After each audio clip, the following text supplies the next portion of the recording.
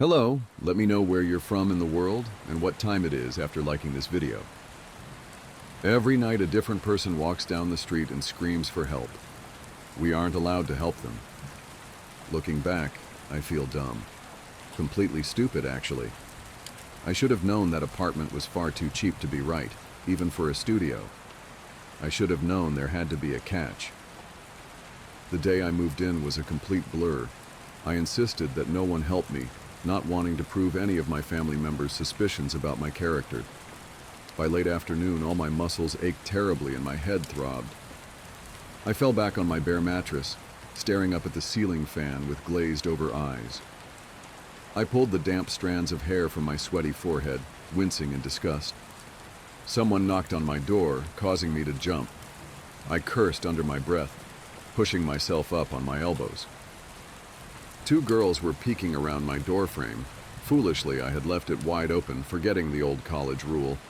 Only leave your door open if you want to make new friends. And I was not in the mood to make new friends. One of them, an Asian girl with choppy black hair, was grinning at me. The other stood a little further back, fingering a box of Marlboro Reds. "Hey," she said, nodding at me. Her voice was smooth and raspy at the same time. "Did you just move in?"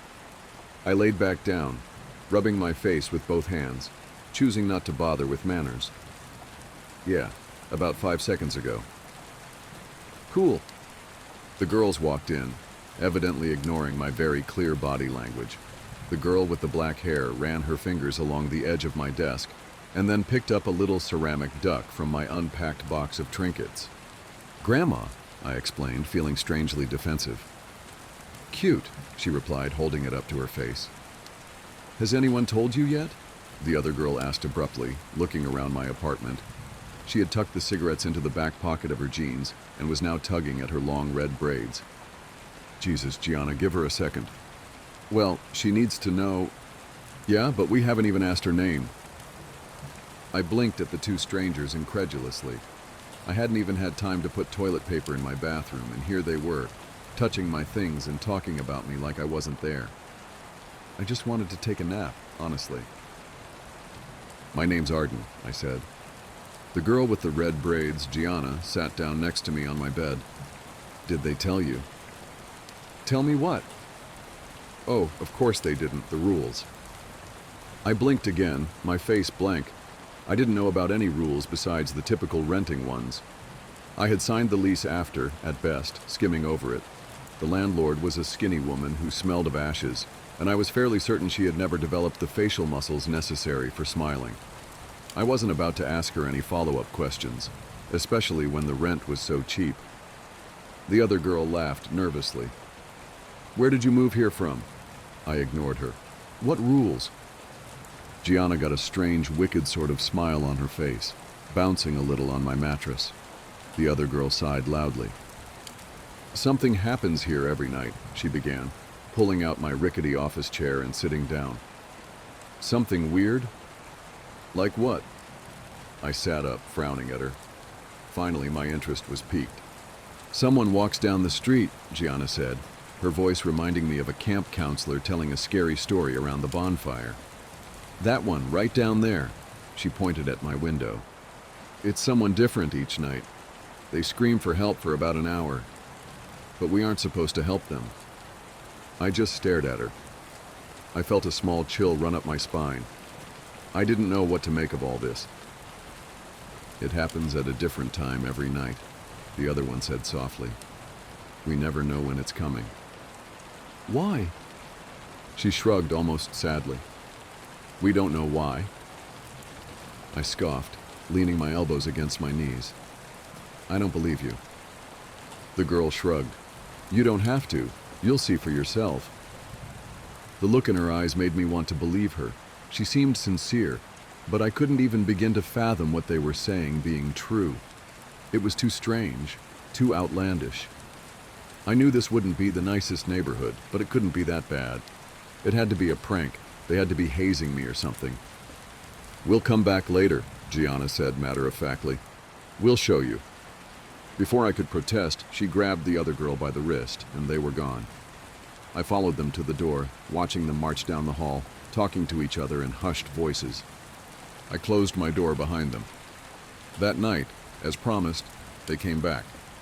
They came dragging along two boys.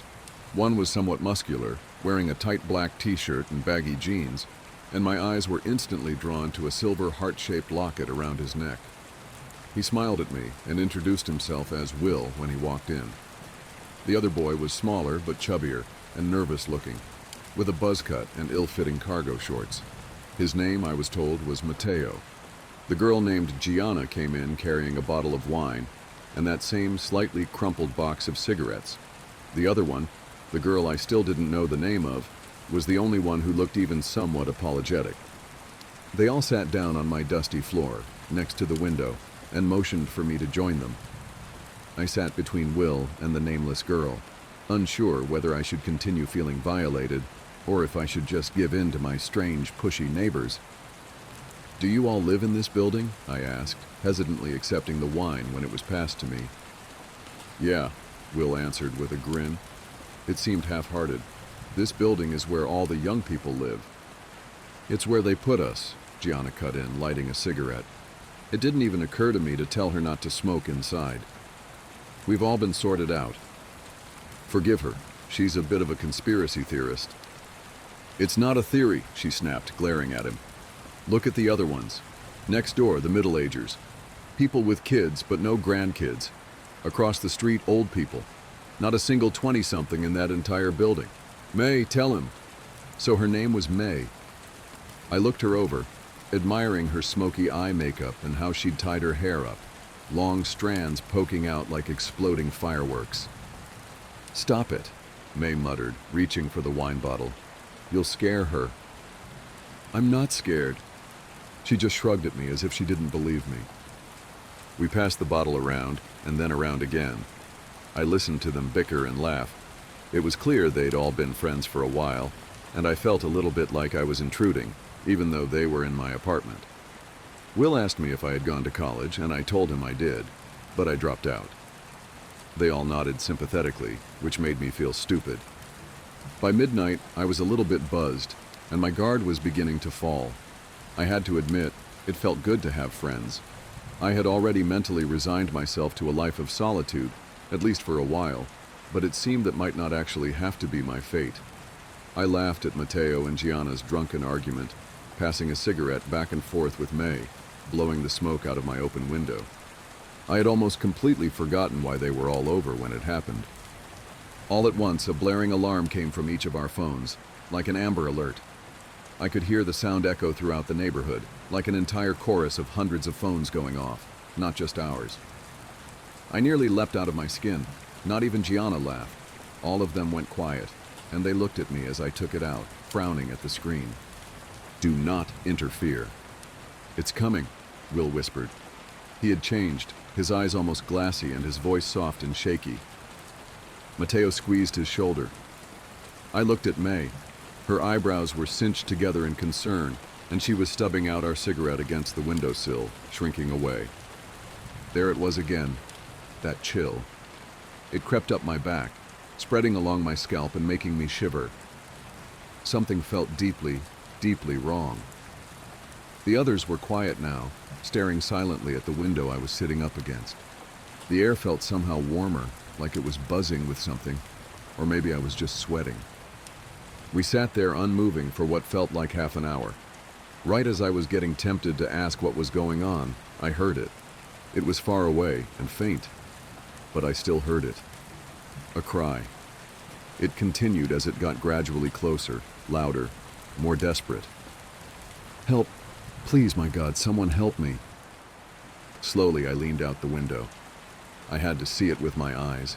Had to confirm there was actually someone out there like they had said there would be. My new apartment was on the 4th floor, so it was hard to see who was down on the street without squinting. In the flickering streetlights, I could make out the outline of an elderly man. He was hunched over, wandering aimlessly from door to door, wearing only what looked like a hospital gown to cover his pale, broken body. Behind him trailed a path of dripping blood, although I couldn't see where it was coming from. "Please, I'm hurt." I looked back at the others, my mouth hanging open. "What is this?" I demanded loudly. What the hell is this? May touched my arm, trying to calm me down. I pulled away from her. Arden, please. We have to help him. Why can't we help him? He's just an old man. We can't help him. Trust me.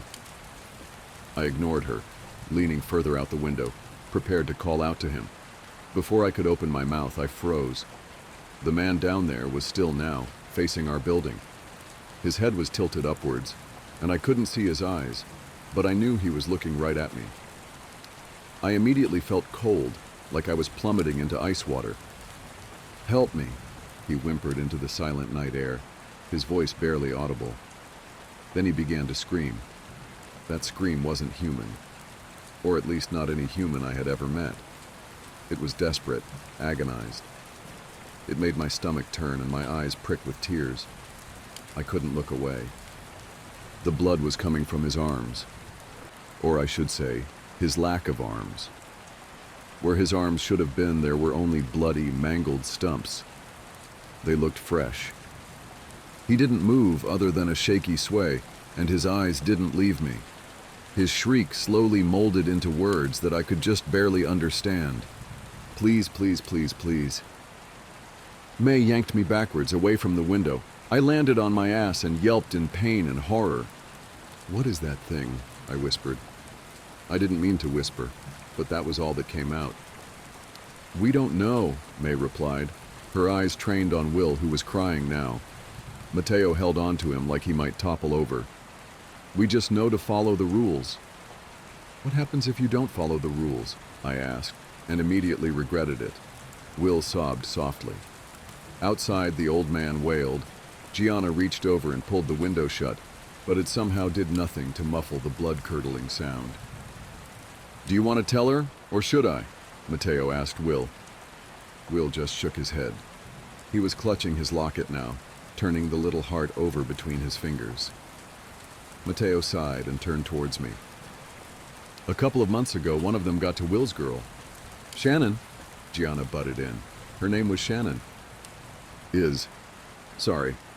Her name is Shannon. I swallowed, but whatever I did, nothing would force down the lump in my throat. What happened? Mateo shook his head. We don't know. We were all together when the screaming started. Usually we just ignore it now, you know. No use in dwelling on it. But that night, we think she saw something different. She started insisting she had to help, and she ran outside. We couldn't stop her. He paused, glancing over at Will. He was silent and still. The screaming outside had begun to pass, getting softer as it continued further down the street. Then what? He shrugged. Nothing. She was just gone. I pressed my lips together, trying to process all of this. I really had believed they were messing with me, but I had seen it. I had witnessed it firsthand, and it terrified me. Why doesn't anyone leave? He shrugged for a second time. Can't afford it, or people just don't care. Some people have left. But we all signed an NDA with the lease, so nobody ever knows. I frowned, thinking back to signing the paperwork, trying to remember. I could vaguely picture what he was talking about. I had just assumed it was more legal jargon that I would never understand. Had I seriously signed a non-disclosure agreement without even noticing? After that, I told them I wanted to go to bed. I needed time to process all of this. They understood, and each one of them said goodbye before leaving me alone. As I lay in the dark, staring at the ceiling, for some strange reason I thought of May's face when we had realized it was happening. How she'd put out the cigarette and backed away from the window. Eventually, I was able to drift off to sleep. The next few weeks were difficult. I spent more and more time with my new neighbors.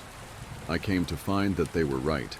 I didn't think there was a single person older than 30 in our entire building, but I saw them all the time leaving the one next door. Settling in was difficult. The others seemed so used to it. They cared, of course. It scared them. Especially Will. But you could tell they had been here a while by the way they sighed, closing the blinds and focusing harder on whatever they were doing. Eventually, I began to mimic them. It helped a little bit to pretend it was normal, as strange as that sounds. Moving out wasn't really an option for me anyways. I was a college dropout and I hadn't found a job yet. I was still just getting by on what I had managed to save up. Every night it was someone different. Some were more human, some seemed less.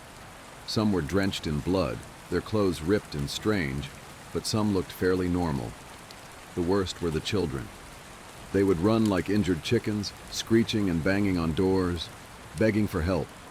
Sometimes they would try different things, say different things, like "they're coming," like "I don't want to die," or even "I'm sorry." There were a lot of children.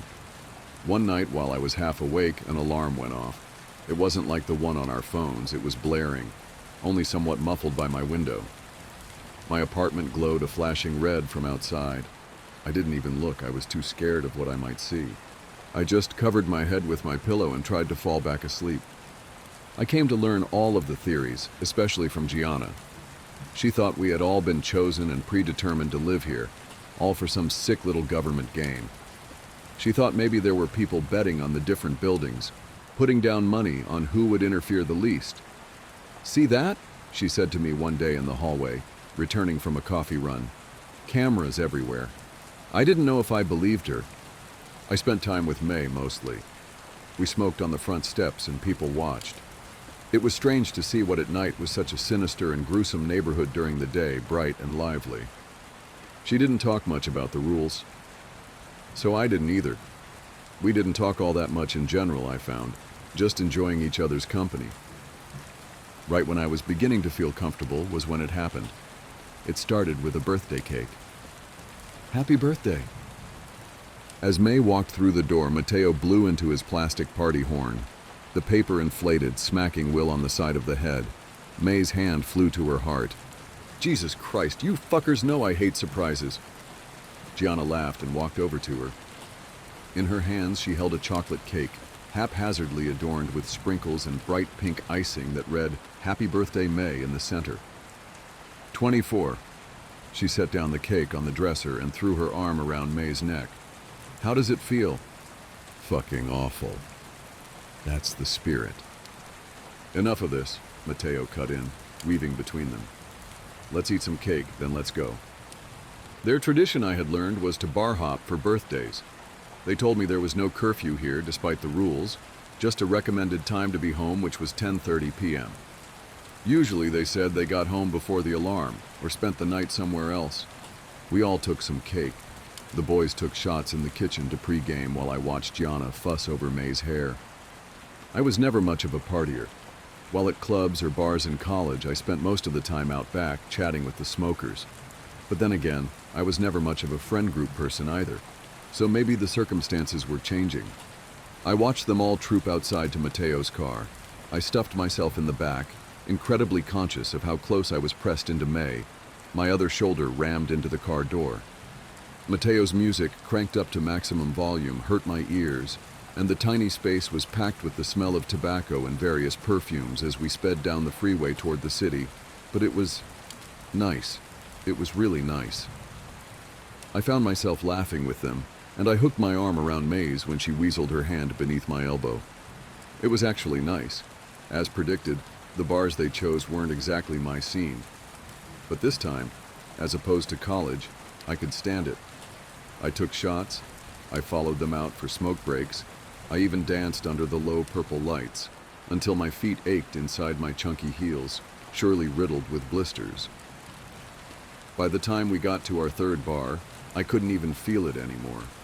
And it was at that third bar that we crammed ourselves into an old photo booth, and Gianna reluctantly offered $5 to the slot, and we laughed, red-faced, into a tiny camera.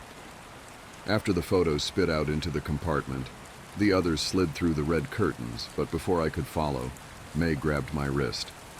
She held me back, sliding her long baby blue nails up my wrist. I shivered. "You never gave me a birthday present," she whispered, and I could feel her breath on my face. If I was wearing my glasses, they would have been fogging up. "Yeah, well, I didn't get to finish my quip before she kissed me. It was nice, and then it wasn't." "Hey," Will called out to me, squeezing through a crowd of men wearing tattered leather jackets to get to me. "Arden, where's everybody else?" I blinked, looking around. I could have sworn they had been right there a second ago, but now none of them were anywhere to be found. I shrugged. Dunno. Why, what's up? He finally broke free from the swaying mass and I got a better look at him. He looked worried. His face was flushed and I could see a few drops of sweat creeping out from his hairline. He took his phone out of his pocket and held it out to me. First I saw his home screen. It was him next to a girl with strawberry blonde hair, both clutching beer bottles and grinning widely at the camera. Then I looked where he actually wanted me to. The time. 1:47 raat ke samay. It's getting late, he narrated.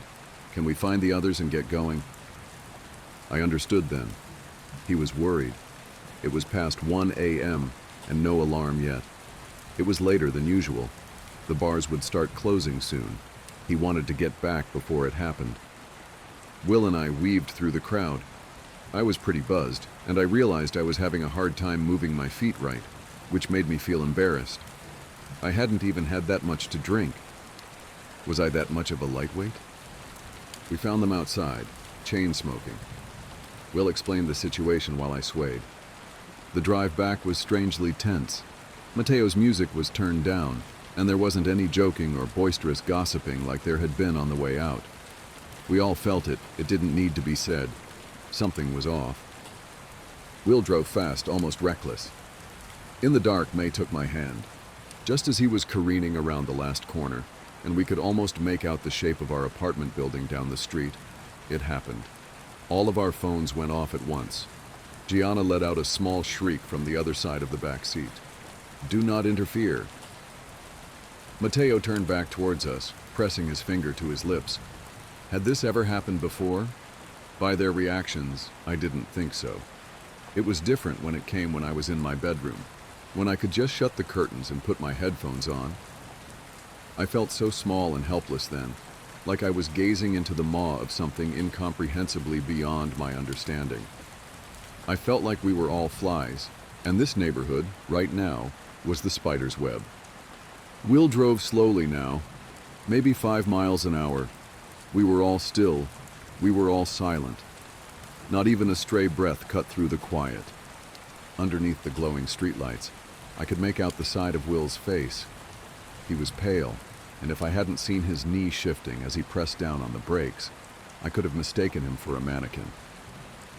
The car came to a stop. I followed his gaze all the way down the street to the dark horizon, and I saw what he saw. A silhouette. It was far too distant to make out what shape it took, but it was evidently humanoid. It moved in a shaky stumble, limping down the middle of the road in our direction. And in the overwhelming silence, I could hear it, far away but still deeply urgent. Help me! Will? Gianna hissed. Turn the car around. Will didn't move. He just stared forward, as white as paper. It didn't make any logical sense, but I knew what he knew. It was too late now. There was no use. Help me, please help. I could tell now that it was a girl from its voice and its figure as it got closer. It was wearing some sort of white nightgown, not unlike the old man's hospital attire from that first night, stained with dark red blood. From here I couldn't tell if it was fresh or dry.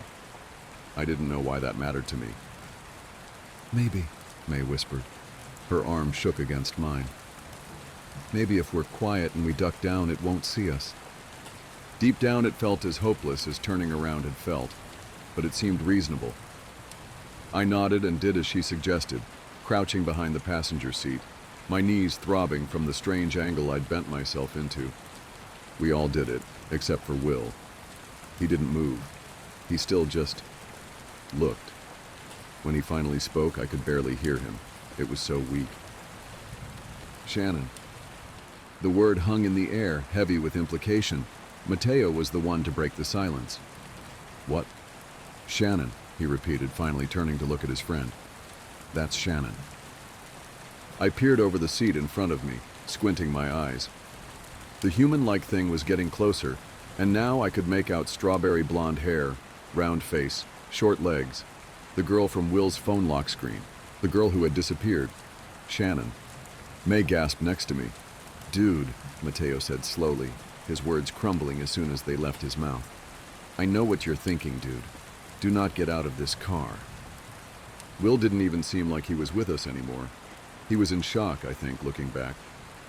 "I have to help her," he insisted, right as another sickening cry rang out.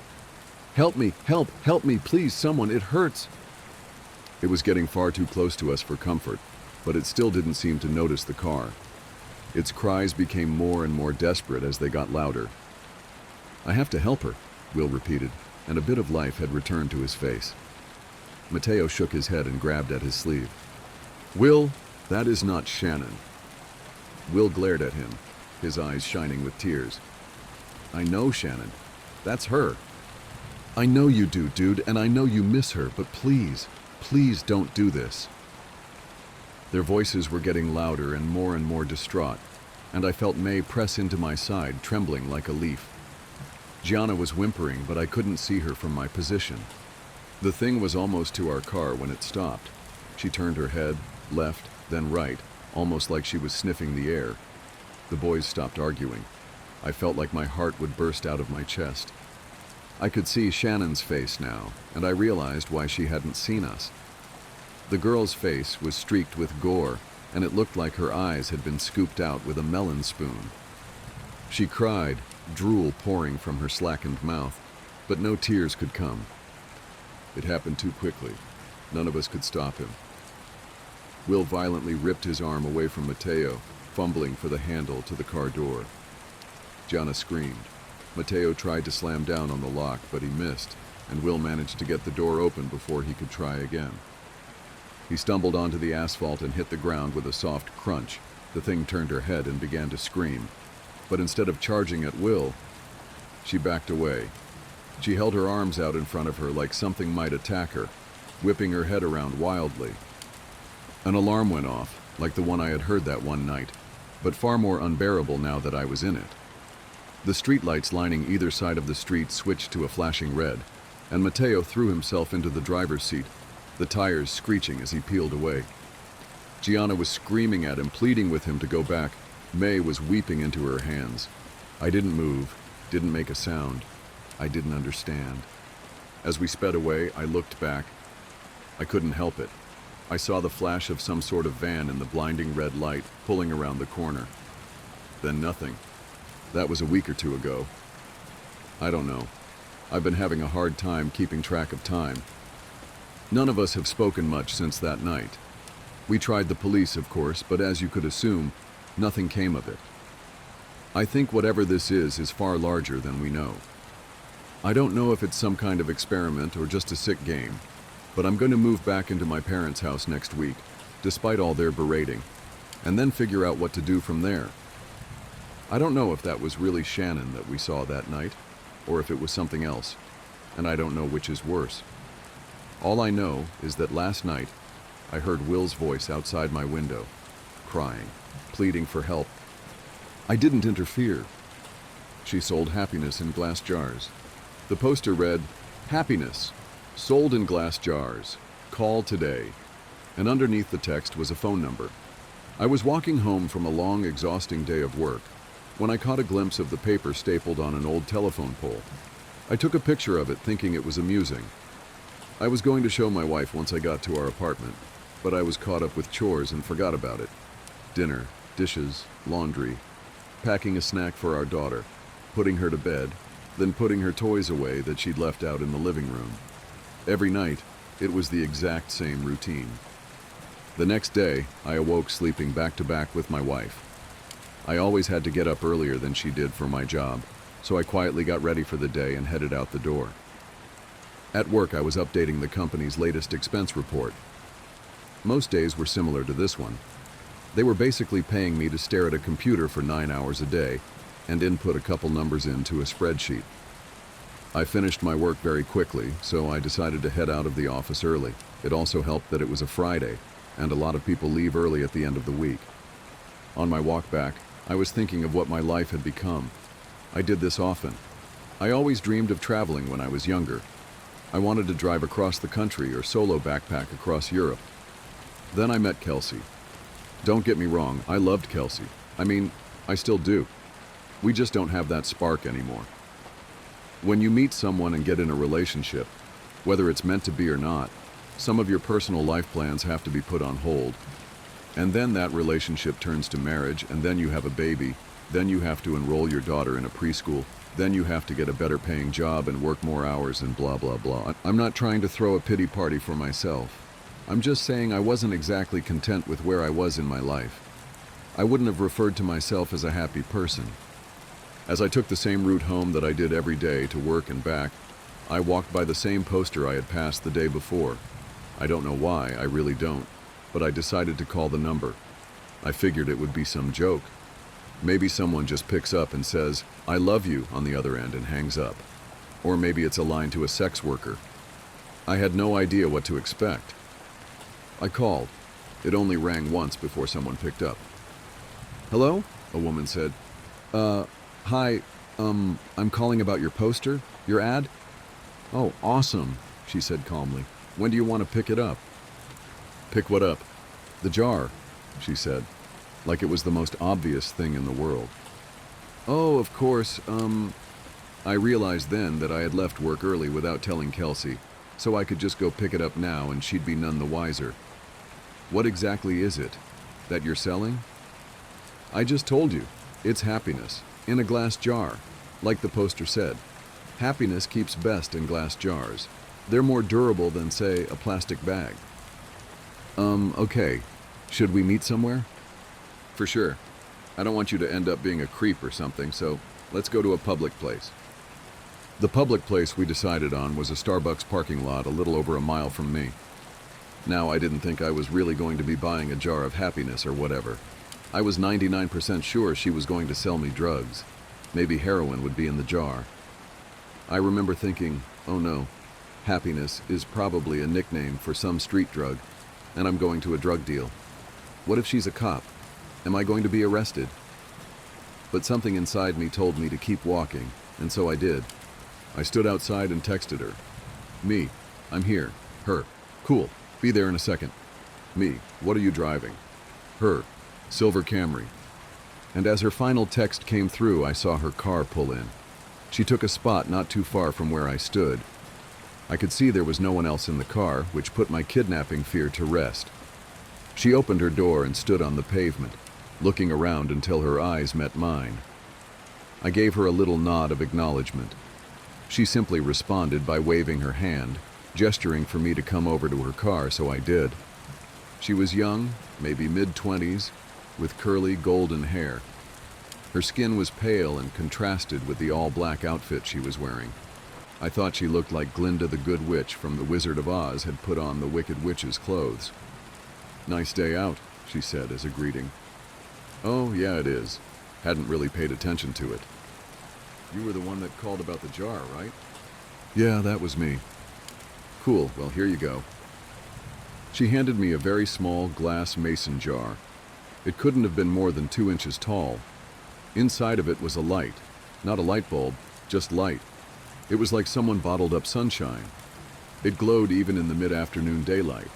It looked like a tiny sun, or a tiny universe existing in this little crystal-walled home. I was admiring it with no attempt to hide the awe on my face. Pretty rad, isn't it? What is it?" "You've asked that like 3 different times, I think. My answer is still the same. It is happiness. Happiness in a glass jar." "What do I do with it?" "Keep it," she said simply. "If you have any problems, shoot me a text." She started to get into her car. "Wait," I said. "I thought you were selling this. How much is it?" "Don't worry, man," she said with a smile. "You'll pay." She closed her door and I stepped out of her way as she backed up, then drove off. What the hell had just happened? What was I holding? I looked down at the jar again. Its radiance was simply mesmerizing. I put it in my pocket and could see its glow slightly through my pants. I began to walk home. What was just a nice sunny day quickly changed into a rainy one with clouds wrapping the sky. It was not forecasted that it would rain, or else I would have ridden the bus or subway to work that day.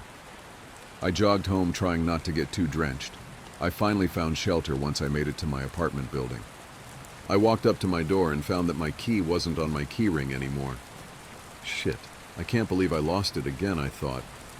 I knocked on the door and said in a somewhat loud voice, "Hey babe, it's me. I don't know what happened to my key." I heard the door being unlocked from the other side. When the door opened, I was greeted by a large, heavy-set man with greasy hair and unkempt goatee. He said, "I think you got the wrong door, bud." "Oh," I said, disoriented. "My bad. Sorry. Have a good one." He let out a chuckle as he closed the door. Apartment number 33. I know that was my apartment. I know it was. I'd been in apartment 33 for 5 years now. But that was not my apartment. From what I could see inside, all the furniture was different. It was painted a different color. It was all wrong. I felt like I'd hit my head and was drugged. In that moment, nothing made sense. I pulled out my phone to call Kelsey so she could calm me down and tell me I just got confused for a second. But her contact wasn't in my phone. In fact, nothing was in my phone. I had no messages with her, no previous calls, no pictures. It was like my phone reset to its factory settings. Did that girl somehow switch my phone out when I wasn't looking?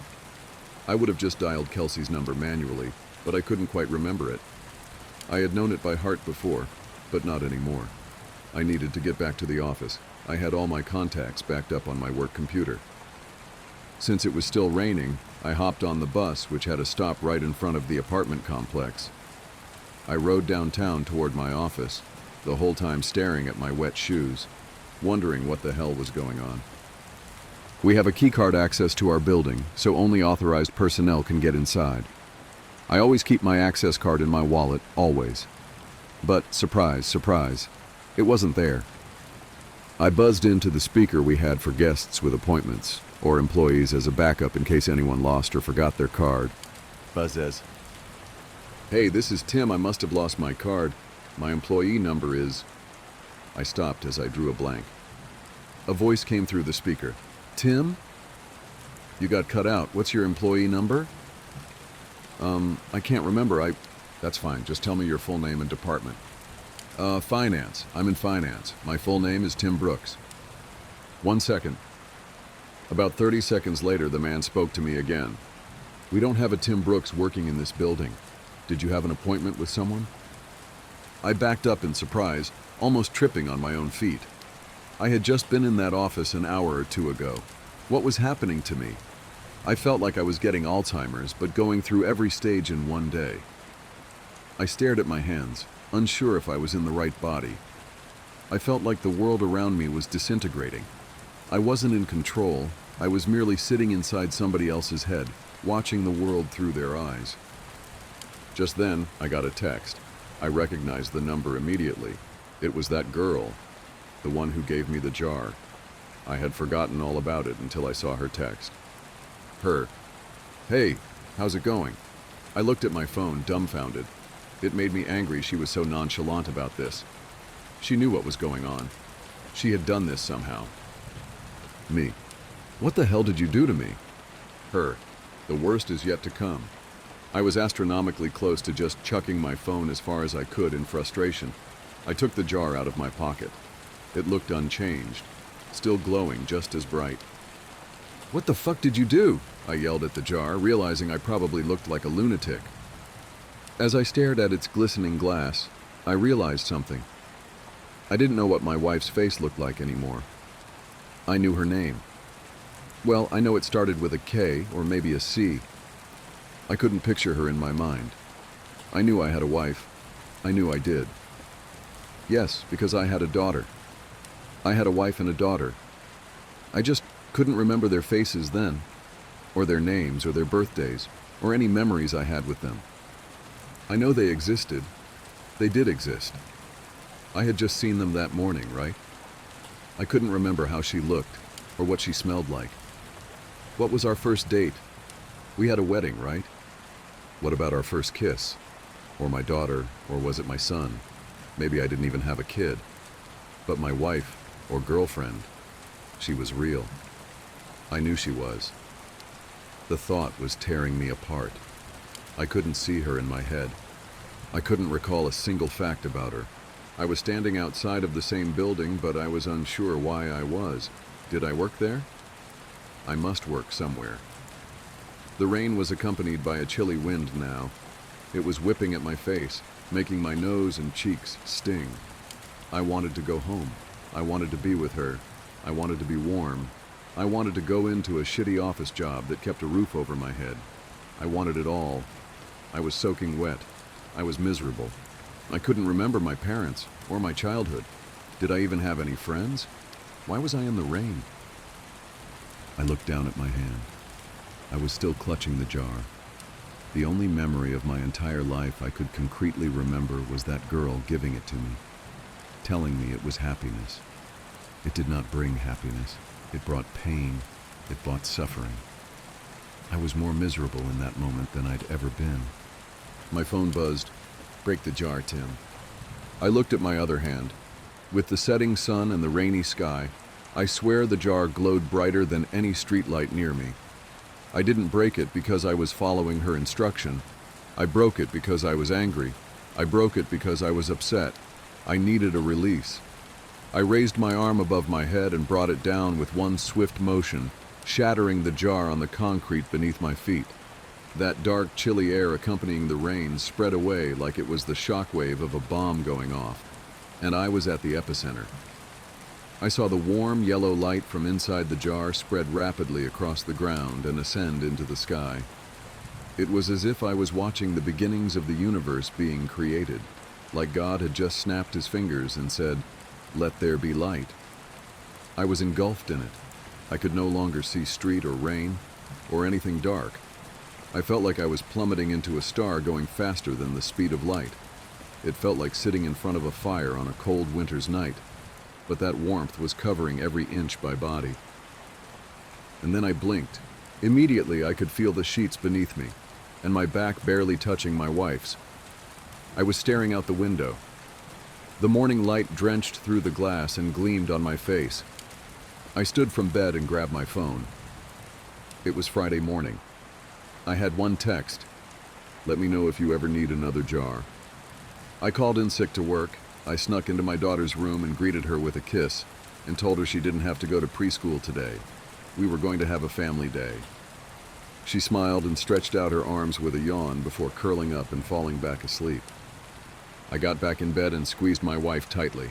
I didn't let go for hours. Our daughter came into our room and woke us up eventually. She was jumping on the bed and shouting for us to wake up. Yesterday, I may have found that annoying. Yesterday, I may have found a lot of things annoying, or monotonous, or dull. But not today. Today, I pulled her under the covers in between me and Kelsey. Today was going to be a good day. Today, I was happy. I'm a long-haul trucker. I stopped for a lost kid on a deserted highway in the dead of night. What I saw attached to him and the question he asked is why I don't drive anymore. This happened a few years back. I was doing long haul, mostly cross-country routes, the kind that take you through vast stretches of nothing. You know the ones, where the radio turns to static for hours, and the only sign of life is the occasional pair of headlights going the other way, miles apart. I was young, eager for the miles, the money, didn't mind the solitude, or so I thought. The route I was on took me across a long, desolate stretch of highway that ran between the borders of two large governmental territories. I don't want to say exactly where, but think big, empty spaces, lots of trees, not much else. It was notorious among drivers for being a dead zone, no signal, no towns for 100 miles either side, and prone to weird weather. Most guys tried to hit it during daylight, but schedules are schedules.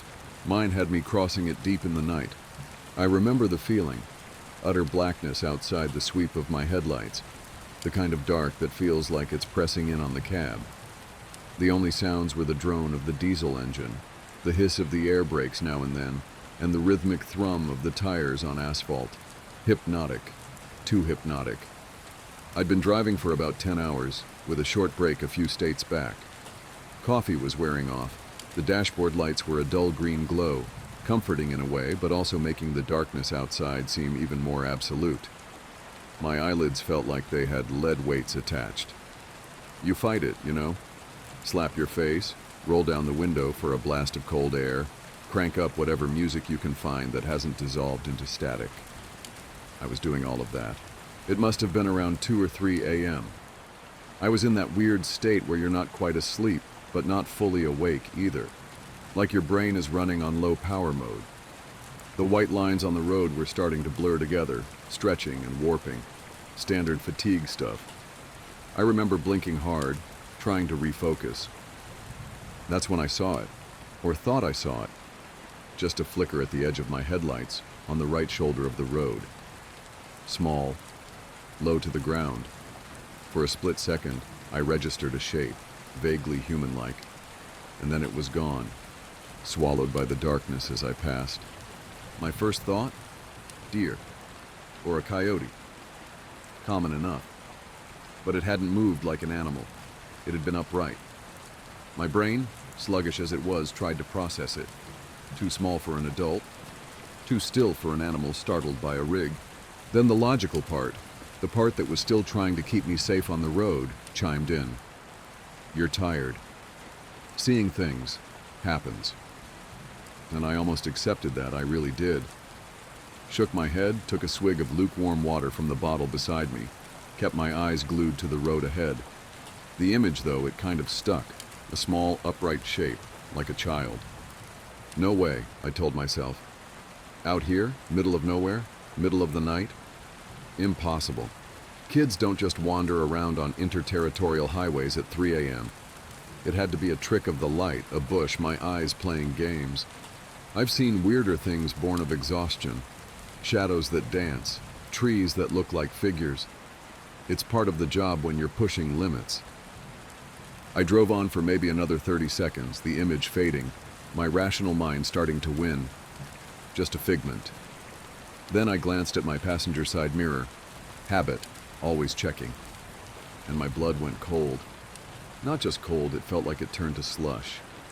There, illuminated faintly by the red glow of my trailer lights receding into the distance, was the reflection of a small figure, standing, on the shoulder of the road, exactly where I'd thought I'd seen something. It wasn't a bush, it wasn't a shadow. It was small, and it was definitely standing there, unmoving, as my truck pulled further and further away. My heart started hammering against my ribs. This wasn't fatigue. This was real. There was someone, something back there. And it looked tiny. Every instinct screamed at me. Danger, wrong, keep going. But another voice, the one that makes us human, I suppose, whispered something else. A kid? Alone out here? What if they're hurt? Lost? I fought with myself for a few seconds that stretched into an eternity. The image in the mirror was getting smaller, fainter. If I didn't act now, they'd be lost to the darkness again. God, the thought of leaving a child out there, if that's what it was. Against my better judgment, against that primal urge to just floor it, I made a decision. I slowed the rig, the air brakes hissing like angry snakes. Pulled over to the shoulder, the truck groaning in protest. Put on my hazards, their rhythmic flashing cutting into the oppressive blackness. Then, I did what you're never supposed to do with a full trailer on a narrow shoulder. I started to reverse, slowly, carefully, my eyes flicking between the mirrors, trying to keep the trailer straight, trying to relocate that tiny figure. The crunch of gravel under the tires sounded unnaturally loud. It took a minute, maybe 2, but it felt like an hour. The red glow of my taillights eventually washed over the spot again, and there it was. A kid. I stopped the truck so my cab was roughly alongside them, maybe 10 feet away. Switched on the high beams, hoping to get a better look, and also to make myself clearly visible as just a truck, not something else. The kid was small, really small. I'd guess maybe 6, 7 years old. Hard to tell in the glare. They were just standing there, on the very edge of the gravel shoulder, right where the trees began. The woods pressed in close on this stretch of road, tall, dark pines and dense undergrowth that looked like a solid black wall just beyond the reach of my lights. The kid wasn't looking at me.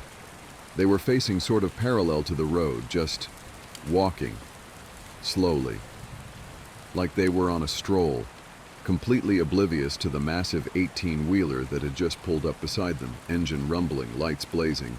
They were wearing what looked like pajamas, thin, light-colored pajamas, in the chill of the night. No coat, no shoes that I could see. My mind reeled. This was wrong. So many levels of wrong. I killed the engine. The sudden silence was almost deafening, amplifying the crickets, the rustle of leaves in the woods from a breeze I couldn't feel in the cab. My heart was still thumping, a weird mix of fear and adrenaline and a dawning sense of responsibility. I rolled down the window. The night air hit me, cold and damp, carrying the scent of pine and wet earth. "Hey!" I called out. My voice sounded hoarse, too loud in the quiet. "Hey, kid!" No response. They just kept walking, one small, bare foot in front of the other, at a pace that was taking them absolutely nowhere fast. Their head was down slightly. I couldn't see their face properly. "Kid, are you okay?" I tried again, louder this time. Slowly, so slowly, the kid stopped. They didn't turn their head fully, just sort of angled it a fraction, enough that I could see a pale sliver of cheek in the spill of my headlights. Still not looking at me, still ignoring the multi-ton machine idling beside them. A prickle of unease ran down my spine. Not the normal kind of unease. This was deeper, colder. Animals act weird sometimes, but kids? A lost kid should be scared, relieved, something. This one was nothing. "What are you doing out here all alone?" I asked, trying to keep my voice calm, friendly. Like you're supposed to with a scared kid, even though this one didn't seem scared at all. It's the middle of the night. Silence. Just the sound of their bare feet scuffing softly on the gravel as they took another step, then another. As if my presence was a minor inconvenience, a background noise they were choosing to ignore. This wasn't right. My internal alarm bells were clanging louder now. My hand hovered near the gear stick. Part of me wanted to slam it into drive and get the hell out of there, but the image of this tiny child, alone, possibly in shock. I couldn't just leave, could I? "Where are your parents?" I pushed, my voice a bit sharper than I intended. "Are you lost?" Finally, the kid stopped walking completely. They turned their head just a little more, still not looking directly at my cab, more towards the front of my truck, into the glare of the headlights. I could see their face a bit better now, pale, featureless in the harsh light like a porcelain doll. Small dark smudges that might have been eyes. No expression, none. Not fear, not sadness, not relief. Just blank. An unreadable slate. Then a voice, small, thin, like the rustle of dry leaves. "Lost." Just that one word. It hung in the air between us. Relief washed over me, quickly followed by a fresh wave of concern. Okay, lost. That's something I can deal with. "Okay, kid. Lost is okay. We can fix lost. Where do you live? Where were you going?" The kid finally, slowly turned their head fully towards my cab. Towards me. I still couldn't make out much detail in their face. The angle, the light, something was obscuring it, keeping it in a sort of shadowy vagueness, despite the headlights. But I could feel their gaze. It wasn't like a normal kid's look. There was a weight to it, an intensity that was deeply unsettling for such a small form. "Home," the kid said, that same thin, reedy voice, trying to get home. "Right, home." "Where is home?" I asked, leaning forward a bit, trying to project reassurance. "Is it near here? Did you wander off from a campsite? A car?" There were no campsites for miles, no broken down cars on the shoulder. I knew that. The kid didn't answer that question directly. Instead, they took a small step towards the truck, then another. My hand tensed on the door handle, ready to open it, to offer... What? A ride? Shelter? I didn't know. "It's cold out here," I said, stating the obvious. "You should get in. We can get you warm, and I can call for help when we get to a spot with a signal." My CB was useless, just static. My phone had shown no service for the last hour. The kid stopped about 5 feet from my passenger door. still in that pale, thin, pajama-like outfit. Barefoot on the sharp gravel. They should be shivering, crying. They were doing neither. "Can you help me?" the kid asked. The voice was still small, but there was a different inflection to it now. Less flat, a hint of something else. Pleading, maybe? "Yeah, of course I can help you," I said. That's why I stopped. "Where are your parents? How did you get here?" The kid tilted their head, a jerky, unnatural little movement. "They're waiting, at home." "Okay. And where's home? Which direction?" I gestured vaguely up and down the empty highway. The kid didn't point down the road. They made a small, subtle gesture with their head, a little nod towards the trees, towards the impenetrable darkness of the woods lining the highway. "In there," the kid said. My stomach clenched. "In the woods? Your home is in the woods?" "Lost," the kid repeated, as if that explained everything. "Trying to find the path. It's dark." "Yeah, it's very dark," I agreed, my eyes scanning the tree line. It looked like a solid wall of black, no sign of any path, any habitation. Just dense, old-growth forest. The kind of place you could get lost in for days, even in daylight. "Can you come out?" the kid asked. "Help me look? It's not far. I can't see it from here." Every rational thought in my head screamed, no. Get out of the truck? In the middle of nowhere, in the pitch dark, with this strange child who wanted me to go into those woods? Number absolutely not. But the kid looked so small, so vulnerable. If there was even a tiny chance they were telling the truth, that their house was just a little way in, and they were genuinely lost. I don't think that's a good idea, buddy," I said, trying to sound gentle. "It's dangerous in there at night. For both of us. Best thing is for you to hop in here with me. We'll drive until we get a signal, and then we'll call the police, or the rangers. They can help find your home properly." The kid just stood there, that blank, unreadable face fixed on me. "But it's right there," they insisted, their voice a little more insistent now. "Just a little way. I can almost see it. If you just step out. The light from your door would help." My skin was crawling. There was something profoundly wrong with this scenario, the way they were trying to coax me out, the lack of normal emotional response, the pajamas, the bare feet, the woods.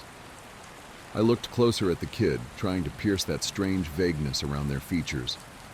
My headlights were bright, but it was like they absorbed the light rather than reflected it. Their eyes. I still couldn't really see their eyes, just dark hollows. "I really think you should get in the truck," I said, my voice firmer now. "It's warmer in here. We can figure it out together." The kid took another step closer. They were almost at my running board now. "Please," they said, that reedy voice again. "My leg hurts. I can't walk much further. If you could just help me a little. Just to the path." My internal conflict was raging. My trucker instincts, honed by years of seeing weird stuff and hearing weirder stories at truck stops, were blaring warnings. But the human part, the part that saw a child in distress, was still there, still arguing. I was tired, so damn tired. Maybe I wasn't thinking straight. Maybe this was all some bizarre misunderstanding. I squinted, trying to see past the kid, towards the tree line they'd indicated. Was there a faint trail I was missing? A flicker of light deep in the woods? Nothing, just blackness, solid, unyielding blackness. And then I saw it. It wasn't something I saw clearly at first. It was more like an anomaly, a disturbance in the darkness behind the kid. The kid was standing with their back mostly to the woods facing my truck. Behind them, the darkness of the forest was absolute. Or it should have been. But there was something connected to them. Something that stretched from the small of their back, from under the thin pajama top, and disappeared into the deeper shadows of the trees. At first I thought it was a trick of the light, a weird shadow cast by my headlights hitting them at an odd angle. Maybe a rope they were dragging? A piece of clothing snagged on a branch? I leaned forward, trying to get a clearer view. The kid was still talking, their voice a low, persistent murmur. "It's not far. Please, just help me. I'm so cold." But I wasn't really listening to the words anymore. I was focused on that thing behind them. It wasn't a rope. It wasn't a shadow. It was a tube, a long, dark, thick tube. It seemed to emerge directly from the kid's lower back, impossibly, seamlessly. It was dark matte, like a strip of the night itself given form, and it snaked away from the child, maybe 10, 15 feet, before disappearing into the inky blackness between two thick pine trunks. It wasn't rigid. It seemed to have a slight, almost imperceptible flexibility, like a massive, sluggish umbilical cord made of shadow. It didn't reflect any light from my headlamps. It just absorbed it. My breath hitched in my throat. My blood, which had been cold before, now felt like it had frozen solid. This wasn't just wrong. This was impossible. Unnatural. The kid was still trying to coax me. "Are you going to help me? It's just there. You're so close." My voice, when I finally found it, was barely a whisper. I couldn't take my eyes off that appendage. "Kid, what is that? Behind you?" The kid flinched. Not a big movement, just a tiny, almost imperceptible tightening of their small frame. Their head, which had been tilted pleadingly, straightened. The blankness on their face seemed to solidify. "What's what?" they asked, their voice suddenly devoid of that pleading tone. It was flat again, colder. That thing," I stammered, pointing with a shaking finger. "Coming out of your back, going into the woods. What is that?" The kid didn't turn to look. They didn't need to. Their gaze, those dark, unseen eyes, bored into me. "It's nothing," they said. The voice was still small, but it had a new edge to it, a hardness. "You're seeing things. You're tired." They were using my own earlier rationalization against me. "No," I said, my voice gaining a tremor of conviction born of sheer terror.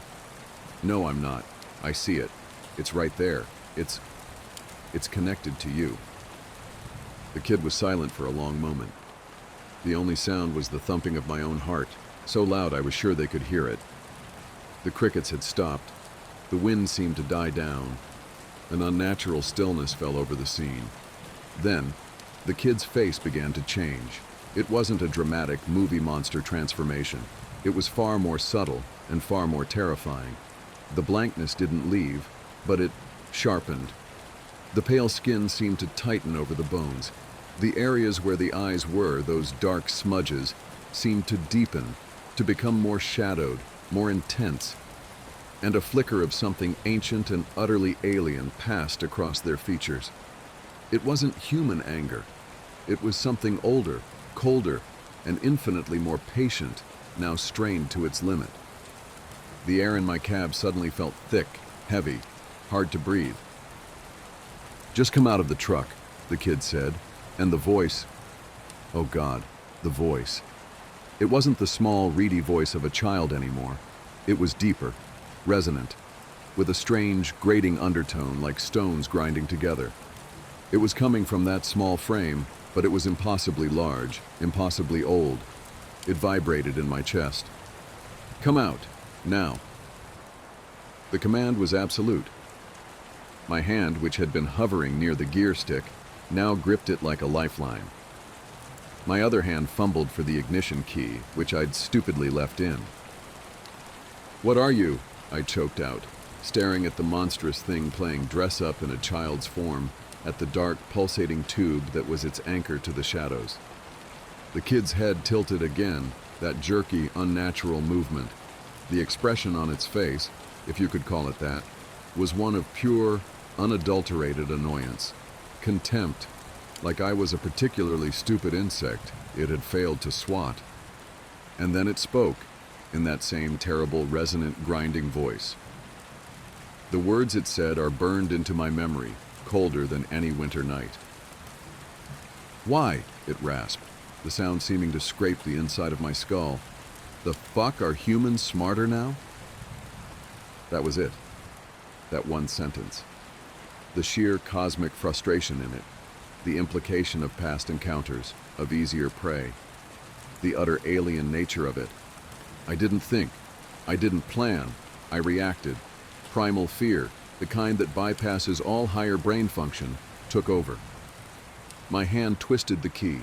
The diesel engine roared back to life, a sudden, violent explosion of sound in the horrifying stillness. The kid, the thing, actually recoiled.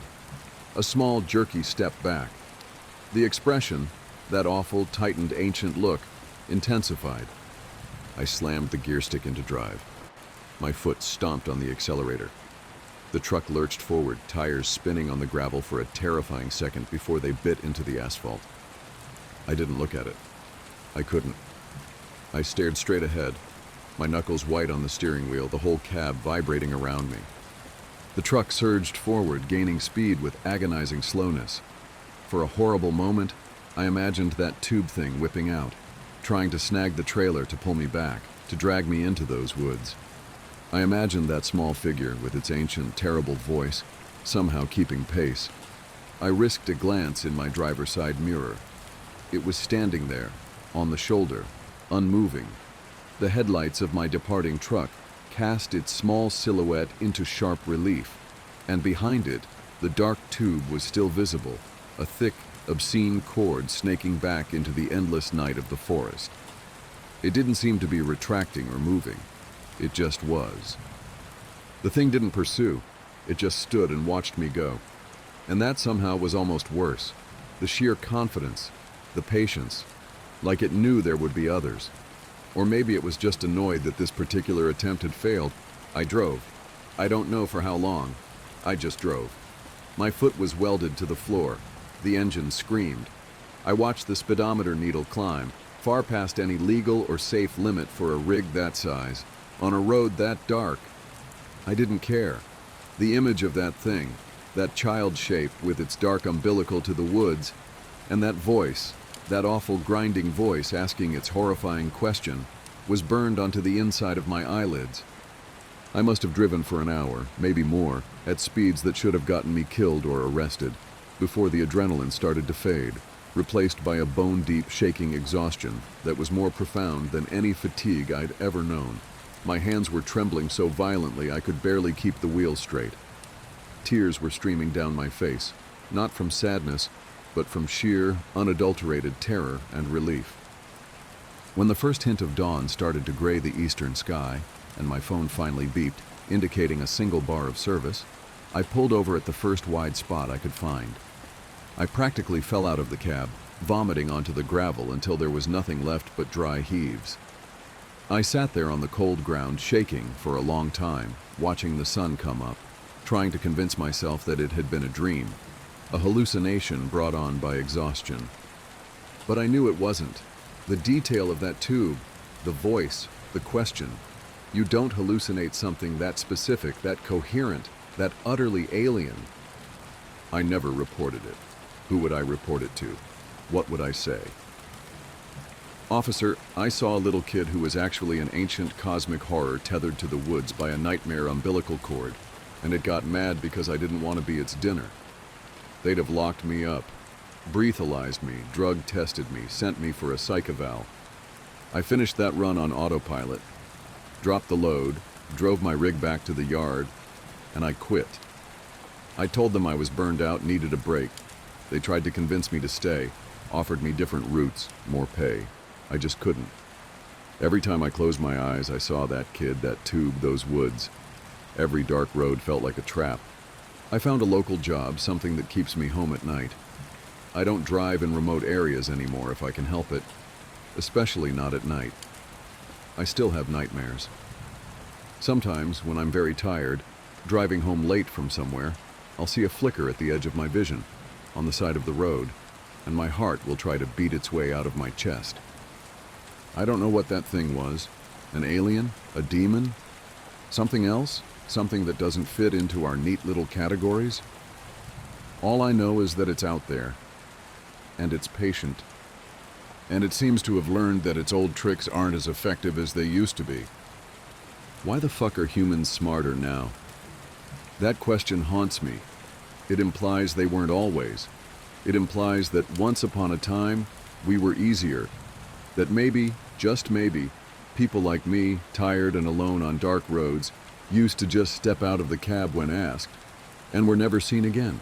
So if you're ever driving one of those long, lonely stretches of road, deep in the night, and you see something you can't explain, maybe just keep driving. Maybe being smarter now means knowing when not to stop. Knowing when to ignore that little voice telling you to help, because what's asking for help might not be what it seems. Stay safe out there, and for God's sake, stay on the well-lit roads.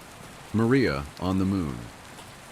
Did you know that early astronomers thought there were oceans on the moon? I asked, looking up from my book. My mom shifted in her bed, a tangle of IV tubes shifting with her. Of course. The moon seems like the perfect place to find an ocean. What a shame we never found water then, I said, because those false seas, astronomers called them Maria. Mom smiled. How sweet of them to name the moon oceans after me. Well, they didn't find any oceans, I reminded her. Maybe they just didn't look hard enough, she replied, a little laugh slipping from her lips. For all of the pain she was in, all of the fear she must feel, my mother always had the kind of laugh that could light a candle. We were in her hospital room, the same one we'd been in and out of for the last year and a half. Sometimes we had a roommate, sometimes we were alone. Always she held steady enough for both of us. The rock I tied my hope to, the wall against the grief I knew was coming. Cancer is such a mundane word for something so hungry and cruel. I've noticed medicine does that a lot, covers horror with tedious language like a bedsheet over a body. Malignant, inoperable, metastasized, terminal. But when she laughed, we weren't in the hospital anymore, we were home. When she laughed, she wasn't sick, she was young again, and I was a kid, and the world was a bright place begging to be explored. What a miracle my mother was. Cancer had taken so much from her, aged and hurt her, but it could never steal her laugh. That was hers to keep. How are we feeling today? The doctor asked. He came in less and less often. We could all sense this was the final stay in this room. Just brilliant, Doc, my mom said, struggling to sit a little higher. We can still go dancing later if you'd like, though we'll have to ask for my son's blessing. Ever since his dad died, Brian's been very protective of me. I put on a stern face. I'll need to know your intentions are pure, Doctor. Bradshaw. As the driven snow, he played along. But I might need a rain check on the dance, Ms. Willen. I'm not as young as I used to be. He emphasized his age, running his fingers through gray-white hair. My mom tapped her bare scalp. Right there with you, Tiger, she said. Dr. Bradshaw smiled, but I could tell he was burdened. I saw him glance at the small idol I'd placed on my mother's nightstand. The talisman was a miniature oak tree carved from gray soapstone. There were 4 faces etched into the tree, a sentry against ill health and bitter spirits. I could tell the stone tree made the doctor uncomfortable. In all honesty, I had a tough time looking at the idol for more than a few seconds. The faces were each whittled in vivid expression. The face closest to my mother's bed was smiling kindly, and the face pointed towards the door was snarling, meant to ward away harm. The final 2 faces were both weeping. All 4 shapes were too human, too raw. There was a weirdness to the stone tree that put people on edge, but I'd grown used to every shade of weird you can imagine. My mother's side of the family was full of stories of unexplained luck and mysterious tragedy, whispered secrets and unexplained deaths. By all accounts, my maternal grandmother was either an honest-to-goodness witch or full-bore, high-caliber crazy, or both. Probably both. The stone tree was from a box of my grandmother's things I'd found in the attic earlier that month. Maybe it was just a coincidence, but my mom did seem to get a bit better when I'd brought in the talisman, at least for a little while. I was daydreaming about family history and the odd box while Dr. Bradshaw checked his charts and Mom's vitals. "Can I talk to you for a moment?" he asked, ripping me back to reality. Dr. Bradshaw tried to keep a light tone, but I could tell he didn't have good news. The hospital hallway smelled like ammonia and birthday cake. Someone must have had a party, maybe a patient, maybe a nurse. Strange how you remember the insignificant details while your world is crashing down around you. "I'm so sorry," Dr. Bradshaw told me. "The results came in this morning. It's spreading aggressively. We held it back as long as we could, Brian. Your mom is a fighter, but right now we just need to try to keep her as comfortable as we can. Brian?" The wall was cracking, grief waiting on the other side, heavy and cold as an empty house. I'd known for months that this was the most likely outcome, but it still hurt to hear. Hurt worse than I could stomach. "There's nothing left to try?" I asked, fighting down the urge to throw up. "Anything? Experimental? Untested? Anything?" Dr. Bradshaw shook his head. "I'm sorry. Sometimes we just run out of options. She fought a good fight." "How long does she have left?" I asked, looking back into her room. She'd fallen asleep. "Not long. Maybe days. Have you considered hospice?" The smell of ammonia and birthday cake. The steady beep of Mom's heart monitor. I tried to focus on the world around me. My hope wasn't dead yet. If medicine couldn't help my mom, maybe something older could. I thought of the box of my grandmother's things waiting in the attic. There was a lot in there I hadn't gone through yet. Books and candles and secrets and lost things. Maybe there was a cure, or at least a way to keep the fight going. "No," I said. "If all that's left is to make her comfortable, I want to take her home." The doctor smiled. "I understand. We can give you some medication, ways to help her with the pain." He put his hand on my shoulder. "Your mom's been in a lot of pain, but she'll have peace soon. You've done all you can." "I know," I lied. "Thank you." Mom lived in a small ranch house 10 miles outside of town. There wasn't much in the way of neighbors besides some woods and a creek slithering through her yard. It was a windy, warm March afternoon when I took my dying mother home. That night I began my work. I was going to turn the house into a bunker, a maze death could never solve. I would keep my mother safe. I would find a way to keep her alive. The little red book was full of ideas. Running water was an obvious place to start. The creek behind the house was barely a trickle, but it should provide some coverage to the south side of the property.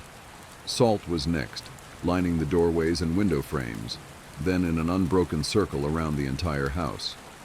This step was to be repeated daily, the red book stressed, or even multiple times per day. Even a moderate breeze played holy havoc with any salt poured outside, so it was always best to trace and retrace every few hours. Water and salt were common defenses against man's oldest enemy and well known. The book offered other, less conventional advice.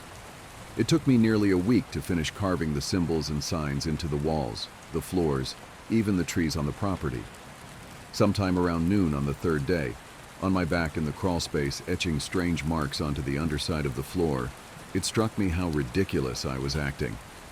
There was no proof that any of the information in the little red book was anything other than the delusional ramblings of a bizarre woman I'd only met once or twice as a child. For all I knew, the runes meant to ward off death were actually a grocery list written in Cantonese. But I was desperate, and every time I saw my mother, she looked frailer, more fragile. So I continued carving and praying and building layers upon layers of protections to keep death far away. Making my marks took me all over the property. It was a big yard, nearly 3 acres that blended gradually into the surrounding forest. I wasn't able to pinpoint the exact boundary where cultivated met nature. The edges simply bled together. But I did my best to create a clean border with lines between the symbols.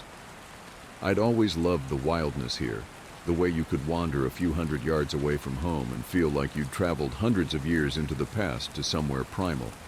This was the perfect playground for a kid, whether I was out exploring trails or trapping minnows, or spending the summer building yet another treehouse, convinced this would be the final one. It never was. I was never satisfied. The house itself, though small, was more than enough room for my mother and me. Dad died when I was 7.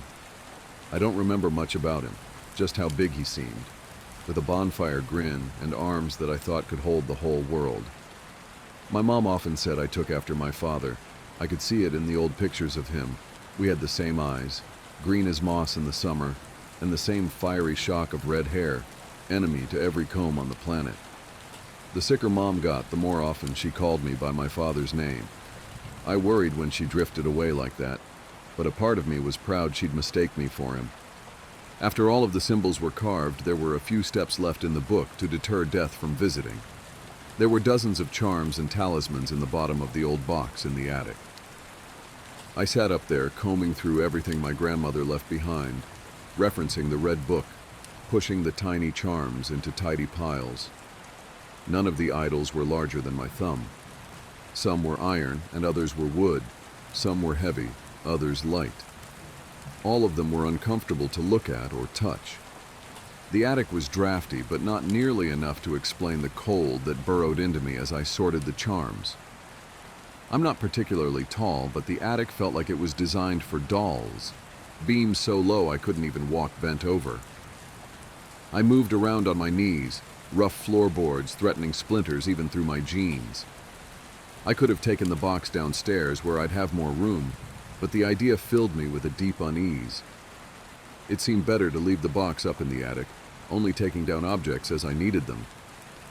Up here, at least, my grandmother's items, her legacy was quarantined. The red book was very specific about the distribution of the totems around the house and property. I walked carefully through my mom's backyard, boots plopping in and out of mud, compass in hand. It had rained nearly every day since I'd taken my mom home from the hospital. I knew it was almost certainly a coincidence, but couldn't help wonder if the soft curtains of rain falling to the ground were for her. I placed charms in a compass rose with the house in the middle. The most disturbing objects were given places of honor at each cardinal direction. Water, salt, wards, charms, all placed carefully, intentionally. My grandmother's book promised that these would offer some degree of protection against the inevitability of death. The symbols would confuse it, the talismans distract it, and the water and salt make barriers to slow it down. But death might still find a crack to slip through, so the red book recommended one final trick. There was a small candle in the bottom of the box, dirty white as stained paper. When I took the candle from its case, the smell made me gag. Have you ever walked past a portable toilet in the dog days of summer?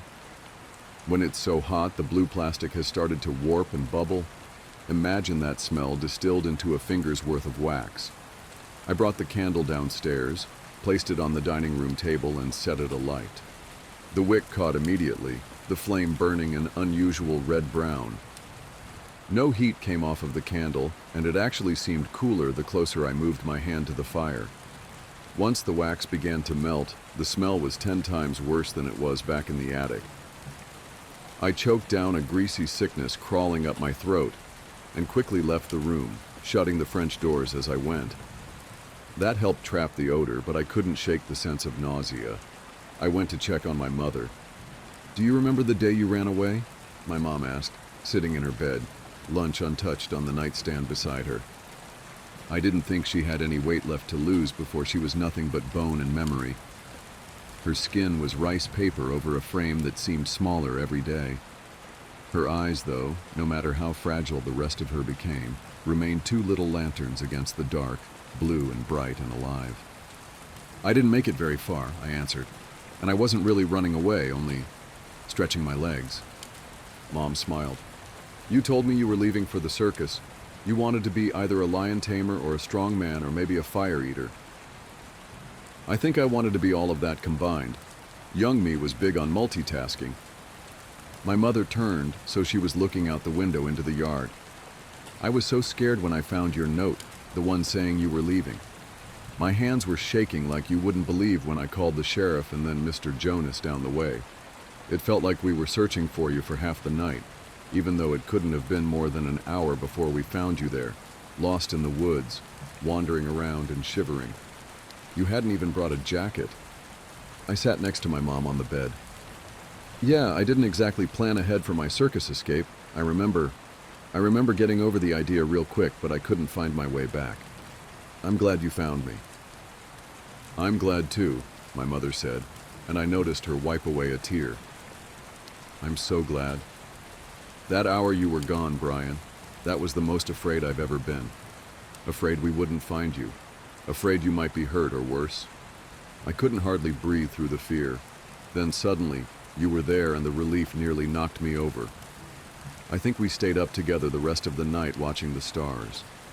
I wanted to make sure you could find the North Star in case you ever got lost again. She turned back to me, reached out her thin hand and placed it over mine. There were still tears in her eyes, but she smiled her lighthouse smile, and for a moment, I saw her just as she used to be, just as she was the night I ran away and my mom found me. I squeezed her hand. I was scared too. I was afraid I'd be stuck out there. What made you think of it? Well, I've been thinking a lot about dying lately and... Don't, I interrupted. Don't talk like that. You're not going anywhere, not for a long time. It's okay, she said, squeezing my hand back. It's okay. I've known real fear, and what I'm feeling now, it's not like that. I'm scared, I guess, but I'm at peace with it. I had such a beautiful life. I'm so glad I got to meet you, to be your mom. I'm glad too, I whispered, voice breaking on the last word. But I won't let you go without a fight, I added silently in my mind. Something was trying to get to my mom. The strangeness began the day after I lit the candle. At first it was small blips, tiny wrongs that I chalked up to my imagination. Doors I knew I'd closed at night were open in the morning. Food began to rot and spoil within days of me bringing it into the house. Eventually, food would go bad almost immediately. Every few hours, the television in the living room would either turn off if it was running or on if it was off. Clocks would stop overnight, always at 3:03 a.m. Shadows began sticking to the corners of rooms independent of any light sources. The shadows were stubborn, and they would linger for as long as I would stare, then disappear when I blinked. I began hearing bumps and knocks at all hours, and sometimes, when I'd enter an empty room, I had a sharp, fleeting certainty that it was only just occupied. I avoided the dining room except to check in twice a day to see if the candle was still burning. The smell was vicious and would claw its way into your throat and nostrils the moment it was given a chance. I kept the door to the room shut and kept air fresheners running in the surrounding rooms 24/7. The funny thing was, the candle never went out, never even seemed to shrink.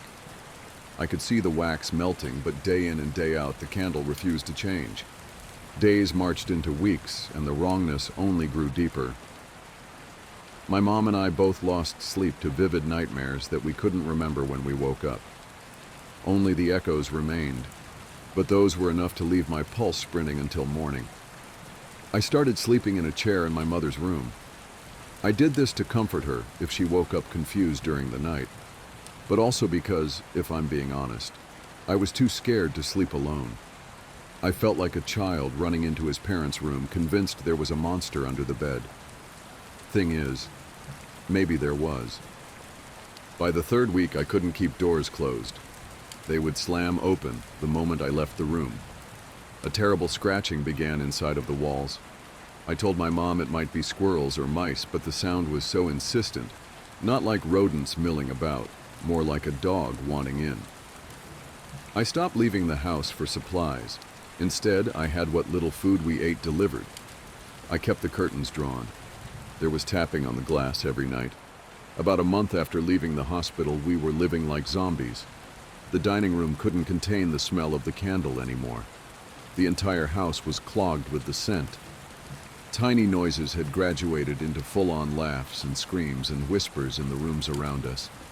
Something kicked the bathroom door so hard while I was taking a shower that the hinges warped. I covered every mirror in the house. I'd started to see things in the corners looking back at me, half-hidden faces, shapes that skittered away as soon as I turned around. Mom was drifting further and further away. She had long moments of confusion where she'd forget my name, forget where we were. Sometimes she'd think I was my dad. Other times, she'd just stare at the wall for hours, growing fainter and fainter each day like a Polaroid left in the sun. But she was alive. It was clear that we were under siege by something. My world shrank to only one room, and every trip to the bathroom, or to answer the door for food, felt like going over the trenches. The noises kept getting worse and worse, the shadows closer, the sense of movement around the house sharper, Every now and then I would feel hot breath on the back of my neck or walk through a cold patch hanging in the air. I stopped bothering redrawing the lines of salt around the house. I knew deep in my bones that as long as the sickly candle burned, death could not take my mom away.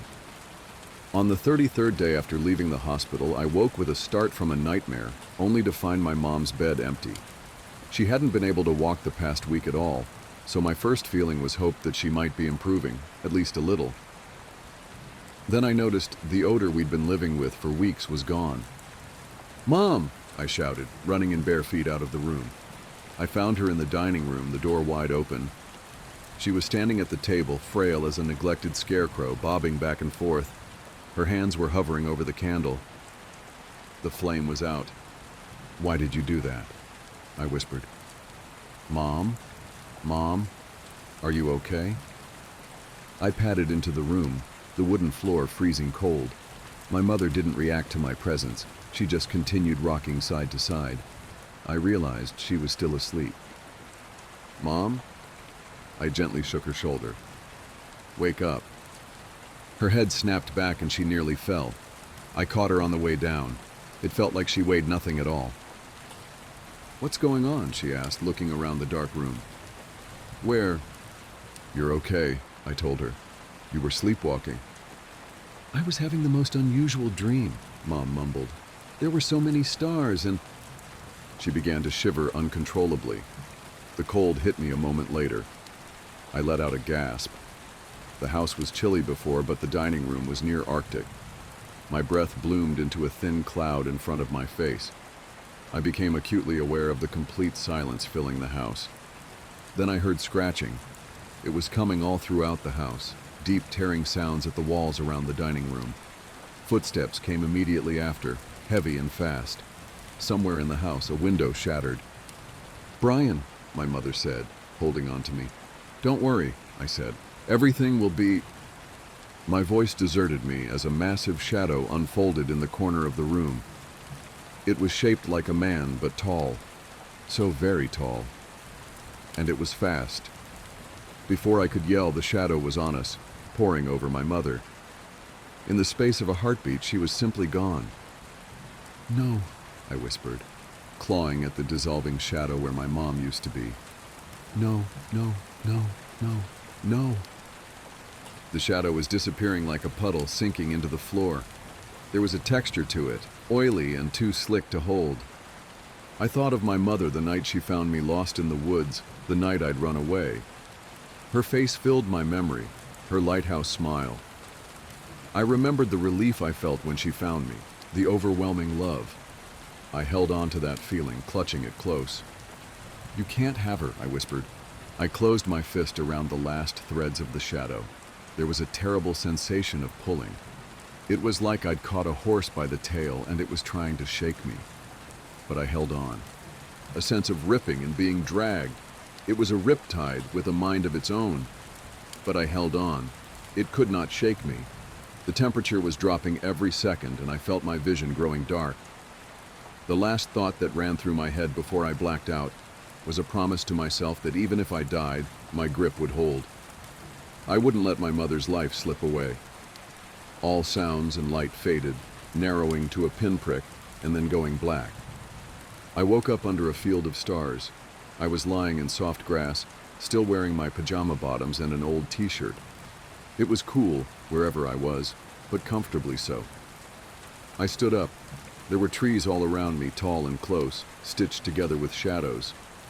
Immediately to my right, there was a road that ran straight as far as I could see, blurring into the horizon.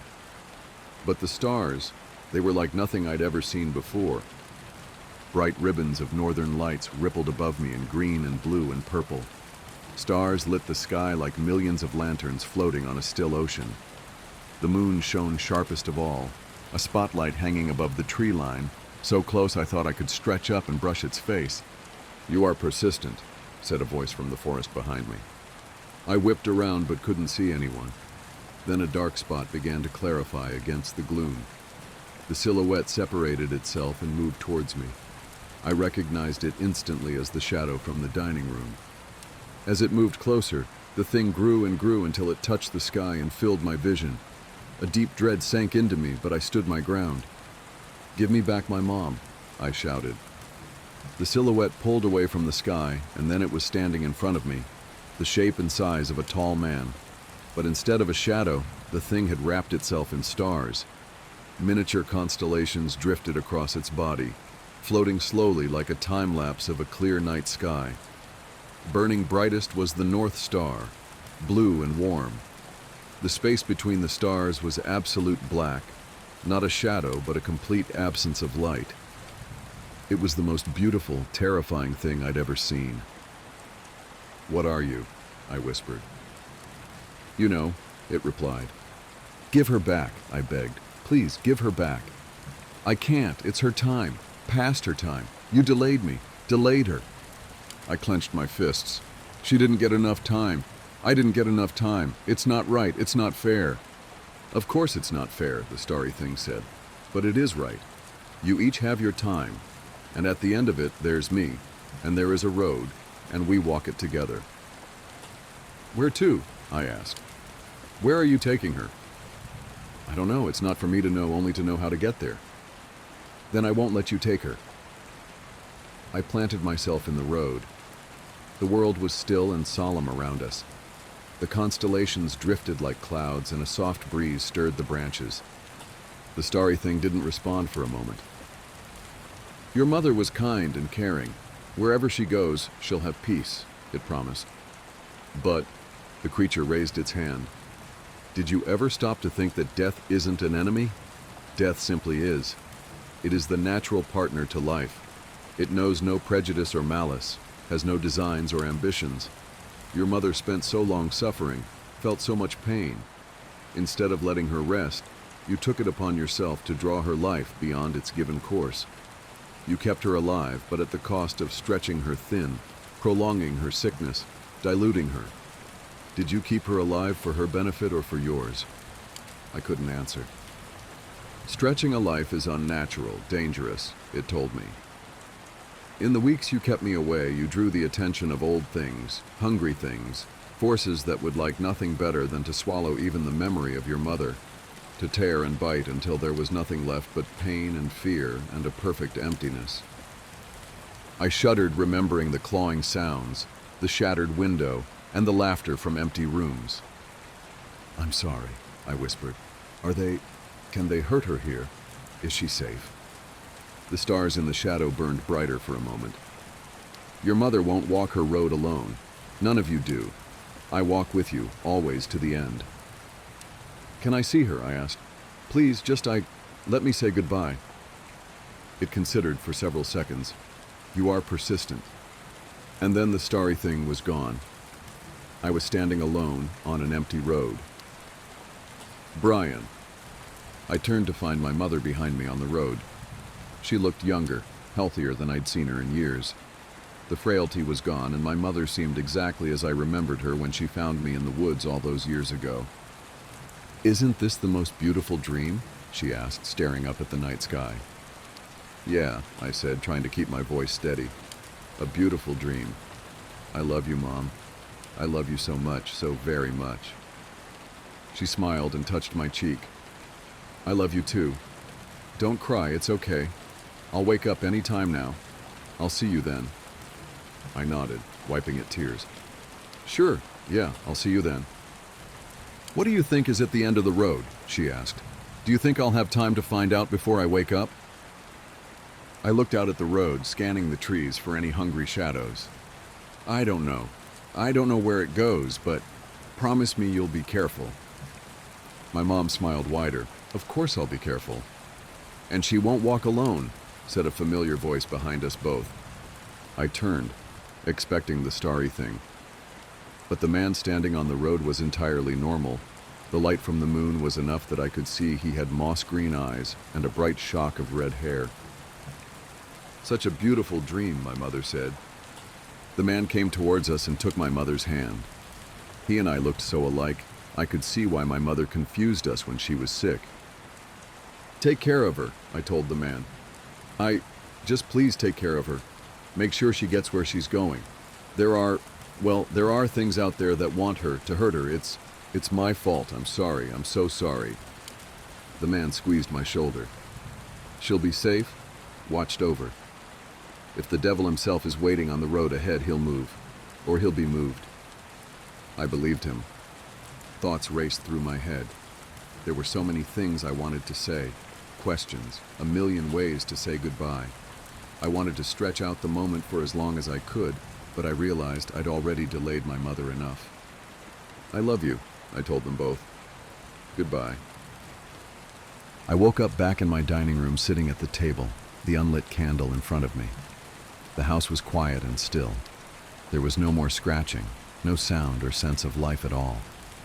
I walked through every room. The house was empty. I was alone. I've spent the past couple months working on the house, erasing the marks I'd made, fixing up the property. Some nights I take long walks out into the forest.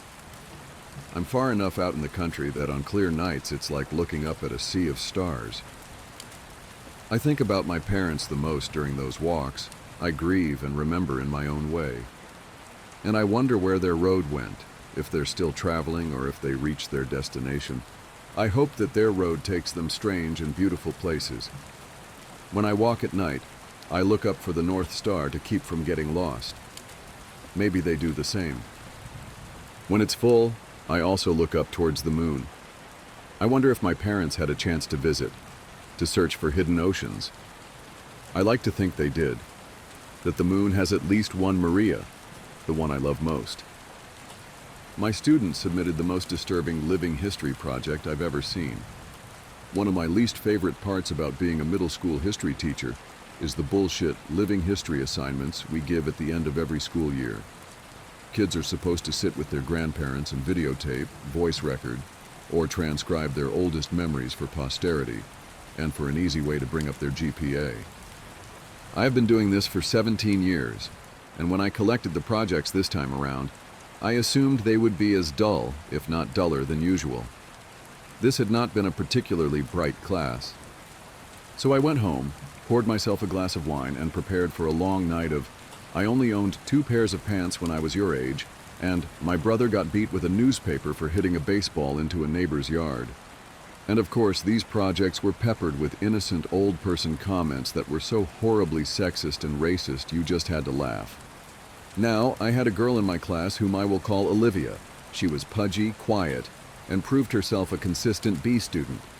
I expected her project to be as unremarkable as her, and perhaps that's why I was so profoundly disturbed by what I witnessed that night. Olivia had submitted 2 discs for some reason, so I began with the one marked Interview. My screen hiccuped twice before a grainy image of a living room came into view. The place was a hoarder's hell. Olivia was curled up in an armchair, clutching a notebook and looking like a scared animal. Across from her sat a man with a somber countenance, smoking a cigarette and staring at her expectantly. "Go ahead," a woman's voice whispered from behind the camera.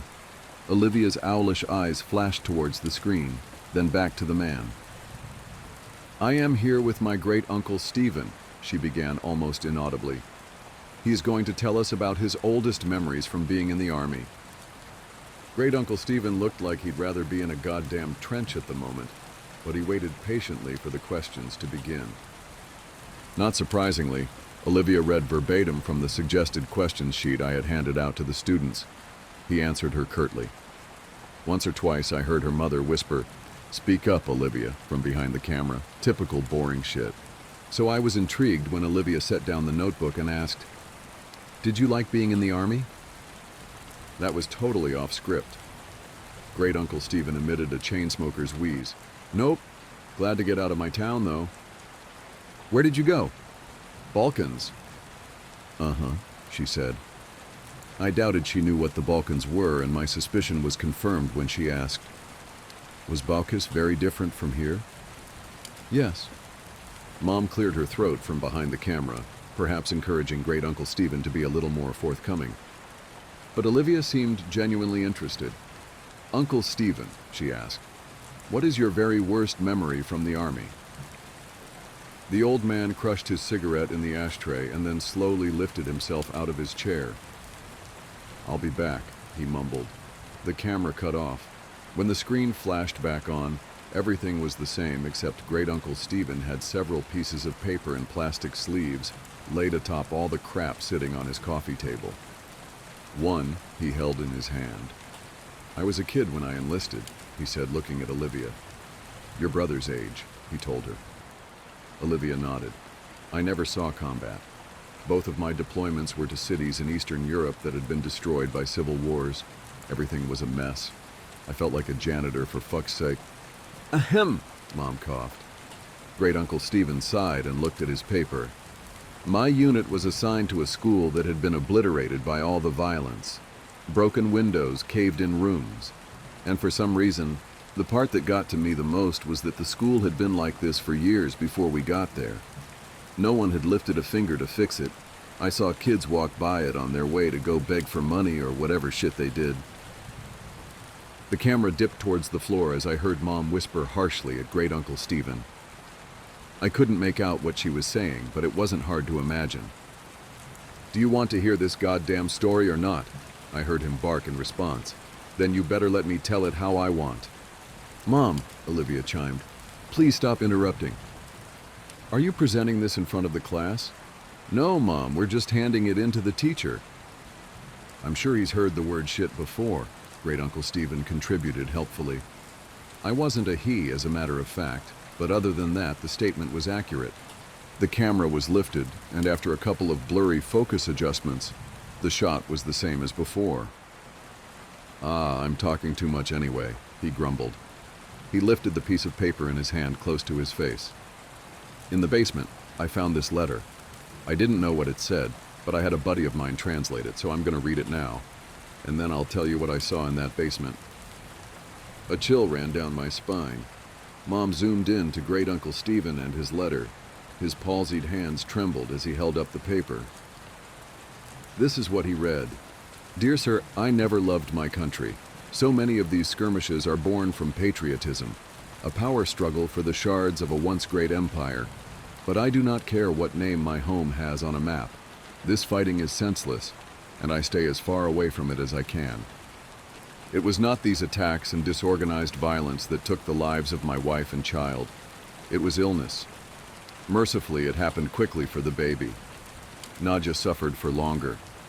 I watched in horror, knowing I could do nothing for them.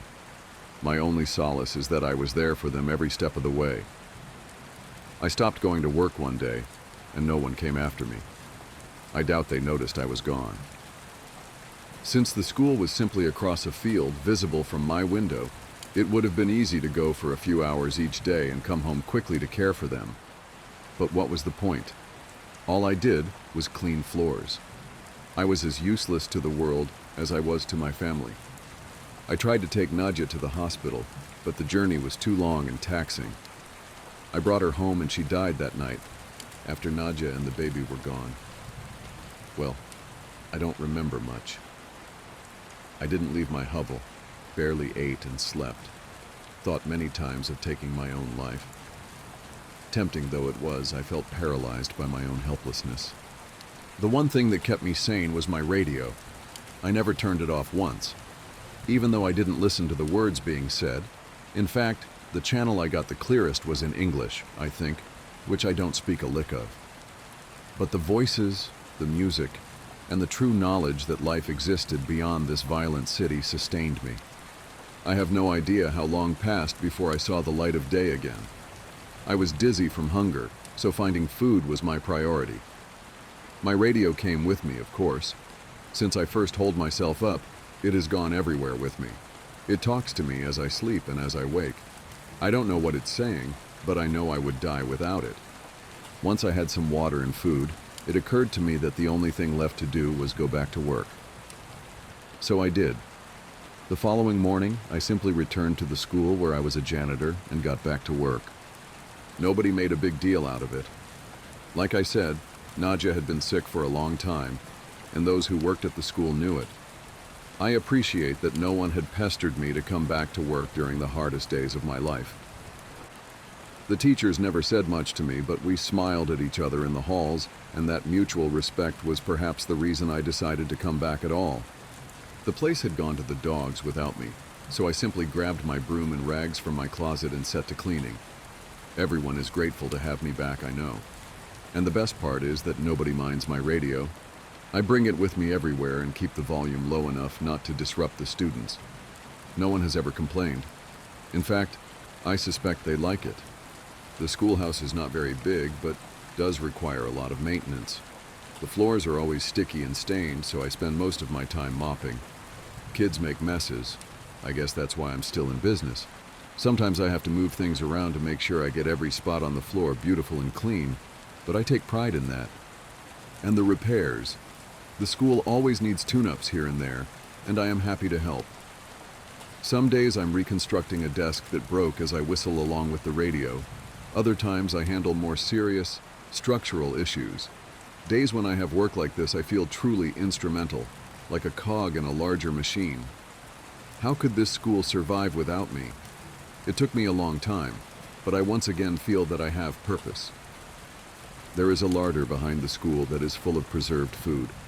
In lieu of payment, I am allowed to take as much food as I need. That arrangement is fine. What would I do with money anyway? I used to bring the food back to my home just one field away from the school, but when I started sleeping in the basement, no one seemed to notice. This school is special to me, and I cannot leave it unguarded. When I am besieged with memories of my wife and baby, I turn up the volume on the radio to drown out such thoughts. It works for me every time, except this morning. Because this morning, I woke up to dead silence. I frantically examined the radio to see what had happened. I honestly cannot tell you how many days in a row I have been using it. Did it simply live out its life and die naturally? I have spent the entire day trying to fix it. Most of this time, I have been crying. I am losing my mind without it. I have given myself until sundown. If I cannot fix it by then, I am going to take my life. I am writing this because the sunlight is starting to die and I know what my fate shall be. I have thought about taking one last walk through the halls of my school, saying goodbye to the students and teachers. I know I will be missed, but I cannot bring myself to leave this room. I cannot go anywhere knowing that my radio is dead in here. There are no more tears in me. It feels now like I can't catch my breath. I vomited what little food I had in my stomach, and I am growing dizzy again, like I did after Nadja died. I am not long for this world. But before I take my life, I have closed the door to this room and stuck a chair beneath the handle. It is the only room in the basement and has a small casement that lets in just enough light for me to see what I am doing. If anyone is kind enough to come looking for me, they should not be met with this gruesome sight. Perhaps they will see the door is blocked, smell my rotting body, and simply forget I ever existed. But I have placed both my radio and this note outside the door. Kind sir, if you are reading this, I have one humble request. Please fix it. Save my radio. It did not deserve to die in its sleep, and I am ashamed that I cannot revive it. Now I am ready to join Nadja and little Ludmilla in heaven. I hope this school can find another janitor who loves and cares for it the way I do. The hour is now. Do not forget my radio. Stanislav. When Mom zoomed back out, Olivia had tears in her eyes. Thank you for sharing, Uncle Stephen, Mom said, her voice choked. I think we have enough. Wait, Olivia chirped. He said there's more. What did you find? Before Great Uncle Stephen could open his mouth, the image disappeared. My jaw dropped. Was that it? What did Great Uncle Stephen see? I promptly remembered that there was a second disc. This one was unmarked, but I hoped it contained the rest of the interview.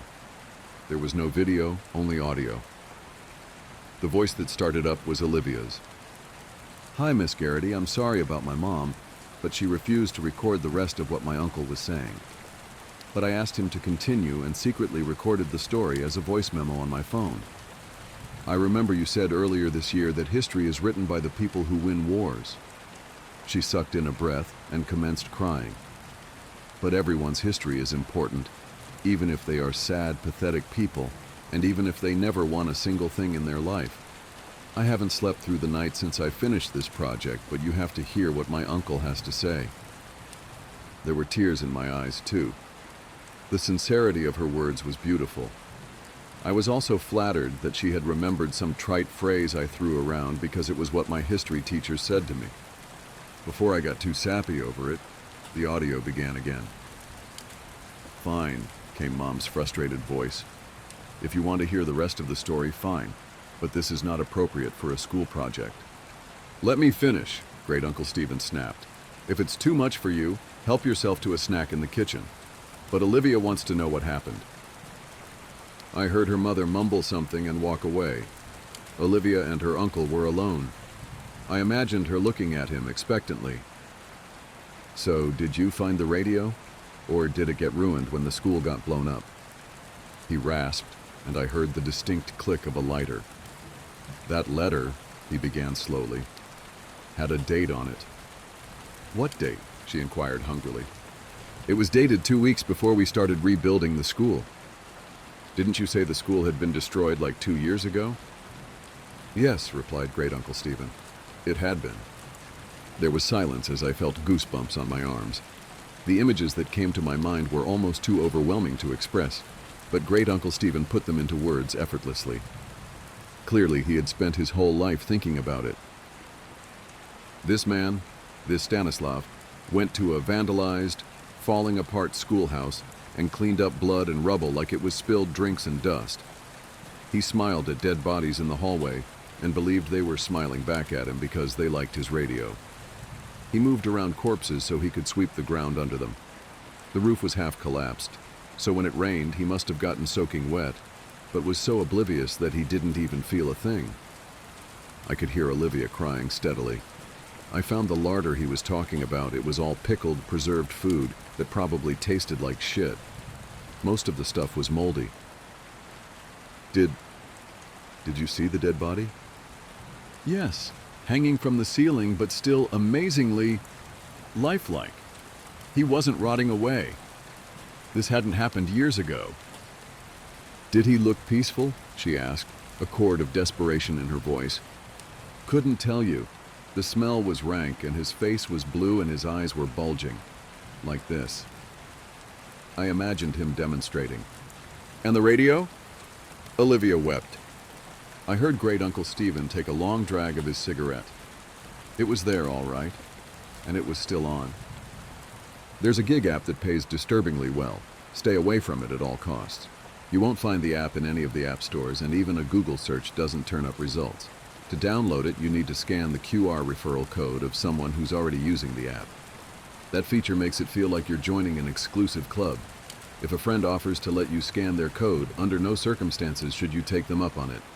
That friend is as good as dead to you. Trust me when I say from experience, this isn't a club you want to be a member of. Whatever you do, do not download it."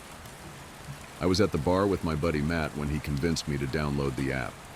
We're both broke with a ton of student loans, so aside from the occasional $2 pint night at our local dive, drinking anything other than store-bought booze was a rarity for us. But Matt had said a celebration was in order and that he was paying, which was enough to get me off of my couch for happy hour. He milked the situation, refusing to tell me exactly what we were celebrating until we were a few beers in. Sick of waiting for an explanation, I guessed it was a new job, and Matt gave a mischievous grin. "It's way better than that," he said. "It's an app called Tisk Task." I rolled my eyes. We'd both tried every gig app out there. When I'd get sick of switching between Uber and Lyft and washing sorority girls' puke out of the back seat of my car, I'd drive for DoorDash for a few weeks until the smell of fast food started to make me nauseous. After that, I'd hustle for gigs on Fiverr or pick up odd jobs on TaskRabbit. Then the cycle would start over again. Most days, my circumstances felt inescapable. The last thing I needed was another app to slowly chip away at my sanity as I struggled to cobble together enough cash to cover rent and utilities. I told Matt as much. "Screw those other apps," Matt said. "This is the easiest money I've ever made." I have to admit I was intrigued. Matt never gets excited about anything, so part of me wanted to see what had turned him into a diehard so fast. The other part of me was gullible enough to believe there might actually be such a thing as easy money that didn't involve the lottery or an inheritance. It didn't take much badgering from Matt before I scanned his code and clicked the link. The link took me to a nondescript website with nothing but a download button. Seconds later, the app was on my phone. The app itself was bare bones, like Venmo, but with even fewer frills. Nothing but a few tabs. One for my own QR referral should I want to pass it along, one for linking my bank account, and one showing my current balance of $0. In the middle of the otherwise mostly blank screen were the words, "You have no new tasks." Before I could accuse Matt of tricking me into downloading malware, he cut me off. "I know what you're thinking, but just wait for a task," he said. I was sketched out too after Rachel referred me. The fact that Rachel was using it eased my concerns. Rachel's this girl Matt hooks up with on occasion. I'd only met her a few times at Matt's, but from what I could tell, she didn't seem like the type of person to get into anything that wasn't legit. Aside from the fact that she went to film school, so she has even more debt than we do with fewer employable skills to show for it. "When you say the easiest money you've ever made," I asked, trailing off.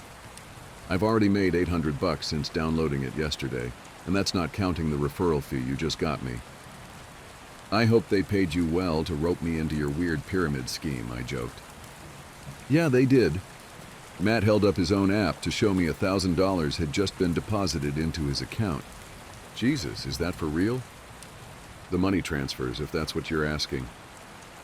"If this ends up being a scam, at least I know how much our friendship is worth to you."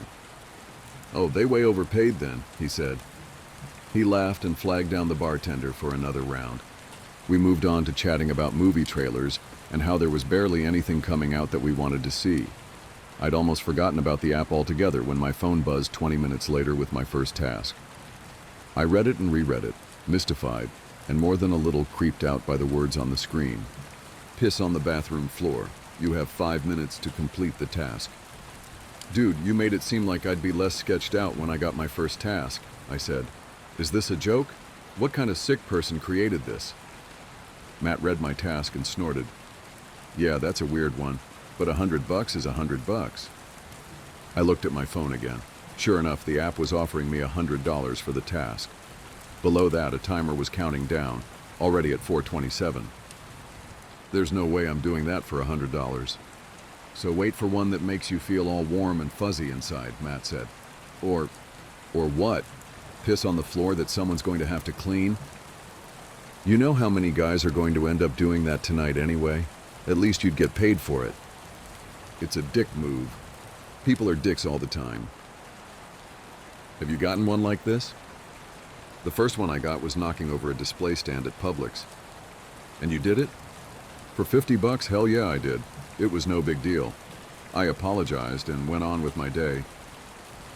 "How are you not more creeped out by this whole thing? How does it even know where we are or that you've completed the task?" "The same way every app does, by spying on you, using location sharing to see who you're with. I mean, how does Instagram know to show me ads for tampons every time I hang out with you?" "You're an asshole," Matt shrugged. "Who is even paying for this? Like, it doesn't make sense.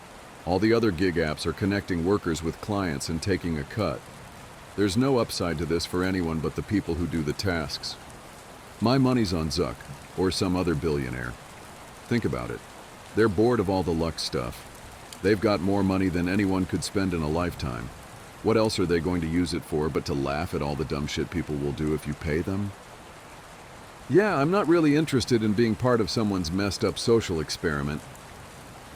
I checked my phone again. The timer was down to a little over 2 minutes. I scanned the app for a decline button but didn't see one. "How do I decline the task?" I asked. "No clue. I haven't declined one." Since there wasn't an option to decline, I decided to test the app. If someone wanted to mess with me, I'd mess with them right back. I went to the bathroom but didn't do anything. Just waited a minute, washed my hands, and returned to the bar. I checked my phone just as the timer ran out. A frowny face appeared on screen. Then the app went black. Matt's phone buzzed a few seconds later. He checked it and laughed. "What? Did you get a task? What is it?" Matt smirked at me before holding out his phone for me to read. I barely had time to register the words, "slap your friend," before I felt Matt's hand connect with my face. The smack jolted me off balance, and I jumped up to keep from falling over. "What the fuck?" I could feel everyone staring at us. I couldn't tell if my cheek was burning from the slap or the embarrassment. Matt held up his hands in apology. "I'm sorry, dude, but $200 was too good to pass up." Having seen the exchange, the bartender made his way over with an annoyed look. "I think that's enough for you two," the bartender said. "All good," Matt replied. "We'll just close out." The bartender shook his head and went to the register to ring Matt up. Matt's phone buzzed again as the bartender returned with the check. Matt checked it and winced. Then he took a big swig of beer and spit it like a fountain all over the bartender.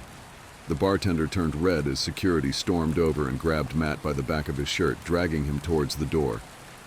Sorry, Matt said. "It was just a joke." "Hope it was funny because you're 86th. "Sign the tab and tip him good," Matt called back to me as security shoved him outside. I picked up the pen to sign the tab when my phone buzzed on the bar top. I saw the alert from Tisk Task and told myself not to check it, but my curiosity got the better of me. I clicked it. The task read, "Do not leave a tip. Write FUCKYOU instead." Every alarm bell in my head was going off. This went well beyond location sharing and listening in on conversations. I looked around the bar, sure I'd find someone in here watching us, pulling the strings to see how far we could be pushed. But I didn't see anyone who didn't seem to be here for a normal bar outing. And the way everyone was side-eyeing me like I was an exhibit in a freak show suggested they were not in on whatever was happening. I looked back at my phone. $250 to write "fuck you" instead of leaving a tip. I felt my face flush with shame as I wrote the words, but I had to know if this was for real or not. I was positive I'd walk outside to find Matt had been screwing with me, somehow faking the alerts.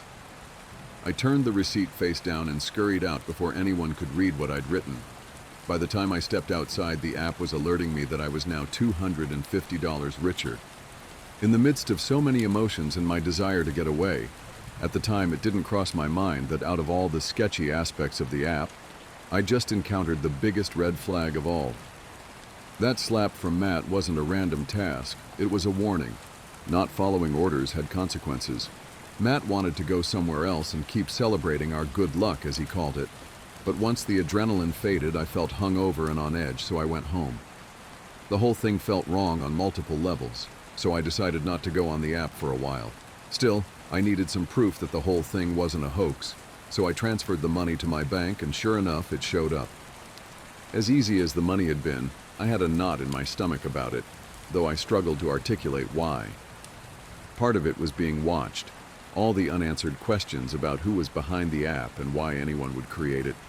But I think something about it also felt manipulative, like I was just a puppet in some messed up game I didn't understand. But I can't deny I had felt an immediate rush, along with whatever pang of guilt came from stiffing the bartender. Like the app had tapped into some impulse I hadn't even known was there. Did I want to do that? Had the app made me take the smallest step towards some darkness lurking inside of me? I accepted some rideshare requests, hoping to distract myself. But even those reminded me how I was trapped driving, having leased a car to be able to drive for the apps, and now needing to accept a certain number of rides to make my payments each month. It wasn't even midnight before I found myself shampooing the floor mats in the back seat after some drunk kid puked on the ride home from a bar. Screw this, I thought. I opened Tisk Task and waited. No tasks showed up. I refreshed the app, but still nothing. I figured they just didn't have the bandwidth to monitor the app 24/7, but looking back again, I think it was conditioning me to want more tasks. Like the app was negging me, making me feel unworthy so I'd be grateful when it paid attention to me again. It wasn't until the next day that a new task showed up. I won't bore you with all the details of the tasks I accepted over the next few days to chip away at my debt, except to say that they seemed mostly mundane, if pretty dickish. At first they were basic, things like spitting gum where someone's guaranteed to step in it, bumping into a kid with ice cream so they drop it, ringing someone's doorbell in the middle of the night and ditching. I realize now that they were escalating, though I barely noticed at the time. 72 hours after refusing to piss on a bathroom floor, I was doing things like taking a package off a neighbor's porch and tossing it in the dumpster, and calling a random number to leave a message telling someone their sister had died. Robert Cialdini wrote this book, Influence, that I read a while back. In it, he talks about the psychological tactic enemy soldiers use to turn patriotic American POWs against their own country. See, no true patriot will immediately talk crap about their homeland, but if you can get them to admit that the US isn't perfect, it's a slippery slope. Something in the mind makes you double down on things you said in the past. So once they'd admitted the US wasn't perfect, they were willing to talk about the flaws in more detail. With a bit of patience, the enemy soldiers would have American POWs publicly denouncing American values altogether. They never even noticed the concessions they were making until it was too late to turn back. Like those soldiers, I didn't fully recognize that I was leaping across lines I never would have crossed before Matt introduced me to the app. The first time I truly had a chance to recognize how far I'd strayed arrived about a week after I accepted the first task. I hadn't gone back to my other gig app since the vomit incident. I made way too much accepting tasks for what felt like far less effort. But for whatever reason, I still don't like to think of myself as a gig worker. Yes, I take gigs, but knowing I might need something on my resume, I occasionally work part-time for a company doing data entry. It's already mind-numbing work for a little above minimum wage, but returning to it this time was downright painful. Up to this point, I had had to leave the app open in the background for it to assign me tasks, but halfway through the morning my phone lit up with a notification even though I was pretty sure I had closed the app and my phone was on focus mode. The funny thing is, I had been wishing for something to break the monotony of the work, and here it was, my desire fulfilled. Email, redacted folder name, to redacted email address. You have 90 seconds to complete the task. My pulse quickened as I read the notification. On the one hand, I knew it was wrong and probably illegal. On the other hand, as far as I had been told, the company did not deal in sensitive information that would interest the public. The bulk of the data I even had access to was mundane user analytics the company sold to advertisers. I quickly rationalized the task, though I suspected it would likely be the end of my working there. I'd already decided to do it before I even registered that it paid a whopping $2,000, by far the most I'd been offered for any task up to that point. It took all of 30 seconds before the money was on its way to my bank account. I got a huge hit of adrenaline, something I'd started to crave lately. My head buzzing, I focused as much as I could until lunch.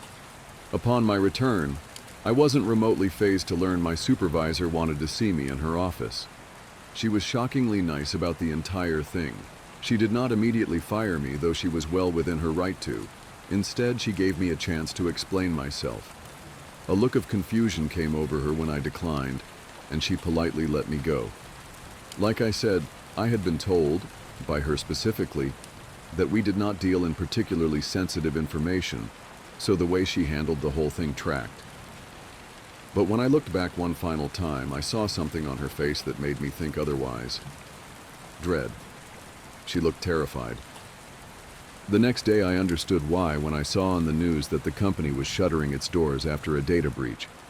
The pang of guilt I felt over potentially costing a lot of people their jobs was quickly replaced by a fear of the possible repercussions. I wondered if I would be thrown under the bus in the company's attempts to cover their tail.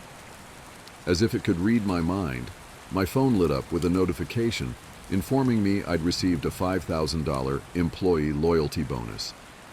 The familiar mix of elation at the huge payday and not-inducing chills from being involved in something so strange crept in, and I managed to shake off any remorse I felt.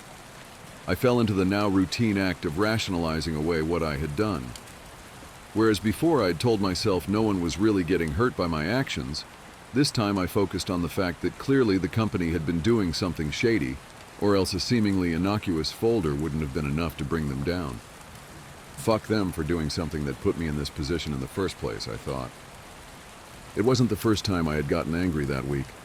Getting angry anytime guilt or shame started to creep in over a task had become a pattern for me. Like a lot of you reading this, I did what I was supposed to do. I went to college. I studied something useful.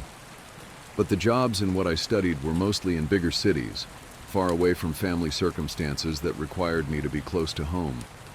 And even if I could have moved, the entry-level pay wouldn't have covered the cost of living before I took my loans into account. It didn't matter what I did or where I went, life was shaping up to be one big hamster wheel. Everywhere around me, I heard folks complaining about how hard it was to find good workers, workers who care about the job, who are loyal. Well, what did they think was going to happen when they filled our heads with dreams of cushy office jobs and home ownership, loaded us up on debt, and then offered us one fucking way to pay it off?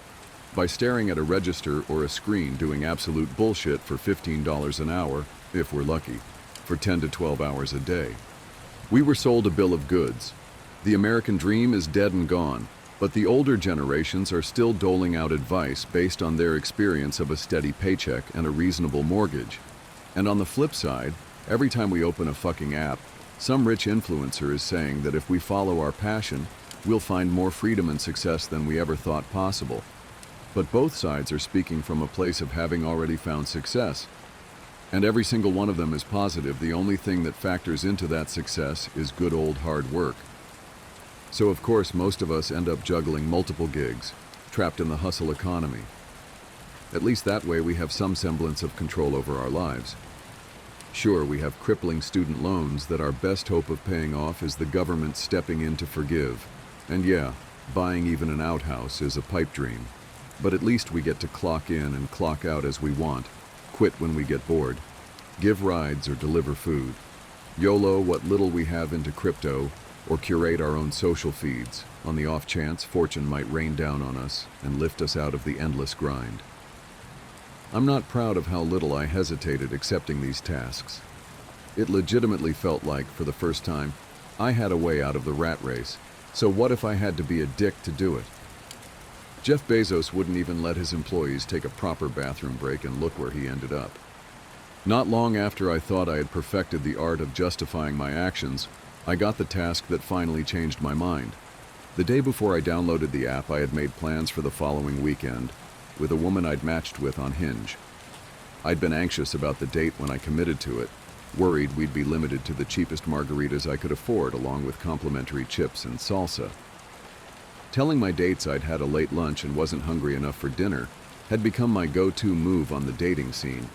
But that night was different, because I could finally afford to go somewhere nice. I texted her back to let her know we were still on and told her where to meet me. We met up at a spot local foodies love and hit it off immediately. When I say it was the best date I've ever been on, I'm not exaggerating. We bonded over the things we had in common, laughed our asses off ribbing each other about the things we disagreed on, and kept the tapas and fancy cocktails flowing for 2 hours before things went south. When my date announced she needed to use the restroom, I felt my phone buzz in my pocket. As she was walking away, I checked the task I'd just been assigned. Tell the woman in red to hurry up and get it over with. I looked around the restaurant and saw a woman in a red coat sitting alone a few tables over. She was lost in thought, running a finger around the rim of her martini glass. I checked my phone again and frowned in confusion. Get what over with? I didn't consider the question for long enough. I had gotten greedy. I happily ignored all the details about the woman that might have stopped me from going over there. It didn't seem like it could possibly be that big a deal, but the payout alone should have been enough of a red flag. If I'd received $7,000 in total to destroy a company, how innocent could a task worth $10,000 have been? I got up and walked over. I was already speaking before the woman even realized I was there. Hurry up and get it over with, I said. I registered shock on her face as my words sunk in, but she didn't say a word. I didn't say anything else, just returned to my seat. What was that about? My date asked, having seen the exchange as she came back from the bathroom. Oh, nothing, I said, staring at my phone expectantly. Don't worry about it. I grinned as my phone alerted me that I was $10,000 richer. What should we order next? But my date wasn't looking at me. She was staring in horror as the woman in red left the restaurant in tears. We didn't have a view of the street outside, but we could clearly hear the screech of tires and the screams of patrons close enough to the window to see the woman in red walk into oncoming traffic. My date didn't look at me again until she was giving the police her statement. By the time the cops had quit asking me questions about what I said to the woman in red and decided I wasn't involved in her death, my date was long gone. That was the last straw. This time I couldn't rationalize away the guilt and shame. This app was evil. There was no more pretending that wasn't the case. Whether there were flesh and blood employees behind it or some sinister presence, I didn't know. But the evil nature of it was undeniable. I went home and deleted the app. I sent Matt a string of texts asking him what he'd gotten me into. I called him several times, but each time it went straight to voicemail. I wished my roommates weren't out of town, as I was desperate to talk to someone, anyone, about what had happened. Instead, I could only smoke and drink myself into an oblivion as I waited for a reply from Matt, finally falling asleep around 4 a.m. I woke at 9 a.m. to frantic banging on the door. It was Matt, eyes bloodshot with dark crescent moons carved into his lower lids. Before I could lay into him, he had pushed his way inside and started closing the blinds. "I fucked up, man," he said. "I fucking fucked up. I shouldn't have gotten you involved." "No shit, dude. I had to delete the app." "You can't delete it." "What?" "It keeps coming back. You have to get rid of your phone. And even then, I'm not sure." I checked my phone, and sure enough, it was front and center. I deleted it again and watched it disappear. But when I scrolled to my next screen, it had already reappeared. "What the fuck is this thing, Matt?" He didn't answer, his face catatonic now. That's when I finally noticed he had blood on his shirt. "What happened? Where's that blood from?" He sat on the floor and hugged his knees as he started rocking in place. "I fucked up. I fucking fucked up. They're dead. They're dead. They're dead." He just kept repeating the words over and over like a broken record, making my skin crawl. "Who's dead?" "All of them." Because I wouldn't do it. "Wouldn't do what?" "I couldn't do it. I tried, but I couldn't." "Whatever it is, we'll go to the police and get it straightened out. We'll tell them about the app," I said. "We can't go to them. They'll blame me." "For what?" "Just tell me what happened." "You don't get it," he snapped. "We can't. They're listening. They know what we're doing." "Okay," I said, trying to calm him down. "All right, why don't you take a shower and get cleaned up? Then you can tell me what happened and we'll figure out what to do." Shortly after I got him in the shower, someone knocked on the door. By the time I looked out the window, a delivery truck was driving away. I cracked the door and saw a small box on the front step. I picked it up and shook it. Whatever was inside thudded around. I locked the door behind me and carried the box to the kitchen. "Is someone here?" Matt called from the shower. "Just Amazon, all good." I cut open the box and stared in confusion. Inside was a revolver. My phone buzzed. An alert from TiskTask. My hand shook as I checked it. "Matt's services are no longer needed. Terminate his employment. You have 5 minutes to complete the task." A wave of nausea hit me. I thought about calling 911, but I realized Matt might be right. I had no idea what to tell them. There's an evil app that wants me to murder my friend? Good luck with that. I decided to call Rachel. She was the only other person I knew of who was involved with this thing. Maybe she'd have some information or know what to do. I started to ask Matt if he could recall her number when I remembered he'd texted us both when we all went to a party together a few months back. I searched through my texts and found the chat. Rachel picked up almost immediately. "Hello? Rachel? It's Matt's friend, Spencer." I kept my voice down and went to my room. "Something happened.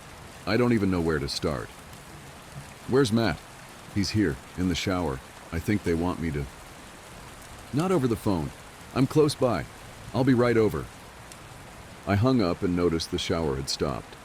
I walked back out to the living room to find Matt, still wet but now dressed in the clothes I'd left for him. His back was turned, but I could see the empty box next to him on the floor. "What's the task?" he asked. "Matt, I wasn't going to..." He turned and aimed the gun at me. "I'm serious. I wasn't. I would never... Just put down the gun and let's talk." "Shut the fuck up and let me think." With his free hand, he clutched his head, his face scrunching up as he held back a sob. He took a deep breath and let it out. "I'm sorry, man." He gripped the gun tighter. His finger moved to the trigger. A car door slammed outside and got his attention. He hesitated as he turned to look. I jumped in his direction and tackled him. The gun skidded across the floor. He thrashed at me as I held him down. "Stop," I said. I'm not trying to hurt you.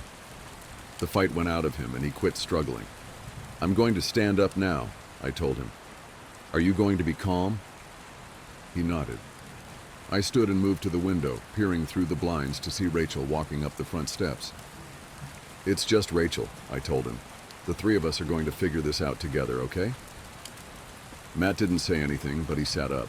I unlocked the door and had it halfway open when a sickening realization hit me. Rachel had never been to my place before, and I didn't give her my address. I was already slamming the door when she raised her own gun and fired. Relief washed over me as I realized she'd missed. I dropped to the floor, reached up and deadbolted the door. I turned around and pressed my back against the wall, but from this angle I could see that she hadn't missed after all. Matt's lifeless eyes stared at me from the carpet, blood pooling around the hole in his head. Steady, methodical thumping came from the door, the sound of Rachel kicking at it. I scrambled to grab the revolver from where it had skidded across the floor when I tackled Matt. I aimed it at the door and yelled out, "Please don't make me shoot you, Rachel. Just leave." "I can't," she called back, her voice cracking. "They have my sister. I gave them. I told her." She couldn't finish the sentence. Bullets peppered the door around the lock. She kicked it again, the frame splintering. I pulled the trigger, hoping a warning shot would scare her off. Click. Nothing. I pulled the trigger again. Click. Nothing. They'd sent me an unloaded gun, a twisted test that I'd apparently failed. I ran to the garage and climbed in my car. I had no idea where Rachel was, but I wasn't waiting around to find out. I pushed the garage door button. The door hummed as it rose slowly.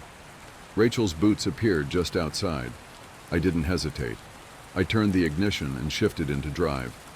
I slammed on the gas, bursting through the door and catching Rachel off guard. Her upper body slammed into the hood of the car even as she fired the gun at me through the windshield. Unable to see with bits of garage door blocking my view, I swerved across the lawn and plowed into the mailbox, sandwiching Rachel's body against it. Tears burned my eyes as I climbed out of the car and crawled towards Rachel's body. Neighbors had emerged from their homes.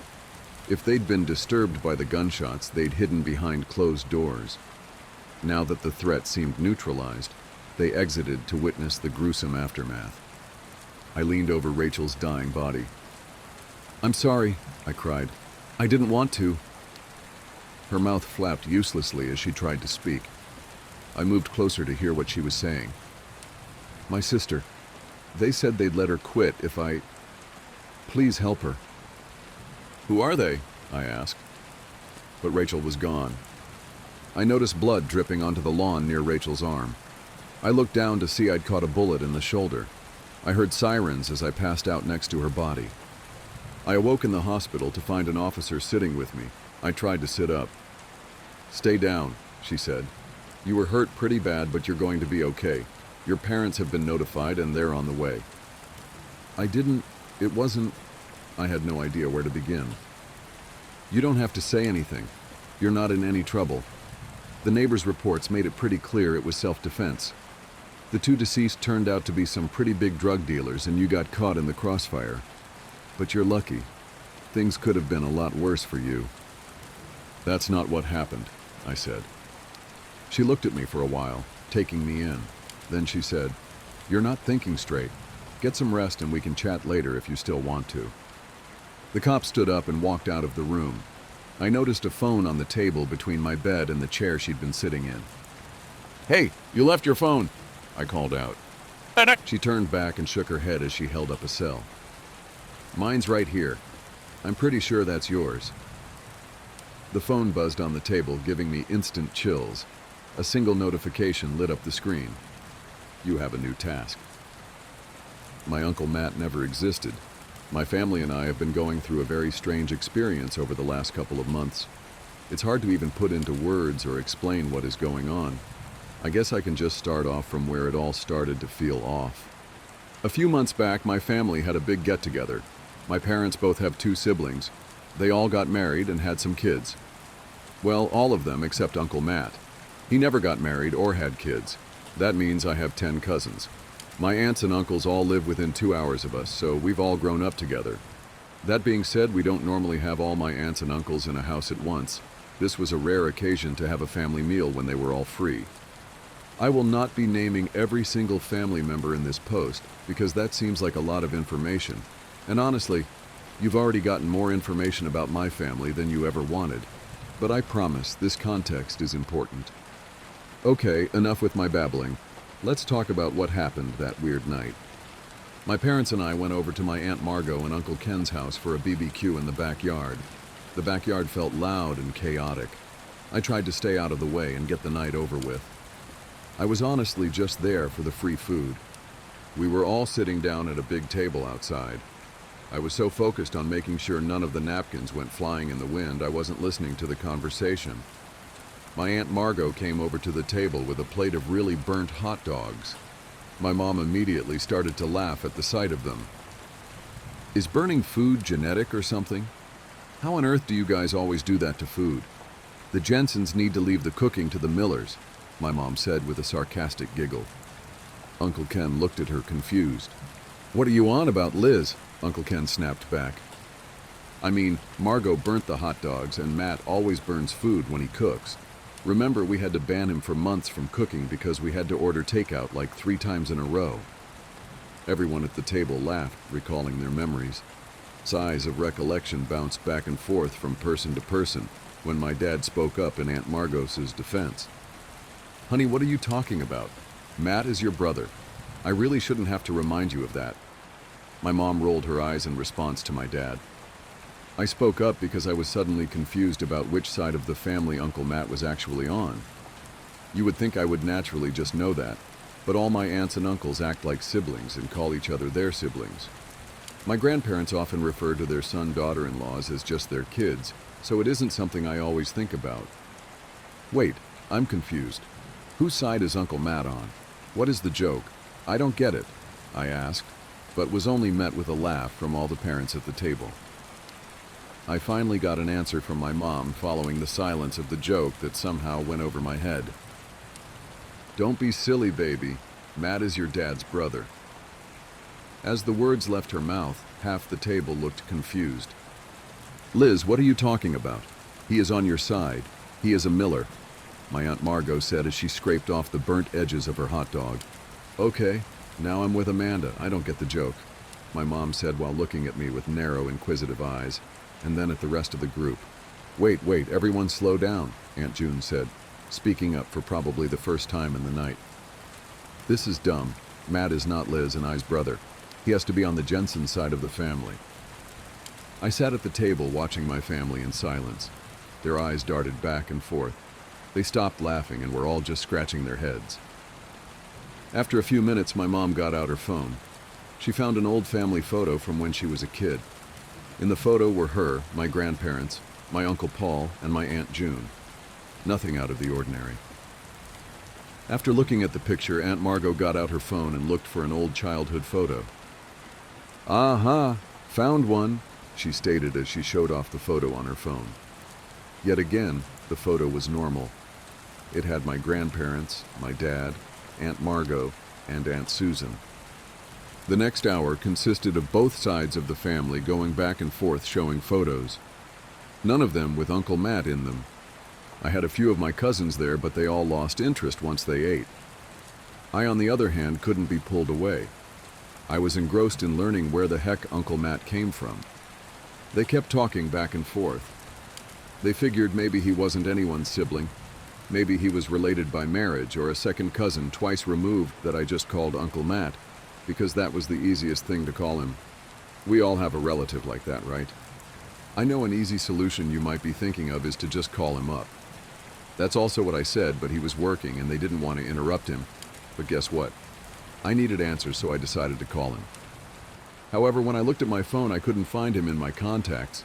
I looked through it multiple times. I remembered texting him about something a few days back, so he should have been in my text history. Still nothing. After being weirded out by his contact being gone, I mentioned out loud that someone should call him, regardless of him being at work. No one agreed with me, but once I told them his contact was missing from my phone, they all got curious and looked to see if he was missing for them too. We were all in shock to find him missing from all our phones. The family started to dig through their camera rolls and any digital libraries they had to try and find any photo of him. Uncle Andrew thought he had a photo of the back of him, but we soon found that we all remembered him looking differently. Uncle Andrew showed a picture of the back of a bald man who looked pretty tall. Aunt June called him crazy and recalled him having long, curly red hair. It wasn't like we hadn't seen him in a year or that he was some kind of distant memory. I saw the guy last week. He came over to my house to help me with some homework, and I can tell you he didn't have red hair or no hair at all. He was, well, shoot. I can't remember what he looked like now that I think about it. It was safe to say we were all creeped out. As the sun went down and it got chilly out, the group moved inside. Normally, this is when everyone would go home, but I saw Aunt Margot start a pot of coffee. It was going to be a long night. The air was tense and full of unease. None of the adults wanted to go home until they had answers. I could tell the adults wanted to talk more, but didn't want to worry the younger cousins. My older cousin Maddie clearly didn't care about anything that was going on. She just wanted to sleep. We convinced her to take my 3 young cousins into the basement so they could all get some sleep. But not me. I was invested. Uncle Matt and I are close. We see each other all the time. How could I not have a shred of evidence that he even existed? As my cousins shuffled downstairs, all the adults huddled around a big whiteboard Aunt Margot slapped on the kitchen island. They started to write down everything they could remember. What he looked like, the last time they saw him, memories of him. None of it was coherent. It seemed he was a completely different person in all our memories, even if it was a memory where multiple people were around. One of the only things that we could all agree on was that the Jensens always thought he was on the Miller side of the family, and the Millers always thought he was on the Jensen side. My mom recalled a story of Matt and my dad going to a lake to fish, but the hook got stuck on Matt's hat and went flying. My dad told us he remembered my mom telling him the same exact story many times. Everyone had memories of stories where he was on the other side of the family. Soon everyone was on the phone with a new family member trying to tell them the situation and asking what they thought about everything. My aunts and uncles were talking to realities on the phone I didn't know I had. Relatives that probably only met Matt a couple times at best. All I heard was one dead end at a time. No one knew where he came from or where he went. So the big question was, who is Matt? Was he just some random guy who weaseled his way into the family, telling one side of the family one thing and the other side another? Or was it something so much worse? As the sun came up that Saturday morning, we were all still scratching our heads. The deeper we got into who Matt was, the more freaked out everyone got. I was honestly surprised they let me stay with them all night long. The more digging everyone did, the farther away we felt. The more rabbit holes we went down, the less real he seemed. We couldn't find any evidence that he ever existed. Some of us searched all over the internet for Matt Jensen or Matt Miller, and a few of us searched for other last names in the family. Of course, it was kind of hard to know who we were looking for given we didn't know what he really looked like. After hours of discussion, we compiled a list of attributes that never wavered about Uncle Matt. He was a man. He never had a mustache. He was tall. He was bad at math. And he loved Jim Carrey movies. That might seem like a random grouping of facts, but that's because it was. We couldn't even remember where his house was. Some of us completely forgot, and others remembered different houses. It didn't matter. We weren't going to start knocking on doors to find a man we were concerned never existed. We started to believe that as soon as we began to question who he was, he just simply started to fade away into nothingness. Like it was some kind of self-destructive on his own consciousness. It was around 9 a.m. that morning when people started to fall asleep on couches. The night before started with everyone being determined and saying the night wouldn't end until we found Uncle Matt. But here we all were, exhausted and with little to no answers. It felt like accepting defeat by napping on the couch, but we couldn't do much else. At 11 a.m., we all woke up to the sound of my cousins playing in the next room over. We all sat up and rubbed our eyes. You could practically see the gears turning in everyone's heads as they woke up from their stupors.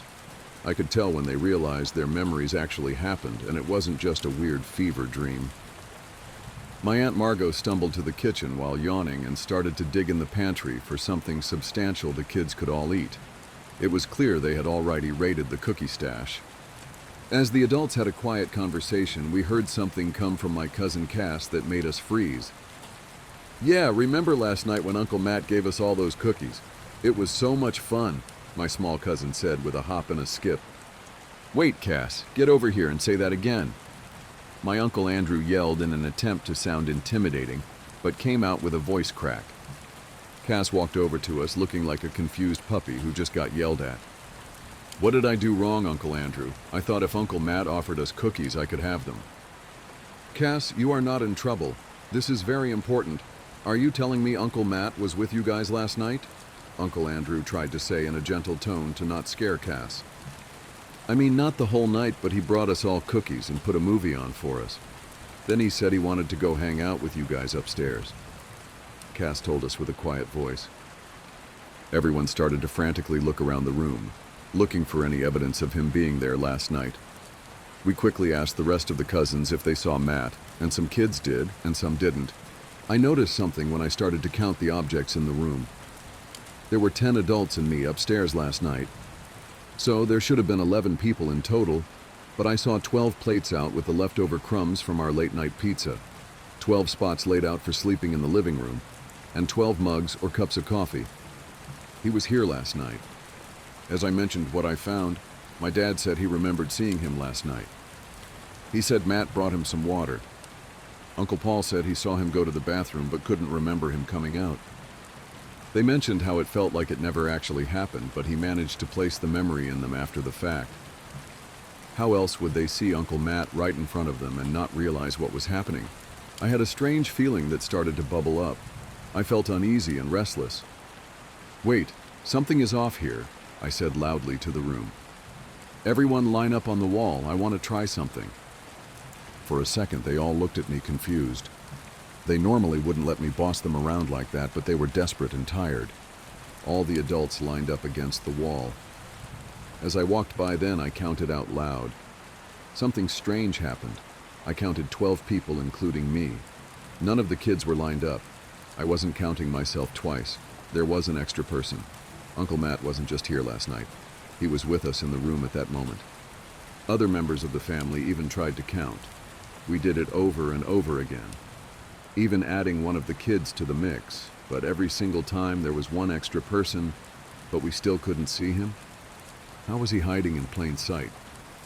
Everyone ended up leaving my Aunt Margot's house that afternoon. We were all still extremely creeped out about the whole thing, but what could we do about it? Not much. It's not like Uncle Matt ever did anything violent. Mostly normal behavior, except for a few memories of him that were kind of weird. One of us remembered seeing him in the kitchen, stacking and unstacking bowls for hours. Another person remembered him once packing for a vacation, but his suitcase only had trash bags in it. And I have a memory of us sitting in front of a fireplace with him, reading the instruction manual to a blender for a bedtime story. At least those were the kind of memories we had in the beginning. As the weeks went on, we started to remember things that got more and more concerning. He showed up in our houses in the middle of the night, or buying us all hammers for Christmas. He once bought hundreds of dollars worth of knives and put them in my dad's car. Once we developed disturbing memories of him. We tried to tell the police. Of course, they couldn't find any evidence of his existence, so they couldn't help us. It didn't help our case that we couldn't even give them a last name. How on earth are they supposed to find a guy based on his name being Matt and no physical features?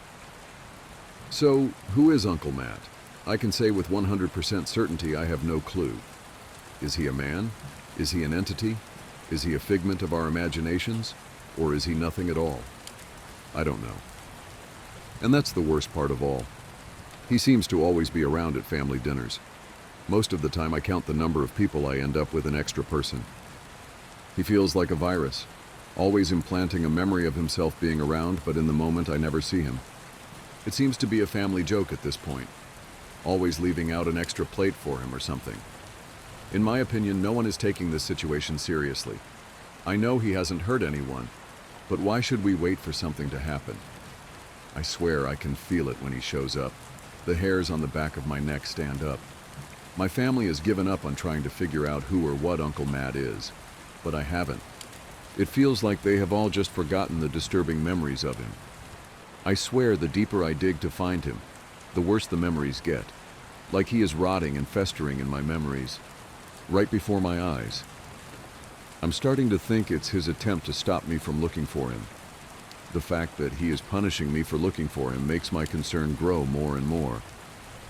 Why is he suddenly running now that I am onto him? Why is he so afraid of me finding him? And what will happen once I do find him? I will find you, Uncle Matt. I will find out what you are. My wife has been peeking at me from around corners and behind furniture. It's gone from weird to terrifying.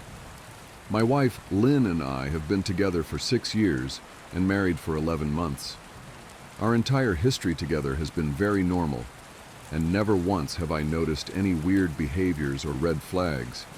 I can't stress enough how out of character this whole thing is for her. Lynn is very kind, intelligent, and thoughtful. She's always been the no-nonsense type of person. Being childish or trying to scare me is not something she'd normally do. She doesn't even like watching horror movies. When we first started dating, she agreed to watch The Shining with me because she knew how much I loved horror. She was so scared that she didn't even make it through half of the movie before we had to turn it off. She isn't into anything creepy and has never been into pranks. It's just not her cup of tea. And that's fine. But that's what was so strange about this. It's just so unlike her. I should also add that she never had any mental health issues, and as far as I'm aware, it doesn't run in her family. I know some people are able to hide their mental health problems, but in the 6 years we've been together, I think I'd have seen some sort of sign. 2 months ago, I was in the kitchen making myself some coffee before work. I was running a bit late that morning and knew I wouldn't be able to make it to Dunkin' Donuts for my usual morning fix.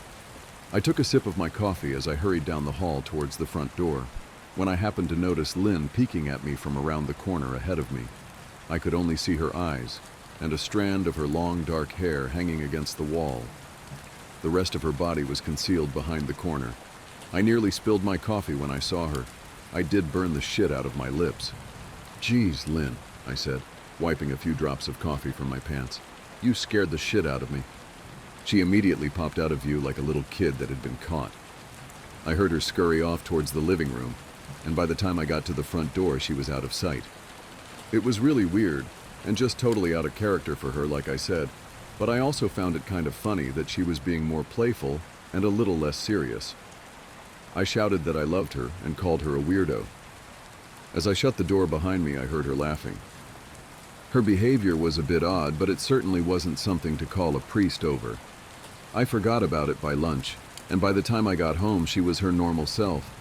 I didn't bring it up, and neither did she, and life went on. The next incident happened 3 days later. It was around 2 a.m., and I had woken up to get a drink. I was standing at the kitchen island, jug of Oj in hand, when I felt a strong feeling that I was being watched. For whatever reason, I looked down at the floor and saw my wife's smiling face staring back. She was peeking at me from the other side of the island, staring up at me with wide, unblinking eyes and grinning. Grinning like the Cheshire Cat, I screamed, I'll admit it. Not out of irritation, but fear. For some reason at that moment, I was scared. At the sound of my scream, Lynn scuttled backwards out of my view, her hands and feet smacking the tile floor as she hurried out of the kitchen on all fours. I didn't run after her, or even yell after her. I just stood there frozen in shock, wondering what fuck had possessed her to do that. It took me a little longer than I'd like to admit to go back upstairs, but I eventually did. When I got to our bedroom, Lynn was lying on her side, asleep, or at least pretending to be. I stood there for a while, watching her breathing to be sure she really was asleep. I had the feeling she might jump out at me the moment I got into bed, but she didn't. I climbed into bed, and she didn't even move. Her breathing was soft and deep, and I was starting to wonder if I'd dreamt the whole thing. The next morning, I waited for her to come down for coffee, and after handing her a mug and kissing her cheek, I decided to ask her about it. "What was that about last night?" I asked, keeping my tone light so I didn't offend or embarrass her. She frowned over her cup of coffee, shaking her head like she had no clue what I was referring to. "You were peeking at me again." "From over there," I said, pointing to the spot on the floor by the kitchen island. She followed my gaze, and when she looked back at me, she burst out laughing. She laughed so hard that I couldn't help but join her. "You creep me the fuck out sometimes, you know that?" I said. She giggled and set her cup on the counter and wrapped her arms around my neck.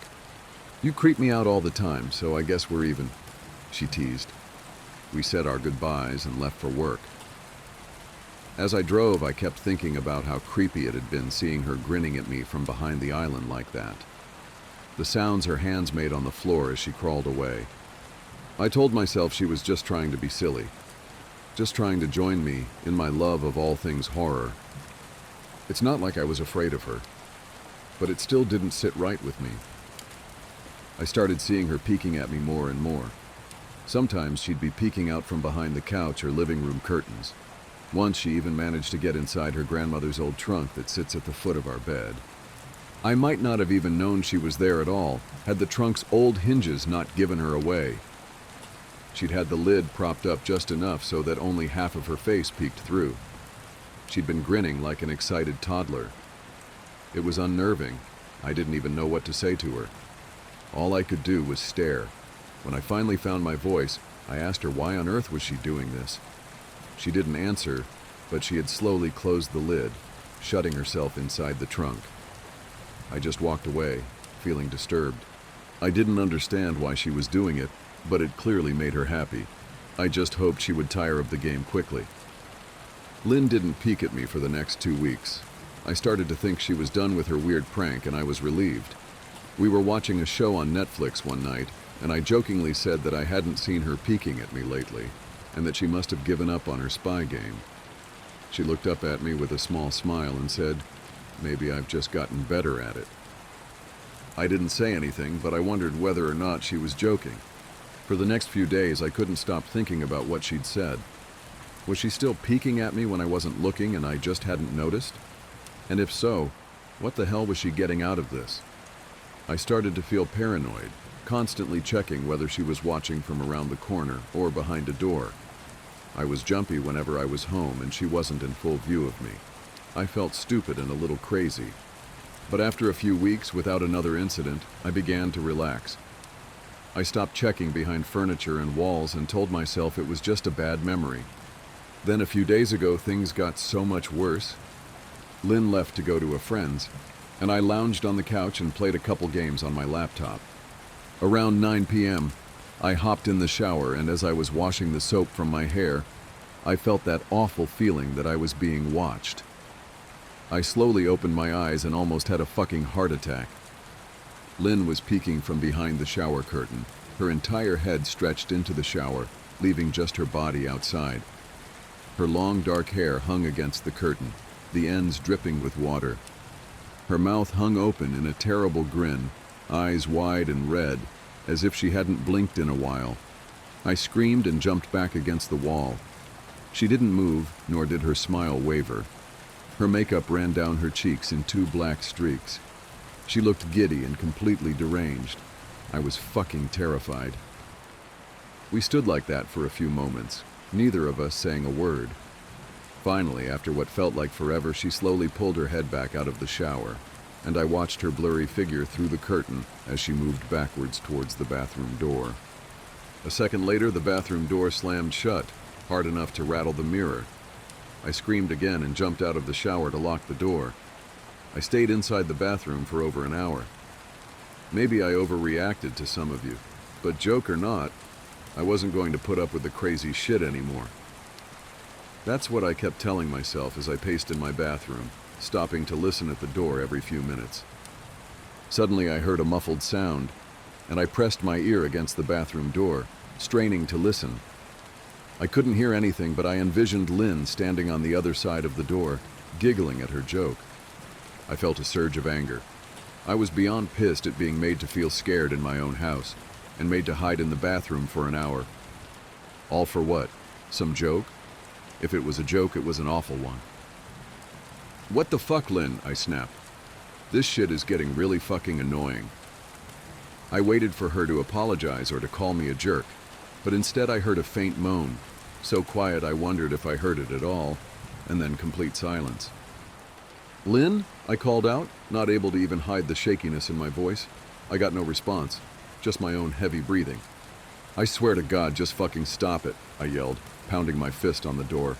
I waited for her to cuss me out, something I would expect from me talking to her like that. I never screamed at her before, but there was nothing. Just the occasional drip from the shower head. I won't deny that I was scared. Too afraid to open the damn door and face my own wife. I waited another 30 minutes or so, which feels like a fucking lifetime when you're scared. Finally, I decided I wasn't going to spend the night hiding in my bathroom, so I got down on my knees and peered under the door. I almost expected to see her face peeking back at me, but thankfully I didn't. I could see straight down the hallway to the top of the stairs, but no Lynn. I didn't know if I should be happy about that or not. I looked for a few minutes, waiting to see her head pop up over the top step, but it never came. I stood up, my hand hovering over the door, and mentally prepared myself to open it. I slowly turned the lock with shaky fingers and was about to yank it open when I heard a sound that still makes me feel nauseous when I think about it. A moan, louder than before, but this time I was able to tell just where it was coming from. I turned my head to the closet door as if in slow motion, and locked eyes with my wife, who was peeking out at me from the slight gap. Her eyes were still wide as ever, and her mouth was hanging open in the most grotesque, gaping smile I'd ever seen. I didn't even scream. I was too scared for even that. Her hands were clasped to her chest, body trembling with sheer delight, as if she could barely contain her excitement. A short, raspy moan bubbled up from her throat, deep and raw, sending a shiver through my entire body. Somehow I found the ability to pull the bathroom door open and ran as fast as I could all the way down the steps, snagging my keys and phone from the table in the living room before running outside to my car. I could hear her shrill laughter behind me, but I didn't hear her getting closer. I didn't bother shutting the front door. I drove away from the house faster than I legally should have, shivering the entire time, either from fear or the cold. Maybe a little of both. I hadn't grabbed a coat or even a pair of shoes. I was still in my boxers and my hair was still damp. I drove straight to my brother Chris's house, about 40 minutes away, ignoring any and every call and text I got. I didn't check my phone until I was safely parked in my brother's driveway. Lynn had called 4 times and sent a flurry of texts, all wondering where I'd gone and why I left like that. I threw my phone at the dash in a rage, furious at her nonchalant attitude. My brother and his wife were surprised to see me, especially dressed in just a pair of boxers, but told me to stay as long as I needed. Chris lent me some clothes and asked me what happened. I told him Lynn and I had a fight, but didn't get into the details. I didn't want him to think I was overreacting, leaving my wife over a prank, even if it was a strange one. I mean, hadn't I encouraged her for years to lighten up instead of being so serious all the time? I had wanted her to relax and loosen up, but this was definitely not what I'd had in mind. I tried to sleep on their sofa, but my brain wouldn't let me sleep. Every time I closed my eyes, I saw Lynn's face staring at me from inside the closet. Knowing she'd been in there with me the entire time made my skin crawl. She'd never left the fucking bathroom at all. Instead, she slipped inside the closet and slammed the bathroom door shut to fool me.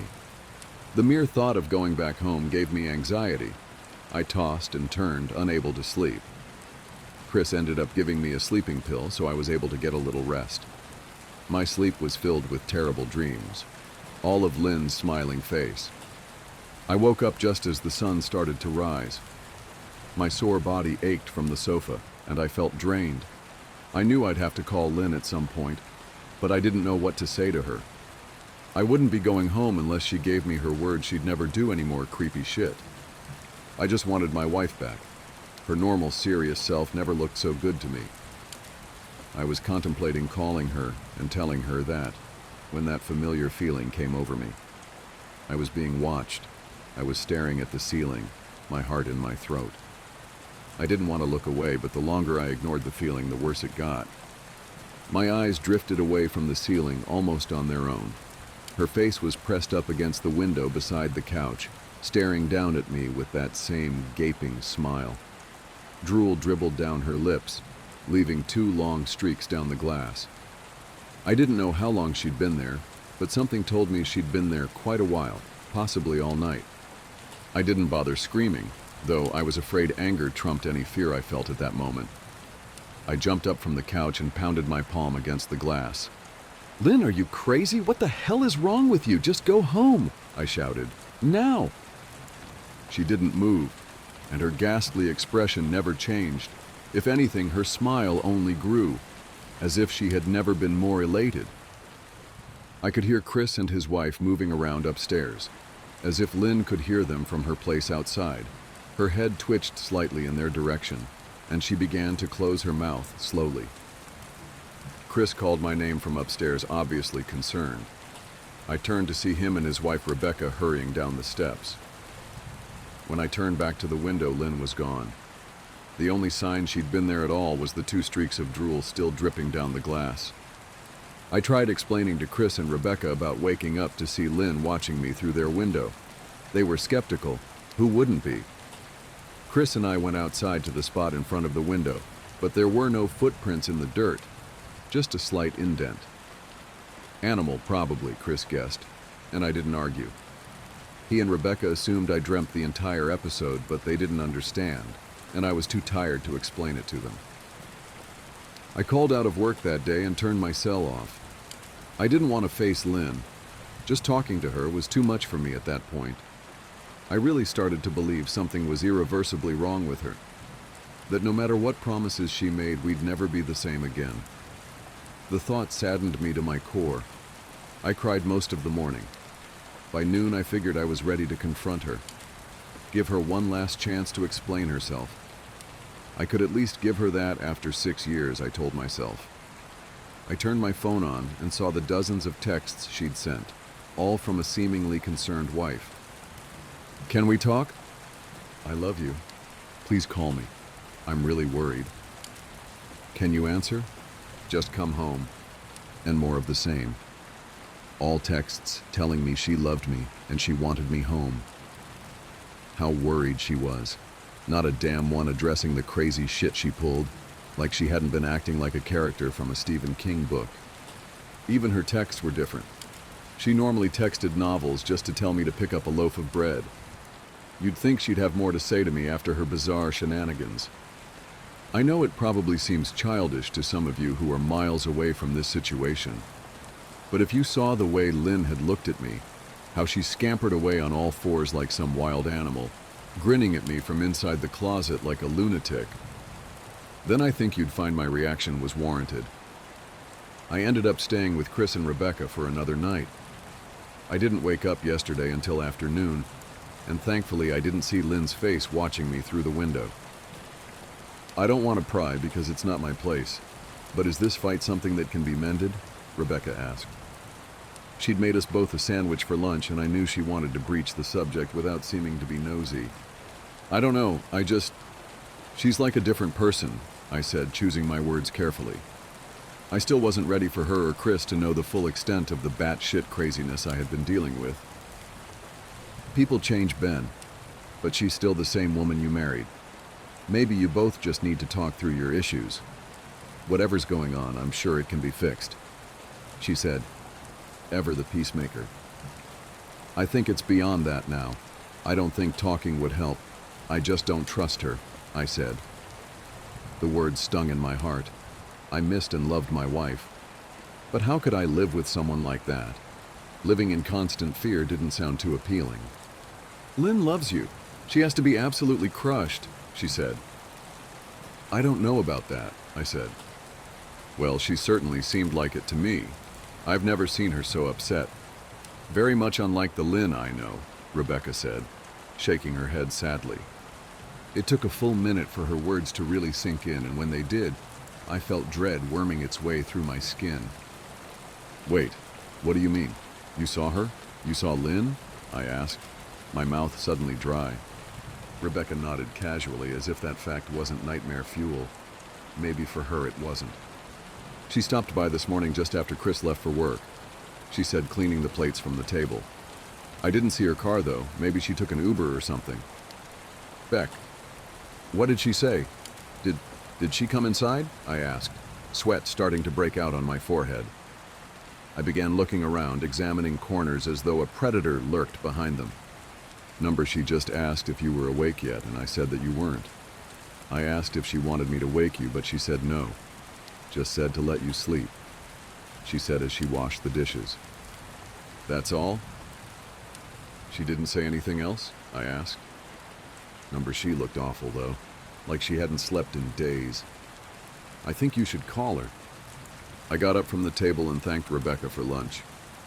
I felt a little bit better at the knowledge that at least she hadn't come inside. Still, I needed to double check that the doors were locked.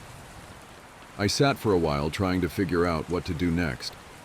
I didn't want to go home, but I felt that I owed it to Lynn to help her if I could. Hadn't I sworn an oath to love and honor her through sickness and in health? Clearly, she was very sick. If she was sick, which I truly believed she was, I had to try and get her the help she needed. But I didn't even know where to start.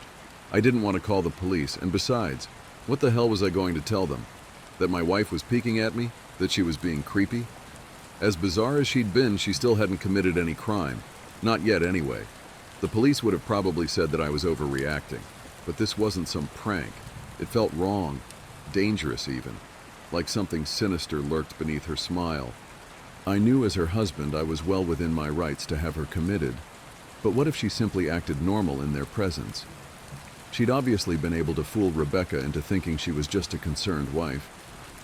As long as the doctors didn't find her a danger to herself or others, they'd have no choice but to release her after 72 hours. I felt lost and overwhelmed. So I did what any husband in my position would do. I called her mother. I didn't want to, believe me. Her mother, Marianne, and I were never on the best of terms. We'd never fought or anything like that. She just wasn't a very warm person and wasn't really easy to get along with. She hardly ever smiled, and when she did, only her lips would move into a thin-lipped smile, leaving her eyes as blank as before. She gave off this aura that felt like she was permanently on the offensive. I'd only met her twice, and both times were for such short visits. I got the impression she didn't approve of me for her daughter. Lynn always ushered us out quickly as she didn't want me to feel uncomfortable, which I was grateful for. Being in her mother's company felt almost unbearable, like walking on glass. I was glad when we moved 3 states away so we didn't have to see her often. I was happy to avoid the woman, but I needed her help. I really didn't want to talk to her at all, but I had to talk to someone, and someone who knew Lynn better than I did. So I grit my teeth and did what I had to. Yes, she answered, already sounding irritated. Marianne, it's me, Ben. Do you have a minute to talk? I asked. I could hear her cluck her tongue in irritation. I'm in the middle of writing some checks, but if you insist, I suppose I can spare a moment. What is it that you want to discuss, Benjamin? She said coolly. It's about Lynn. She's been acting strangely, and I was wondering if you had any idea whether there was something. I was quickly interrupted. It's a bit difficult to follow your rambling, Benjamin. What is that you want from me? She asked. I could almost see her standing there in her thin sweater and slacks, tapping her fingernails impatiently on the table. I wanted to know if you'd ever noticed any odd behavior, or possibly any mental health issues, I asked. There was a long, uncomfortable pause that I couldn't tell was because she was just thinking, or something else. Finally, after a few seconds, she spoke. I'm not sure if this is one of your jokes, Benjamin, but if so, I don't find the humor in it. Now, I do have business to attend to, as I've said, so if you don't mind, she said, but I cut her off before she could get rid of me. Marianne, it's not a joke. I'm sincerely concerned about Lynn's mental health. Her behavior has been very erratic lately. I'm very worried about her, and I figured as her mother you would be as well, I said, my frustration evident in my voice. If you're truly concerned, then I suggest you get the health professionals involved. I don't know what you expect of me, she snapped. I could tell she was seconds away from hanging up, and for some reason I was desperate not to let her. I had the feeling that she knew a lot more than she was letting on. Please, if not for me, do it for Lynn. I tried. I heard a faint, shaky intake of breath, as if she were trying to hold her steely persona together but failing. "Marianne, I started. "Benjamin, I don't know what to tell you. My only advice would be to seek professional help. Do not call here again. Goodbye." I tried to call out to her, but she'd hung up. I tried to wrap my head around the call and her refusal to help me. Even if she didn't like me, why wouldn't she want to help her own daughter? I couldn't understand that. I tried to replay the conversation, desperate to find something I missed. After a while, I almost gave up, until I remembered her last words to me. Seek professional help. She'd said those words with a bit of urgency. I could have just been grasping at straws, but no. I was sure her voice had changed ever so slightly when she'd said that, as if they were very important. What had she meant? I assumed she'd been referring to medical professionals, but maybe she was referring to someone else. Someone that she didn't, for some reason, feel comfortable saying directly. Or maybe I was just desperate. I waited for Chris to get home, and after a very long and exhausting conversation with him and Rebecca, I convinced them that Lynn truly needed psychiatric help. I didn't tell them everything. I wasn't prepared to go into it yet, but I told them about our last encounter. How she'd hidden in the bathroom, peeking at me from the closet. They were obviously shocked, but thankfully they believed me. They too just wanted to help her. Still, they didn't think it was all that serious. Weird, maybe, but not dangerous. They just kept saying that Lynn had to be playing some kind of weird joke. "Maybe for YouTube?" Rebecca offered, if only half-heartedly. Chris didn't think we should involve the police just yet. He offered instead to go with me, and I readily accepted. He reasoned that calmly talking to her, trying to coax her into going willingly, was the best recourse. I agreed to do it his way. At least I wouldn't be going into that house alone. We drove over this morning, just after breakfast. There was no way I was going at night. When we pulled into the driveway, my stomach began doing somersaults. Her car wasn't there, but I still didn't let my guard down. The front door was ajar, and for a split second I thought we'd see her eyes staring through the gap. I was shaking and starting to sweat. Chris, however, was fine. He waited for me to open the door, his hands in his pockets like he was going on a fucking stroll through the park. I envied his ignorance. I pushed the door open and was immediately hit with the stench of rot. Chris smelled it too, and he walked in the house behind me with his nose scrunched up. "What do you guys use to clean the floors around here, shit?" Chris mumbled. "Shut up," I said, my eyes darting around for any signs of Lynn. The house was deadly quiet and dark despite being 10 in the morning. All the curtains were closed up tight, refusing to allow any sunlight inside. If I hadn't left it just 2 days prior, I'd have thought the house to be abandoned. We moved through each room, carefully checking any place that she might hide, occasionally calling her name. "Why the fuck are you looking under the couch?" Chris asked eventually. "Aren't we looking for your wife?" He was looking at me like I was a moron. "Let's just go upstairs," I whispered. He shook his head but followed me up the stairs to check the bathroom and spare bedroom. On the way up, my shoes crunched over pieces of glass that looked to be littered over a few of the steps. I noticed that one of Lynn and my wedding portraits that hung on the wall along the staircase had been smashed. The frame hung crookedly, all the glass removed. I stared at the picture, a lump forming in my throat. We had taken the photo just after leaving the church, after saying our vows. She looked so beautiful in her white gown. I looked at Lynn's beautiful face. I never dreamed her face would ever be a source of terror for me. We climbed the rest of the steps and checked the spare bedroom, but it looked completely untouched. I was hesitant to go into the bathroom, my fear from that night coming back to me all at once. Chris noticed and offered to go in by himself, but I couldn't let him do that. So we walked in together, checking the closet and the shower. The bathroom looked as if it hadn't been touched since the night I left. "I don't think she's here, Ben. Why don't you pack some clothes and we'll try coming back tomorrow or something?" Chris said. I nodded and went into our bedroom and shoved some clothes into a duffel bag. When I checked inside our closet, I came across the source of the smell and gagged. Chris took one look and lost all color in his face. He had to go stand by the stairs to get away from the sight and smell. I gazed down in shock at what lay inside my bedroom closet. Soaking into the rug were at least a dozen eyeballs, all carefully laid out in pairs. Some were as large as a quarter, while others were as tiny as a marble. I stared down at the eyes she'd collected from small animals, and I wondered how she'd gotten them, and shuddered at the thought. Man, I thought I had it bad with Becca's shoe addiction. But fuck me. Your wife's in here collecting eyeballs, Chris said, gagging. Ben, I think we should go. He called from the hall. I'm getting nauseous. All right. I grabbed my duffel and shut the closet door on my new nightmare. I stepped out into the hall and took a deep breath of air. I could taste the rot on my tongue and I couldn't help but gag. Who the fuck lines up eyeballs in their closet like that? Chris mumbled. I tried to tell you she needed help, I said. She doesn't need help, Ben. She needs a fucking exorcist, he said. You coming or what? I can't stand the smell any... His words died in his throat, and his eyes grew wide with fear. I didn't ask him why. I could feel it. Someone was watching me, and I didn't think it was the eyes in the closet. I turned around, my eyes slowly scanning the bedroom.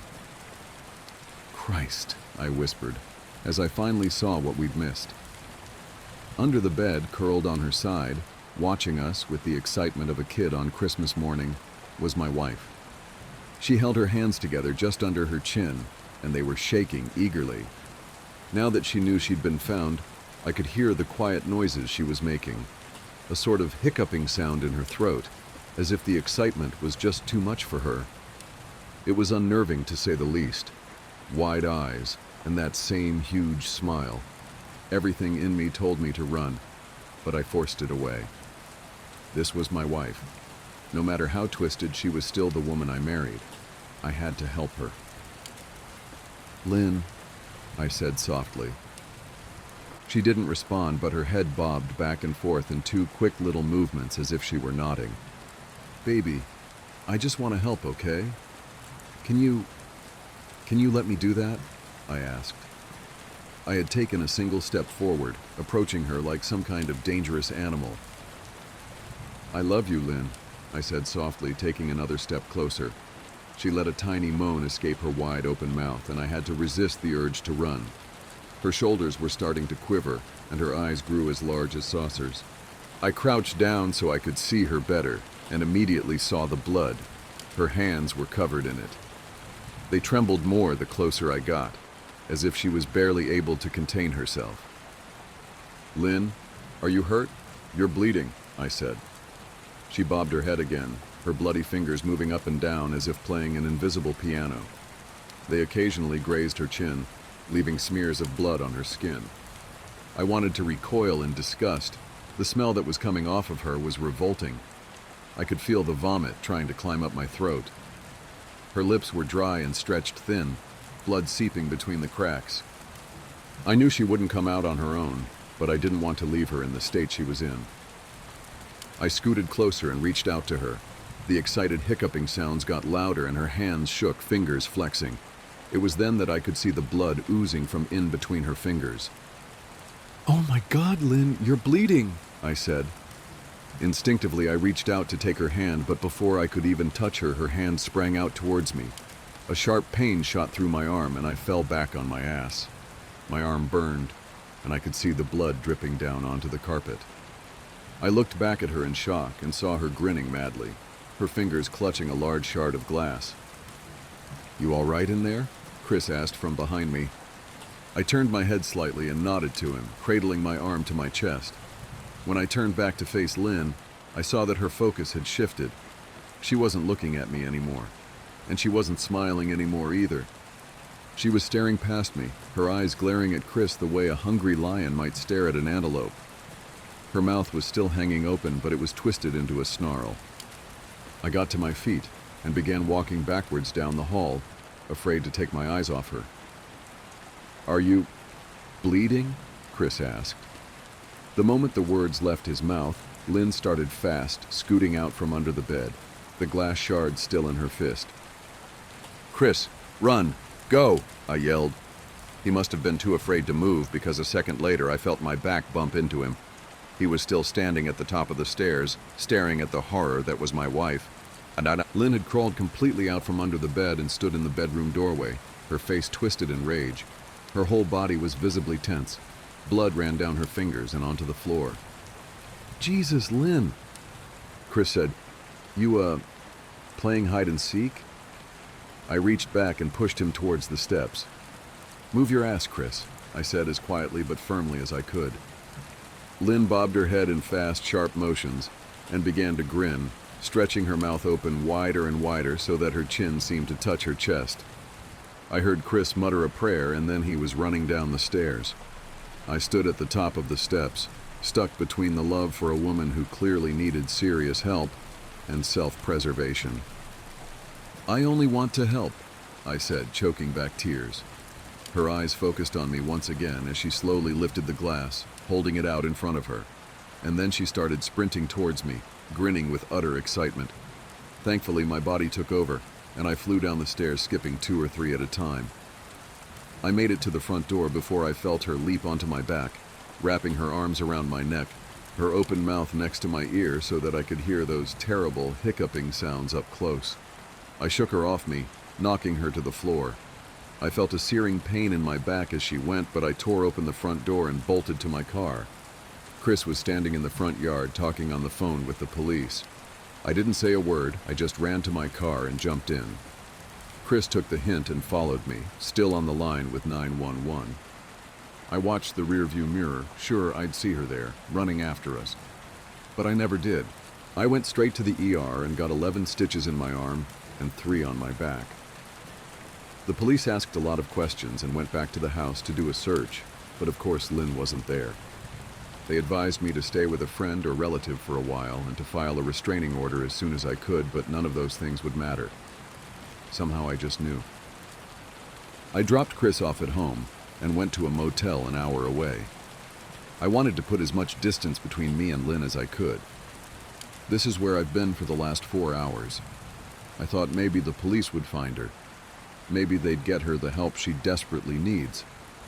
But now, I don't think so.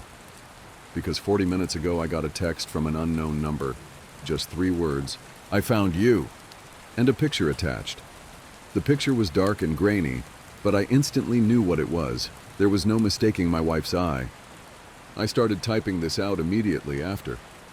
I don't know what to do. I'm alone and scared, and I can't help but feel that I'm being watched. Letter from the girl who watched you grow up. "Hi, the first time I saw you, I was surprised I could see you. You had a small turtle in your hands. You kept calling it Michelangelo, which I assumed was a nod to the Ninja Turtles. You tossed your long brown hair behind your back and knelt down to place the turtle on the ground. You were excited to see it wobbling on the grass. It reminded me of my cat and how I used to play with him when I was your age. I witnessed your entire childhood from my small window. Your first ride on a bicycle, your first day of school, your first real friend Brenda, your first day of middle school and the cute uniform you got to wear, the time you won the science fair and you brought home a trophy shaped like a cell. You were such a happy girl. I saw you grow older, your body changing. You grew taller, your body slimmer, your face as beautiful as ever. I witnessed as others started to notice you in a different way. The stares from the jealous girls, the googly eyes from the young boys. As all this happened before my eyes, I noticed myself changing too. I got older. I got weaker. I got disillusioned, bruised. I lost my will to escape my painful life. All I had was this window to your life to keep me going. I lived my days through yours. Watching you was enough entertainment for me. You couldn't know the different ways you saved me from bad thoughts, bad days, and all the pain I had been suffering from. I saw the day that handsome young man came to pick you up in a red convertible. Your mother wasn't happy about it, but she knew she had no choice. You had to start spreading your wings at some point.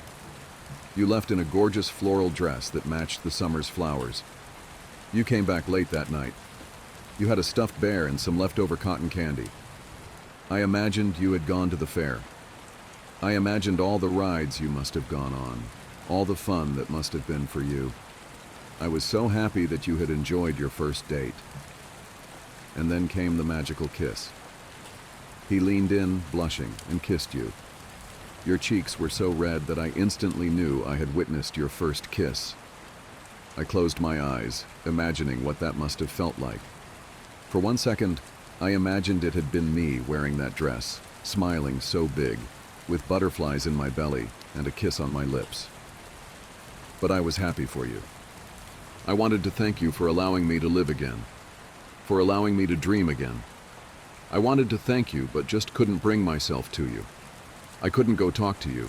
I didn't know how. If only you knew about my window. And then one day, I heard him talking about you, the man I live with. He noticed you. I heard him complaining about how pretty girls like you shouldn't show off their legs like that. The moment he mentioned your legs, I knew it was over. I knew you would become his next trophy. I had to keep you away from him. This was my chance to thank you. I couldn't let you turn into me. I had been lucky. I don't know why he liked me this much. Most other girls came and went, never to return. And yet, amidst all the years, he always kept me down here. I think it's because he saw that I still had a light in me, because I had you. All the other girls died long before he killed them. I could tell that they were already dead in their eyes long before he viciously murdered them in front of me, showing off his skill. But not me. You kept me going. I had my little window, a little crack high up on the wall of this basement I call home. He didn't like that he couldn't break me down. He didn't know about the little crack, so he kept me to see how long I could stay like this. It is a sick game that I've been winning thanks to you. But then, he noticed you, and I knew. I knew what fate awaited you if he laid his monstrous hands on you. Whatever strength I have left, I've collected it and prepared myself to finally do something about it. I want to thank you, because if you're reading this letter, it means I did it. I gathered my courage, packed it neatly into action, and went through with my plan to escape once and for all. I will make him believe I've died. I don't know if it'll work, but if it does, he will reach to pick me up. I'll immediately kick him as hard as I can where it'll hurt the most. As hard as I can. I will then steal his keys and run as fast as I can and drop this letter off in your mailbox. I have a feeling he will chase me and get a hold of me eventually because I am weak. I'm very weak, battered. There is barely a human left in this body of mine. But if that is the case, I've been prepared to leave this world for a long time. I doubt anyone will hear or see me. This street is so desolate. You're the only life here, it seems sometimes. But so long as you get this letter, I know that I did my part and that you'll be safe. Monsters are real. This one is named Ryan Morehouse. He is your front door neighbor. I have been kept captive in his basement for a very long time. I've lost track of the years, but I believe I must be in my late 20s by now. I was 15 when he first brought me here. My parents must have looked for me. Please don't tell them about me. I don't want them to know about the tortures he put me through. I don't want them to see me broken down this way. I just want you to report him to the police. His evil nature and depraved mind can only be stopped if he is caught behind bars. They will find bodies dangling in the walls of the basement. I've learned to live with the smell by now, but they will notice it the second they step down here. There are a lot of young girls in the walls of my room down here. Tell them to treat them delicately. They were good girls. They've been my companions, my friends. Most of all, I want to thank you. You're the only thing that kept me going. You were my light. And now, I'm escaping thanks to you. Escaping this awful room. Escaping this awful life. Even if it means I finally get to die. With love, the girl who watched you grow up. We found this letter in our mailbox. After contacting the police, they entered the home of our neighbor across the street. Over a span of 5 days, they found a total of 15 bodies hidden in different parts of his house. He had plans to kidnap our daughter, but thanks to this mysterious stranger, his plan was intercepted. We still have not found the girl who wrote this. We like to think she made it out alive, but sadly, it isn't likely as Ryan Morehouse is also missing. We don't even know her name. But we did find the little crack in the wall, the one where she saw my daughter grow up from. Hi, it's me. It's been a while since I last wrote you. I read on the newspaper that you received my letter. I guess you know about me now. I bet you're wondering who I am, what my given name was, who my parents were, where I lived, where I went to school, what I dreamt of becoming when I'd grow up. I don't know. Maybe you didn't wonder. Maybe I just wished you did. Maybe I just wish someone did. When you're locked away for so long, watching as the world passes by, not taking a second look at the blue house with the man with the fake smile, you start to understand that you don't really matter. You start to understand that the world only cares about the sensationalism and scare factor of a missing teen. They don't really care about the face in the missing poster, and that's when you begin to float. You float when he talks to you. You float when he beats you. You float when he enters you. You float far above it all. I read a long time ago that when you go through a near-death experience, many patients claim to hover above their bodies, watching as doctors and nurses work to save them. They floated. Apparently, this is a mechanism of the brain when it is going through extreme trauma. The event is so inconceivable to the brain that it begins to react in bizarre ways. It becomes detached, or at least pretends to, so that the patient feels safe. Well, I did that. I floated, watching from a distance the things that were happening to me. I guess that's what happens to you when you die a little every day. I guess that's what happens when they kill you a little every day. He was dashing. He was clever. He knew all the words to say. In one single second our paths crossed and he changed my life forever. I can still clearly see that second in slow motion. The way his smile became distorted, the way he twisted my arms, the way my heart sank and drowned. An abduction is a heart-wrenching, soul-destroying transaction between the captor and the abductee. In one single moment you realize you've made the greatest mistake of your life. You wish you could go back for just one split second. Back to when everything was still all right. Back to when you were still only a naive, innocent child. But you can't.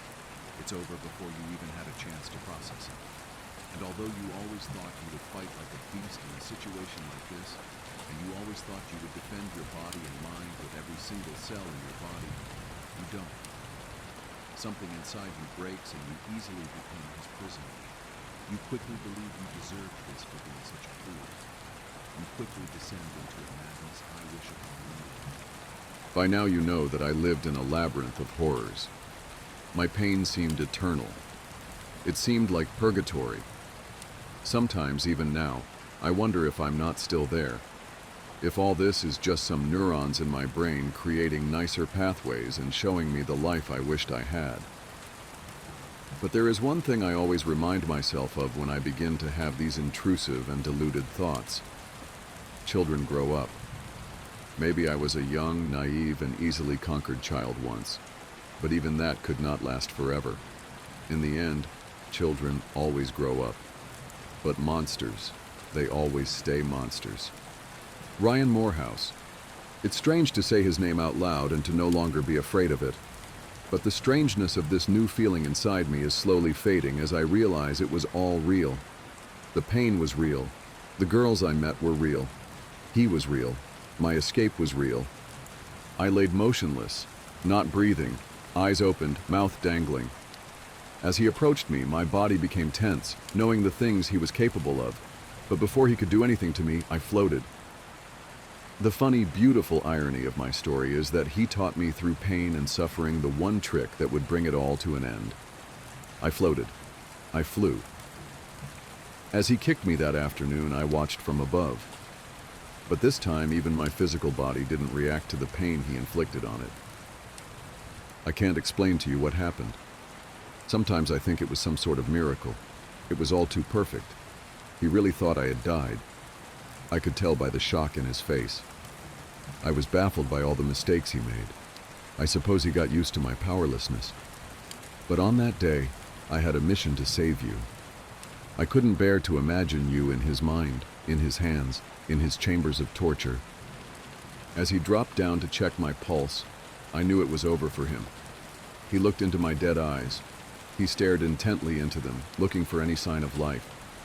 And then I squinted with a half smile, startling him before I bit down hard into his neck. He never saw my smile coming into his skin. I think it's because he had forgotten what my smile looked like. I never knew I'd enjoy the taste of blood in my mouth so much. As he stumbled to the ground, holding his neck and crying in horror, I stood up. And for once, it was I who looked down at him. For once, it was him who looked up to me. I could see it in his eyes that he knew it was all over. I kicked him in his head until I could no longer recognize him. There was a numbness inside me as I kicked and kicked and kicked. I felt nothing. In the darkness I drove. I still remembered a bit of my driving lessons I had the year I was abducted. Driving was incredible and freeing. I drove for a long time in his truck. I knew I had to get rid of the car, as the authorities probably would be looking for him and his truck after finding the letter I left you. But I didn't want to be found. I didn't want to speak to anyone. Not the police, not any therapists, not the media frenzy surely waiting for me, not even my family. I was thirsty for a freedom that I had never known, a freedom far away from every single living thing. I made it to the desert and walked out of the car, leaving his body in the back seat. I enjoyed the colors of the sun as it lightly went to sleep for the night. The freedom that I felt inside me was indescribable. It was as if I had been born again. As the stars began to dangle above me, I wondered if you had read my letter. I wondered if you felt safe now. I wondered if you were thinking about me. But mostly I missed you, and it made me anxious. As I enjoyed my freedom in the desert, I heard something coming from behind me. I looked over my shoulder and felt his eyes on me. I quickly turned around as he laughed, blood spilling from his mouth. He really did resemble a monster now. "Did you really think I would be this easy to kill, you stupid cunt?" He laughed, wiping his deformed mouth. "Did you really think I didn't know you weren't dead? Even I have survived worse beatings than that, you fucking fool," I retorted, slowly smiling again. "Monsters are funny. They always forget that there can be monsters hidden in pretty little things too." I pulled his gun from my pocket and shot both of his feet. He fell to the ground once again, crying in pain. "I'm not a kid anymore," I said, watching him recoil to the ground. "I'm not a woman either," I paused, my voice changing. "I'm not really even human." "I'm not. I am what he made me. I am this thing that can't feel correctly. I am this thing that can float. I am this thing that has learned to accept severe pain. I am this thing, and I've come to accept it. But I don't think the rest of the world would. I won't lie to you. Ryan Morehouse and I, we still live together. Please don't feel bad for me. It is I who chose this. I can't help but feel that only he truly knows me now. Only he knows me in this deformed, twisted version of myself. Only he can understand me because I am what he made me. But he knows. He knows that it's my turn now. He knows that there is nothing he can do about it. He understands that he must serve me now, and that he doesn't have a choice but to be powerless and helpless like I once was. With time, he will learn how to float too. I wanted to write you this letter to give you a proper thank you. Thank you for always being there for me. Through that small crack, that small hole in the wall of the basement, I saw you grow up in your front yard. I saw you shine. It is what truly kept me going. Your beauty, your innocence, your kindness, your wit all made me live longer just so that I could watch you for one more day. It was like watching my favorite TV show, and I didn't want to miss one single episode. So thank you for that glimmer of hope that kept me going through all those years that I was held captive. It makes me eternally happy to know that you'll never know the horrors of that unforgiving basement. It makes me happy to see you on your journey. It makes me happy to know that you've put the fear of Ryan Morehouse behind you. I'm ecstatic that you've chosen criminal justice as your major. I like to believe that I had a little influence in that. I love the way you've decorated your dorm room. I also love what you've done with your hair. When the sunlight hits it just right, the highlights make you look like an actual angel. You might be wondering how I know all of this. Well, I wanted to admit something to you. I still get panic attacks. I still get horrendous flashbacks, and I end up almost drowning in my own sweat at night. So I've done what I've always done to reduce my anxiety. I still watch you. Last night, I had one of the worst flashbacks since I escaped. I could feel him inside me. It was physically painful. So I ran out of my house and drove over to spend some time with you. Watching you sleep made it all go away. The way your chest rhythmically moved up and down brought a calm over me that I've only known when watching you. I apologize that I still have not physically introduced myself to you. I'm just not ready to come out to the world yet.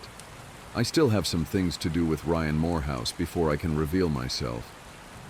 But do know one day, as all monsters do, Ryan Morehouse will expire from this world. And perhaps only then will I be truly free. Free to come and introduce myself to you. And maybe then we can be real friends. Maybe then you can accept me for who I am. In the meantime, thank you for your help in my time of need. I'll see you soon. With all my heart, the girl who watches you from afar. 6 months ago, we received a letter. It was a bittersweet moment. We rejoiced as we realized our daughter was saved from a horrific man. But we were saddened to find out that we had lived in front of a house where many young girls had been held captive and murdered.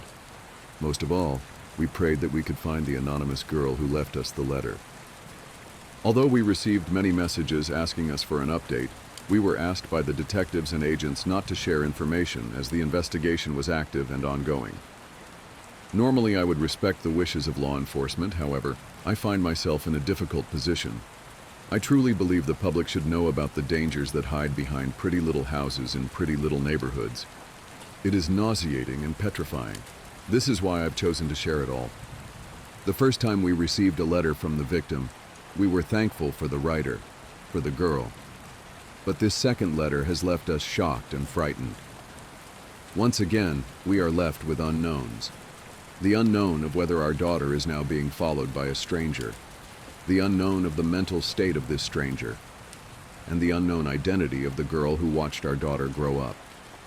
Letter from the girl who watched you grow up. Hi, the first time I saw you, I was surprised I could see you. You had a small turtle in your hands. You kept calling it Michelangelo, which I assumed was a nod to the Ninja Turtles. You tossed your long brown hair behind your back and knelt down to place the turtle on the ground. You were excited to see it wobbling on the grass. It reminded me of my cat and how I used to play with him when I was your age. I witnessed your entire childhood from my small window.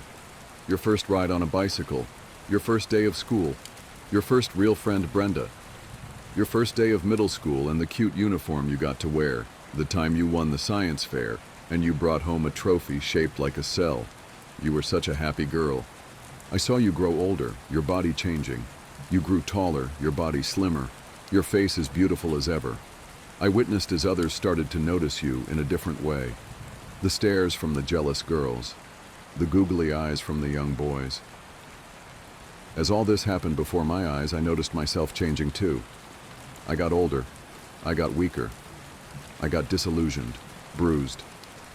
I lost my will to escape my painful life. All I had was this window to your life to keep me going. I lived my days through yours. Watching you was enough entertainment for me. You couldn't know the different ways you saved me from bad thoughts, bad days, and all the pain I had been suffering from. I saw the day that handsome young man came to pick you up in a red convertible. Your mother wasn't happy about it, but she knew she had no choice. You had to start spreading your wings at some point. You left in a gorgeous floral dress that matched the summer's flowers. You came back late that night. You had a stuffed bear and some leftover cotton candy. I imagined you had gone to the fair. I imagined all the rides you must have gone on, all the fun that must have been for you.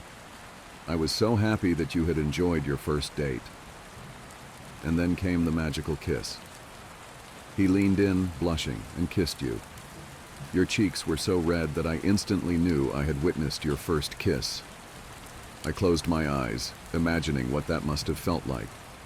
For 1 second, I imagined it had been me wearing that dress, smiling so big, with butterflies in my belly and a kiss on my lips. But I was happy for you. I wanted to thank you for allowing me to live again. for allowing me to dream again. I wanted to thank you, but just couldn't bring myself to you. I couldn't go talk to you. I didn't know how. If only you knew about my window. And then one day, I heard him talking about you, the man I live with. He noticed you. I heard him complaining about how pretty girls like you shouldn't show off their legs like that. The moment he mentioned your legs, I knew it was over. I knew you would become his next trophy. I had to keep you away from him. This was my chance to thank you. I couldn't let you turn into me. I had been lucky. I don't know why he liked me this much. Most other girls came and went, never to return. And yet, amidst all the years, he always kept me down here. I think it's because he saw that I still had a light in me. Because I had you. All the other girls died long before he killed them. I could tell that they were already dead in their eyes long before he viciously murdered them in front of me, showing off his skill. But not me. You kept me going. I had my little window, a little crack high up on the wall of this basement I call home. He didn't like that he couldn't break me down. He didn't know about the little crack, so he kept me to see how long I could stay like this. It is a sick game that I've been winning thanks to you. But then, he noticed you, and I knew. I knew what fate awaited you if he laid his monstrous hands on you. Whatever strength I have left, I've collected it and prepared myself to finally do something about it. I want to thank you, because if you're reading this letter, it means I did it. I gathered my courage, packed it neatly into action, and went through with my plan to escape once and for all. I will make him believe I've died. I don't know if it'll work, but if it does, he will reach to pick me up. I'll immediately kick him as hard as I can where it'll hurt the most. As hard as I can. I will then steal his keys and run as fast as I can and drop this letter off in your mailbox. I have a feeling he will chase me and get a hold of me eventually because I am weak. I'm very weak, battered. There is barely a human left in this body of mine. But if that is the case, I've been prepared to leave this world for a long time. I doubt anyone will hear or see me. This street is so desolate. You're the only life here, it seems sometimes. But so long as you get this letter, I know that I did my part and that you'll be safe. Monsters are real. This one is named Ryan Morehouse. He is your front door neighbor. I have been kept captive in his basement for a very long time. I've lost track of the years, but I believe I must be in my late 20s by now. I was 15 when he first brought me here. My parents must have looked for me. Please don't tell them about me. I don't want them to know about the tortures he put me through. I don't want them to see me broken down this way. I just want you to report him to the police. His evil nature and depraved mind can only be stopped if he is caught behind bars. They will find bodies dangling in the walls of the basement. I've learned to live with the smell by now, but they will notice it the second they step down here. There are a lot of young girls in the walls of my room down here. Tell them to treat them delicately. They were good girls. They've been my companions, my friends. Most of all, I want to thank you. You're the only thing that kept me going. You were my light. And now, I'm escaping thanks to you. Escaping this awful room. Escaping this awful life. Even if it means I finally get to die. With love, the girl who watched you grow up. We found this letter in our mailbox. After contacting the police, they entered the home of our neighbor across the street. Over a span of 5 days, they found a total of 15 bodies hidden in different parts of his house. He had plans to kidnap our daughter, but thanks to this mysterious stranger, his plan was intercepted. We still have not found the girl who wrote this. We like to think she made it out alive, but sadly, it isn't likely as Ryan Morehouse is also missing. We don't even know her name. But we did find the little crack in the wall, the one where she saw my daughter grow up from. Hi, it's me. It's been a while since I last wrote you. I read on the newspaper that you received my letter. I guess you know about me now. I bet you're wondering who I am, what my given name was, who my parents were, where I lived, where I went to school, what I dreamt of becoming when I'd grow up. I don't know. Maybe you didn't wonder. Maybe I just wished you did. Maybe I just wish someone did. When you're locked away for so long, watching as the world passes by, not taking a second look at the blue house with the man with the fake smile, you start to understand that you don't really matter. You start to understand that the world only cares about the sensationalism and scare factor of a missing teen. They don't really care about the face in the missing poster, and that's when you begin to float. You float when he talks to you. You float when he beats you. You float when he enters you. You float far above it all. I read a long time ago that when you go through a near-death experience, many patients claim to hover above their bodies, watching as doctors and nurses work to save them. They floated. Apparently, this is a mechanism of the brain when it is going through extreme trauma. The event is so inconceivable to the brain that it begins to react in bizarre ways. It becomes detached, or at least pretends to, so that the patient feels safe. Well, I did that. I floated, watching from a distance the things that were happening to me. I guess that's what happens to you when you die a little every day. I guess that's what happens when they kill you a little every day. He was dashing. He was clever. He knew all the words to say. In one single second our paths crossed and he changed my life forever. I can still clearly see that second in slow motion. The way his smile became distorted, the way he twisted my arms, the way my heart sank and drowned. An abduction is a heart-wrenching, soul-destroying transaction between the captor and the abductee. In one single moment you realize you've made the greatest mistake of your life. You wish you could go back for just one split second. Back to when everything was still all right. Back to when you were still only a naive, innocent child. But you can't. It's over before you even had a chance to process it. And although you always thought you would fight like a beast in a situation like this, and you always thought you would defend your body and mind with every single cell in your body, you don't. Something inside you breaks and you easily become his prisoner. You quickly believe you deserve this for being such a fool. You quickly descend into a madness I wish upon no one. By now you know that I lived in a labyrinth of horrors. My pain seemed eternal. It seemed like purgatory. Sometimes, even now, I wonder if I'm not still there. If all this is just some neurons in my brain creating nicer pathways and showing me the life I wished I had. But there is one thing I always remind myself of when I begin to have these intrusive and deluded thoughts. Children grow up. Maybe I was a young, naive, and easily conquered child once, but even that could not last forever. In the end, children always grow up. But monsters, they always stay monsters. Ryan Morehouse. It's strange to say his name out loud and to no longer be afraid of it. But the strangeness of this new feeling inside me is slowly fading as I realize it was all real. The pain was real. The girls I met were real. He was real. My escape was real. I laid motionless, not breathing, eyes opened, mouth dangling.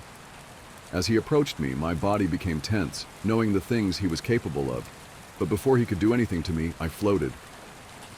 The funny, beautiful irony of my story is that he taught me through pain and suffering the one trick that would bring it all to an end. I floated. I flew. As he kicked me that afternoon, I watched from above. But this time, even my physical body didn't react to the pain he inflicted on it. I can't explain to you what happened. Sometimes I think it was some sort of miracle. It was all too perfect. He really thought I had died. I could tell by the shock in his face. I was baffled by all the mistakes he made. I suppose he got used to my powerlessness. But on that day, I had a mission to save you. I couldn't bear to imagine you in his mind, in his hands, in his chambers of torture. As he dropped down to check my pulse, I knew it was over for him. He looked into my dead eyes. He stared intently into them, looking for any sign of life. And then I squinted with a half smile, startling him before I bit down hard into his neck. He never saw my smile coming into his skin. I think it's because he had forgotten what my smile looked like. I never knew I'd enjoy the taste of blood in my mouth so much. As he stumbled to the ground, holding his neck and crying in horror, I stood up. And for once, it was I who looked down at him.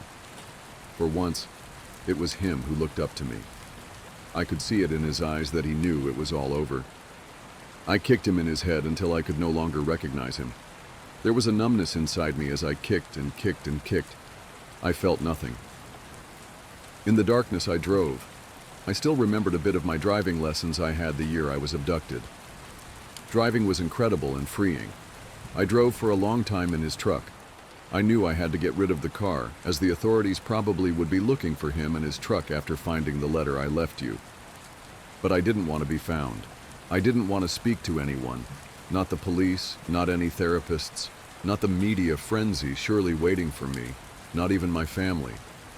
I was thirsty for a freedom that I had never known, a freedom far away from every single living thing. I made it to the desert and walked out of the car, leaving his body in the back seat. I enjoyed the colors of the sun as it lightly went to sleep for the night. The freedom that I felt inside me was indescribable. It was as if I had been born again. As the stars began to dangle above me, I wondered if you had read my letter. I wondered if you felt safe now. I wondered if you were thinking about me. But mostly I missed you, and it made me anxious. As I enjoyed my freedom in the desert, I heard something coming from behind me. I looked over my shoulder and felt his eyes on me. I quickly turned around as he laughed, blood spilling from his mouth. He really did resemble a monster now. "Did you really think I would be this easy to kill, you stupid cunt?" He laughed, wiping his deformed mouth.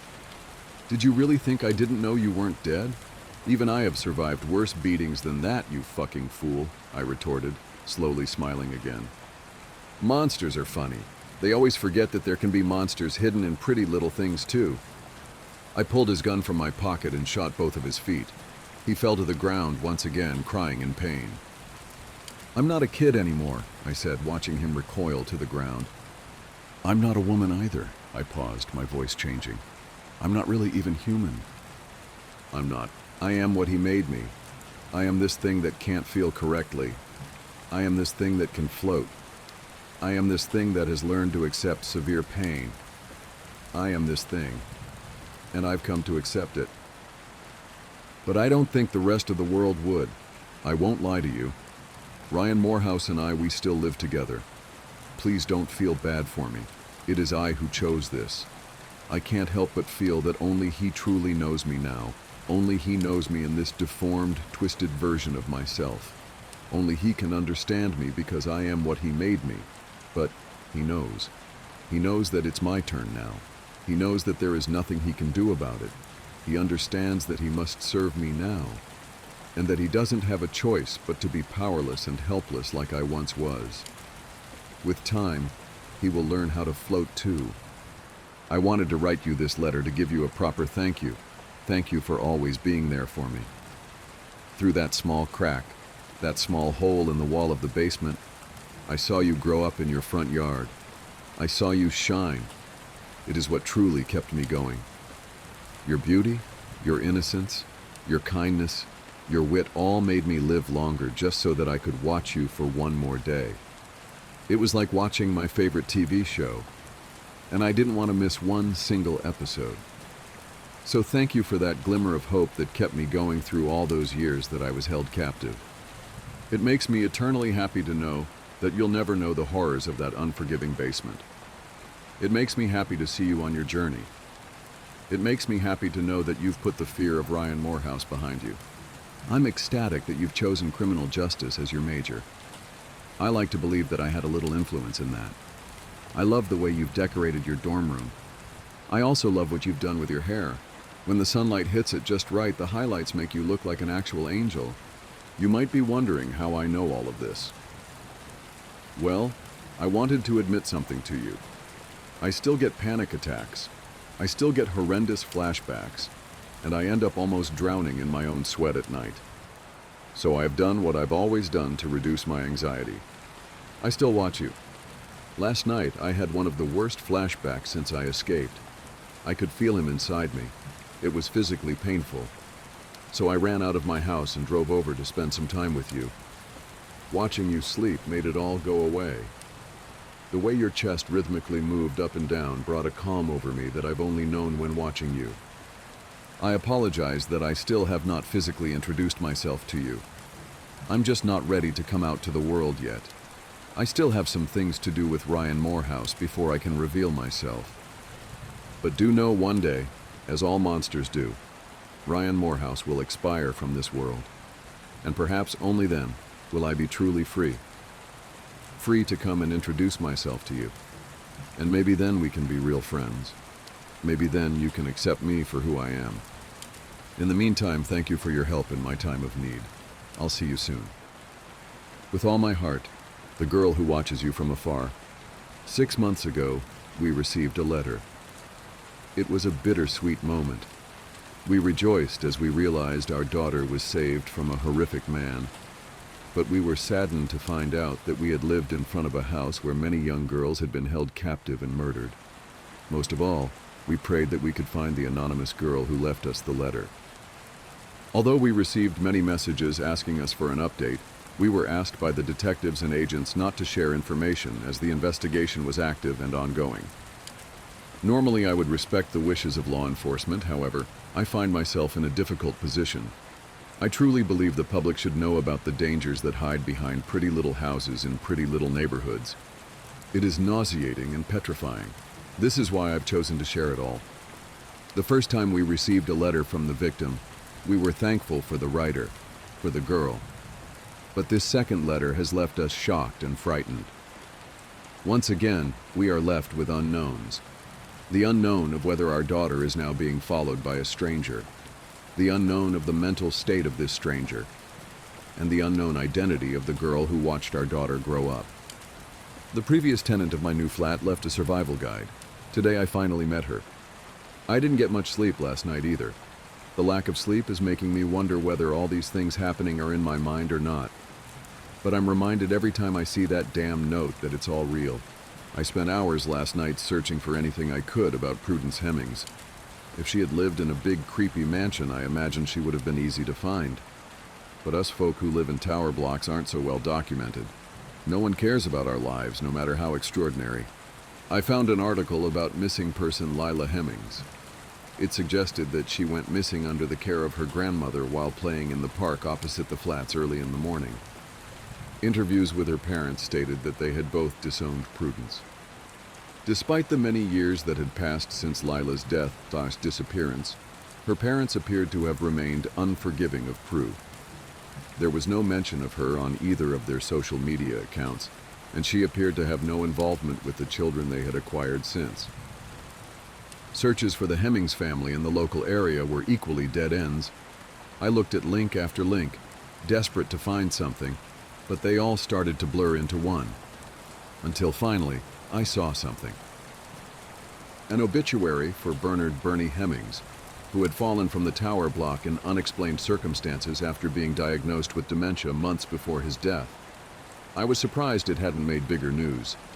It had only been about a year. There were no details of where to find them, but his wife Prudence and her sister Bridget were listed as contacts to find out details of the funeral. It's scary what you can do with the internet these days, but just with those phone numbers, I was able to put them into a reverse directory and find an address for Bridget and Tony Bishop, the sister and brother-in-law that Prudence was supposedly living with. About 4 a.m., I managed to get some sleep, not much though. I was back up and wide awake at around 7 a.m., planning my route and working out my day. I saw a post on social media from one of her relatives that Georgia was identified and is stable. This loosened the knot in my stomach that has been present since I found the note somewhat. At 8:50, I opened the door to my flat hoping to see Postman Ian. 4 minutes passed, and instead of the postman, an elderly gentleman made his way down the corridor. He had a walking stick and kind eyes. In his free arm, he carried a small plastic bag containing a newspaper and milk. He smiled and said, "Good morning," as he passed. I smiled back. He reminded me of my granddad. I imagined him pulling cola cubes from his pocket for his grandkids and shushing them when their parents weren't looking. A little further down the corridor, the old man stopped and turned. He looked me dead in the eyes with a sympathetic expression and spoke. "No post on a Sunday, if that's what you were waiting for." He smiled knowingly and turned to unlock a front door that until shut I couldn't see the number of. When I saw the door close and the number 48 boldly displayed above the peephole, I understood what prudence had meant. Mr. Prentice did seem to be a lovely chap. I sat back in my flat and sighed, staring at the various tabs open on my laptop. At about 9:15, the knocking on the balcony door started.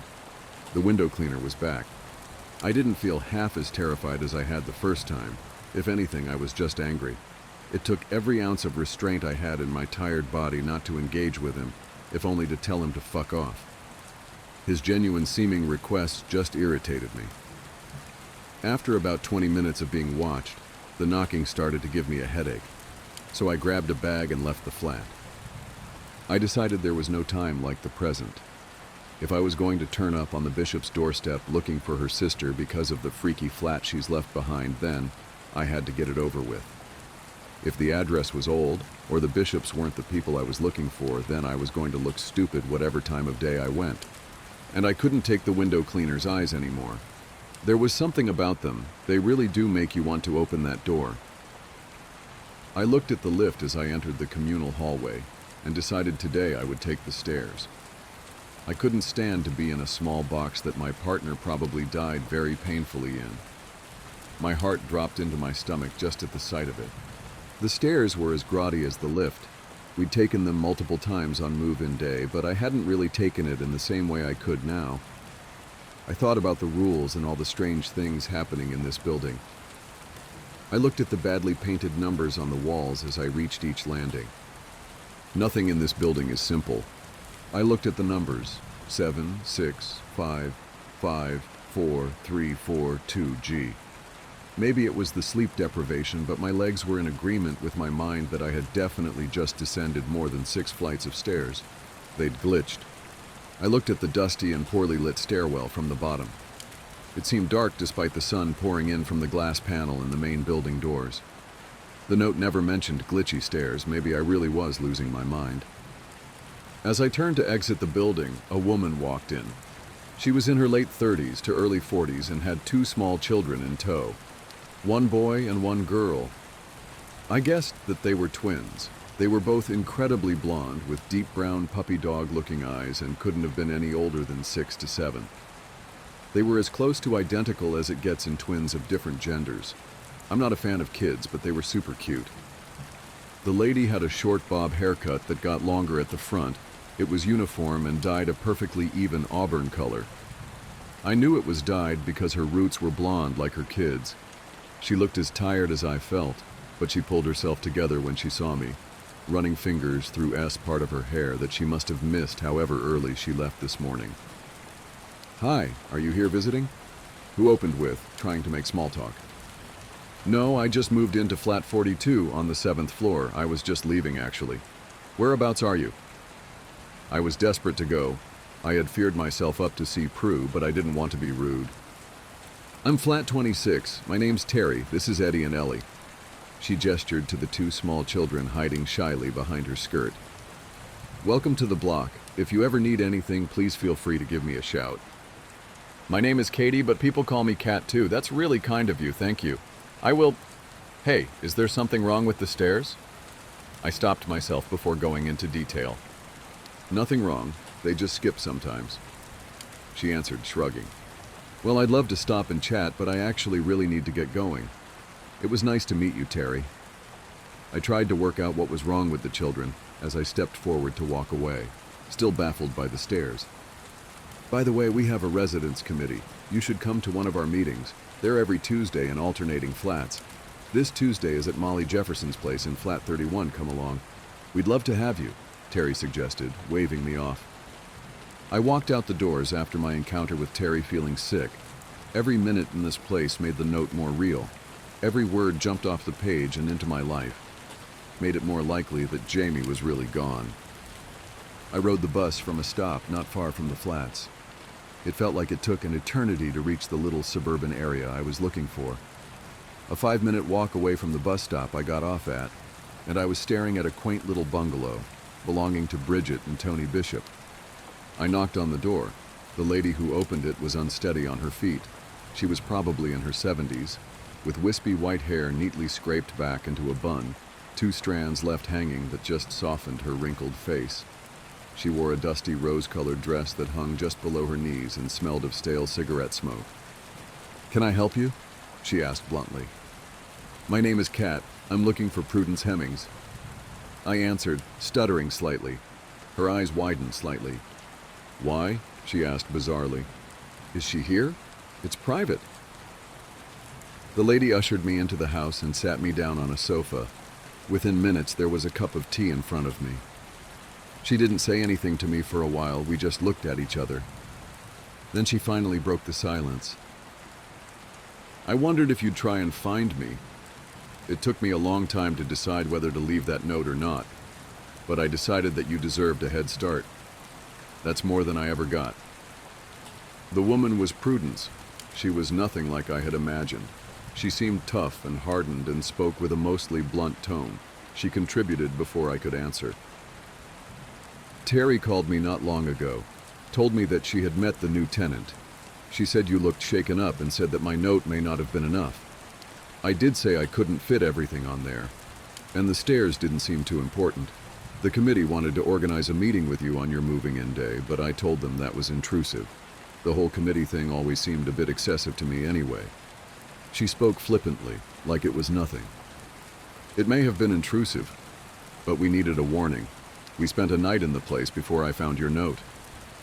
My boyfriend had already left for work at 3:15 and taken the lift. He didn't know." I broke as I told her what had happened.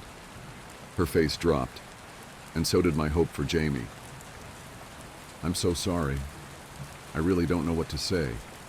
I thought my note would reach you in time." She mumbled, her face to the floor, refusing to look at me as tears streamed down my face. "He's gone, isn't he? I didn't want to accept it, but I spoke to the postman, and your face says all it needs to. The postman said there might be a way I can have him back." I bit at her, devastated and angry. "He's gone. You can't have him back. What Ian is referring to isn't what you think. There's a way to get people back from the lift, but not as themselves. Trust me, I learned the hard way. Once they're back, you can't reverse it. I'm sorry about your man, but he's gone forever. Don't dig into the other way. To be gone forever is luckier than that alternative." She still wouldn't look up from the floor. "What do you mean?" "I don't want to talk about it.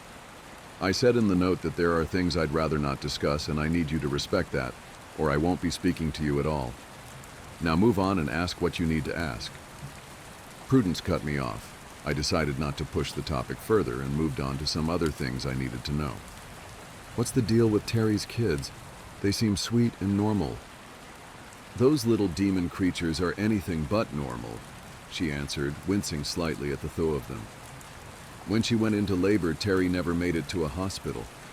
They were the first children ever to be born inside the building, and with everything that goes on, it's like something's rubbed off on them. They're average children in the daytime, but they never sleep, ever. Poor Terry hasn't had a day's rest since they were born. They also really love to steal birds and rats they find the cats playing with and torment them. Really annoys the cats." As she finished speaking, a small, hairless cat strutted out from behind an armchair across the room, meowing softly. It brushed its head up against Prue's exposed legs, leaving scorch marks where it touched. She didn't react. She reached down and stroked the top of its head, smiling as it purred. "And those?" I asked, eyes stuck to her now badly burned legs. She chuckled, pulled out a box and lit a cigarette, tapping the top layer of ash into a small silver dish in front of her. She offered me one, and I took it gladly. "They've always been my good friends. I couldn't leave the building without bringing a part of home with me. This little guy is Damon. He's seen some things." She gushed, not taking her eyes off the cat. "But where did they come from? Why are they everywhere?" I asked, watching in disbelief as her burns subsided. It seemed impossible, but I looked at my arms where I had picked up the cat the night before, and there was no evidence it had ever happened.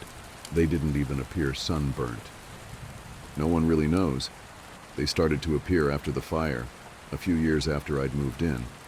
It was rumored that they were the pets of the residents that burned, and that was why they had no fur. But I don't think that's true." I interrupted. "I met one of those neighbors last night. She said her name was Natalia. She almost killed my best friend.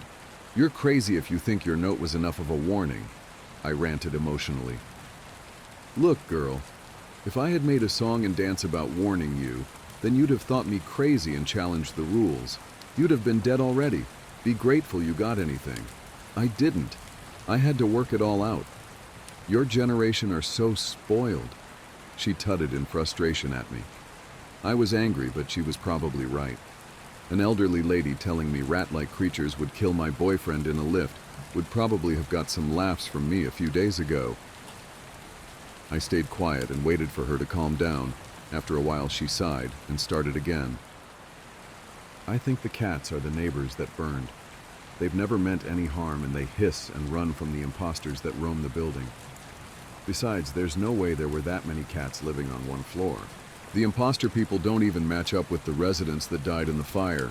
None of them look like or claim to have the same name as the dead. They just claim to live in their flats. I've met Natalia before. She left a bad scar on Bernie's leg from an incident we had, nasty girl. Before the fire, there was CCTV, and there was a recording saved of about 15 people marching into the flats and up to that floor about half an hour before the fire started.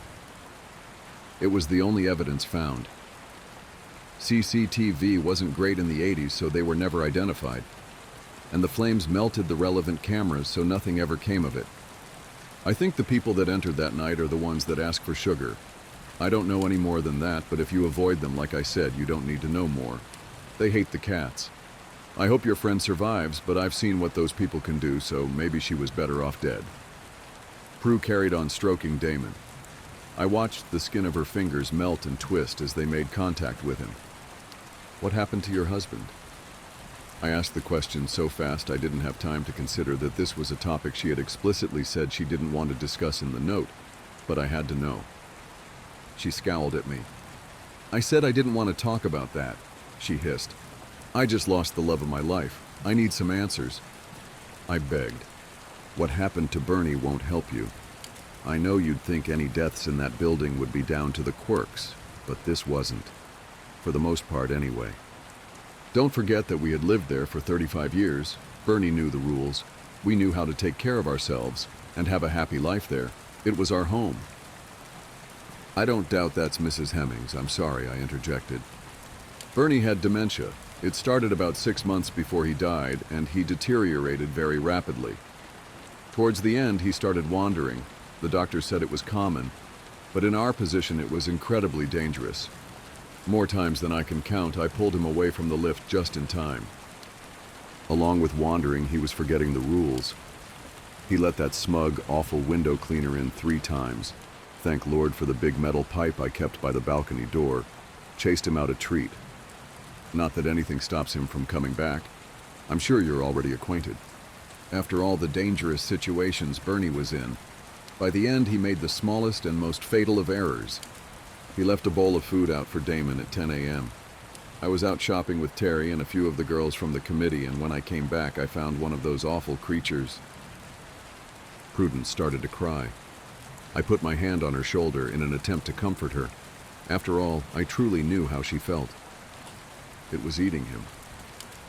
She sniffed and steadied herself to continue, moving my hand. I chased the creature away with the same metal pipe I had the window cleaner and pushed Bernie off the balcony. He was heavy, but I didn't want anyone to know what really killed him. Its teeth. She shivered. They made such an awful noise. It reminded me of Dash. Lila. I finished her sentence. I hadn't meant to. I was so invested in her story I couldn't help it. I gather you spoke with Ian then, she said, sounding resigned. I never meant to hurt that little girl. I loved her so much. Tears rolled down her wrinkled cheeks. Damon, who was now sat next to her on the sofa, shuffled closer as if to cuddle her. Haven't you ever been curious about getting her back? I asked, my mind turning back to the methods hinted at by both Prue and the postman. I miss Jamie so much. I'd do anything to get him back. Her face filled with a look of horror and shame. Of course I have, she answered, which is exactly why I'm telling you not to. But I couldn't let it go. Surely anything must be better than gone forever, I pestered. I wish I hadn't. Prudence, frustrated, stood up and gestured for me to follow. She led me outside to the back garden of the bungalow. At the back was a large shed, the kind people used for a man cave or a summer house. It was pretty. The sun shone down on it, lighting up the few cobwebs in the corners and making them twinkle. Mrs. Hemmings was careful to look into both neighboring gardens to ensure there was no one around before she unlocked the door to the shed. We stepped inside, and the first thing to hit me was the smell. It was putrid, like rotting meat. I looked at the floor and covered my nose with my hands. Staring back at me was a pool of blood. I followed the blood with my eyes as Prudence locked us in the shed. Then after I made it past the animal bones, I finally saw it. Just like Postman Ian had described. One of the creatures was watching me from a heavy-duty metal dog cage in the corner of the shed. It looked reinforced, but still the metal had chew marks. Their jaws had to be strong to cause that. That didn't surprise me looking at it. Its rodent-like nose and beady, yet somehow human-like eyes were nothing compared to the two very visible rows of jagged, sharp teeth that lined each gum. Despite its small stature, it was terrifying. Prudence opened a drawer in a dusty cupboard across the room and pulled out a can of dog food. She poured the contents into the bowl and passed the bowl through the feeding hatch. The cage had a safety feature, meaning the animal couldn't access the food until the hatch was locked from the outside. I was grateful for this. Prue turned to me and spoke. She brushed one of the two strands of hair framing her face behind her ear. Gesturing to the hideous creature, she said, "Cat, I would like to introduce you to my granddaughter, Lila." The previous tenant of my new flat left a survival guide. Today I finally met her. I didn't get much sleep last night either. The lack of sleep is making me wonder whether all these things happening are in my mind or not. But I'm reminded every time I see that damn note that it's all real. I spent hours last night searching for anything I could about Prudence Hemmings. If she had lived in a big, creepy mansion, I imagine she would have been easy to find. But us folk who live in tower blocks aren't so well documented. No one cares about our lives, no matter how extraordinary. I found an article about missing person Lila Hemmings. It suggested that she went missing under the care of her grandmother while playing in the park opposite the flats early in the morning. Interviews with her parents stated that they had both disowned Prudence. Despite the many years that had passed since Lila's death/disappearance, her parents appeared to have remained unforgiving of Prue. There was no mention of her on either of their social media accounts, and she appeared to have no involvement with the children they had acquired since. Searches for the Hemmings family in the local area were equally dead ends.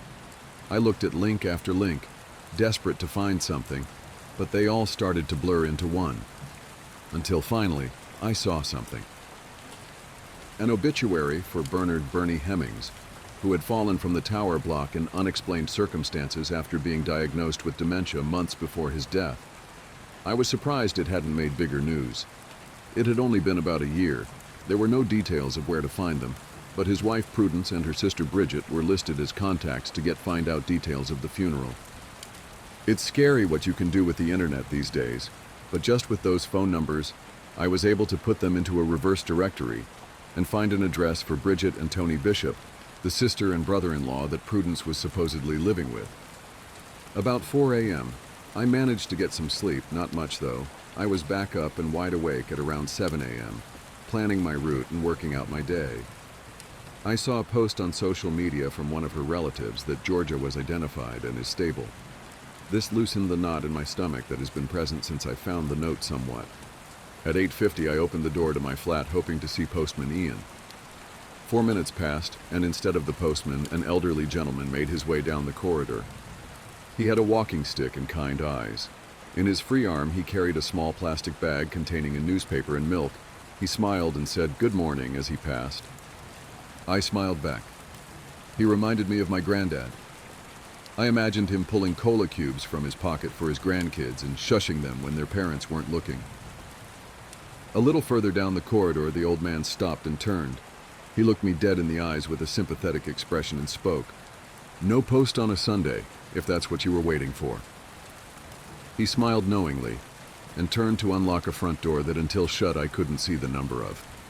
When I saw the door close and the number 48 boldly displayed above the peephole, I understood what prudence had meant. Mr. Prentice did seem to be a lovely chap. I sat back in my flat and sighed, staring at the various tabs open on my laptop. At about 9:15, the knocking on the balcony door started. The window cleaner was back. I didn't feel half as terrified as I had the first time. If anything, I was just angry. It took every ounce of restraint I had in my tired body not to engage with him, if only to tell him to fuck off. His genuine seeming requests just irritated me. After about 20 minutes of being watched, the knocking started to give me a headache, so I grabbed a bag and left the flat. I decided there was no time like the present.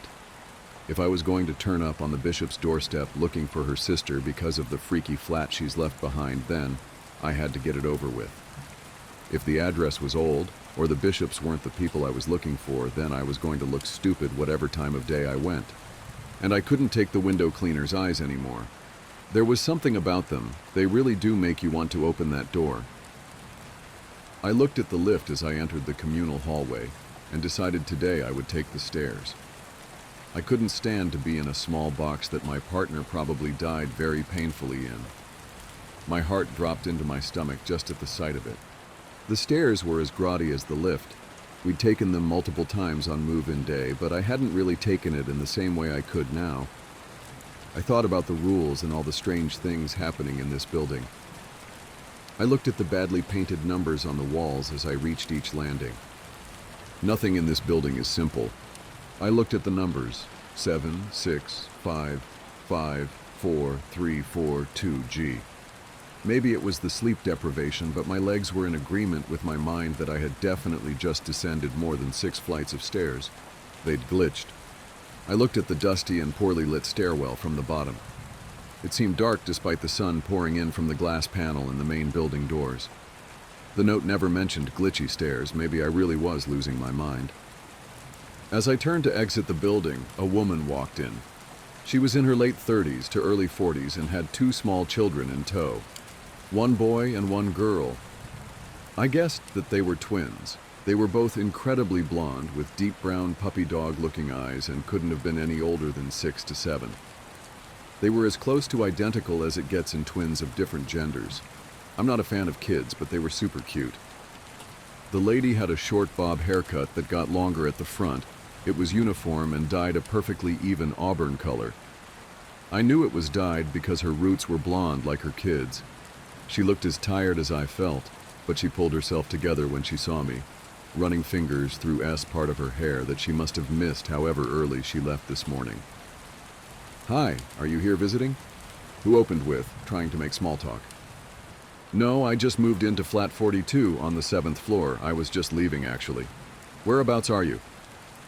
I was desperate to go. I had feared myself up to see Prue, but I didn't want to be rude. "I'm flat 26. My name's Terry. This is Eddie and Ellie." She gestured to the 2 small children hiding shyly behind her skirt. "Welcome to the block. If you ever need anything, please feel free to give me a shout." "My name is Katie, but people call me Kat too. That's really kind of you, thank you. I will..." "Hey, is there something wrong with the stairs?" I stopped myself before going into detail. "Nothing wrong. They just skip sometimes," she answered, shrugging. "Well, I'd love to stop and chat, but I actually really need to get going. It was nice to meet you, Terry." I tried to work out what was wrong with the children as I stepped forward to walk away, still baffled by the stairs. "By the way, we have a residence committee. You should come to one of our meetings. They're every Tuesday in alternating flats. This Tuesday is at Molly Jefferson's place in flat 31. Come along. We'd love to have you," Terry suggested, waving me off. I walked out the doors after my encounter with Terry feeling sick. Every minute in this place made the note more real. Every word jumped off the page and into my life. Made it more likely that Jamie was really gone. I rode the bus from a stop not far from the flats. It felt like it took an eternity to reach the little suburban area I was looking for. A 5-minute walk away from the bus stop I got off at, and I was staring at a quaint little bungalow belonging to Bridget and Tony Bishop. I knocked on the door. The lady who opened it was unsteady on her feet. She was probably in her 70s, with wispy white hair neatly scraped back into a bun, 2 strands left hanging that just softened her wrinkled face. She wore a dusty rose-colored dress that hung just below her knees and smelled of stale cigarette smoke. "Can I help you?" she asked bluntly. "My name is Kat. I'm looking for Prudence Hemmings." I answered, stuttering slightly. Her eyes widened slightly. "Why?" she asked bizarrely. "Is she here? It's private."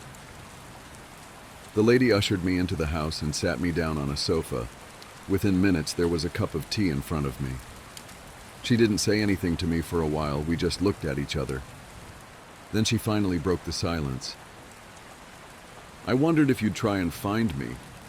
It took me a long time to decide whether to leave that note or not, but I decided that you deserved a head start. That's more than I ever got." The woman was Prudence. She was nothing like I had imagined.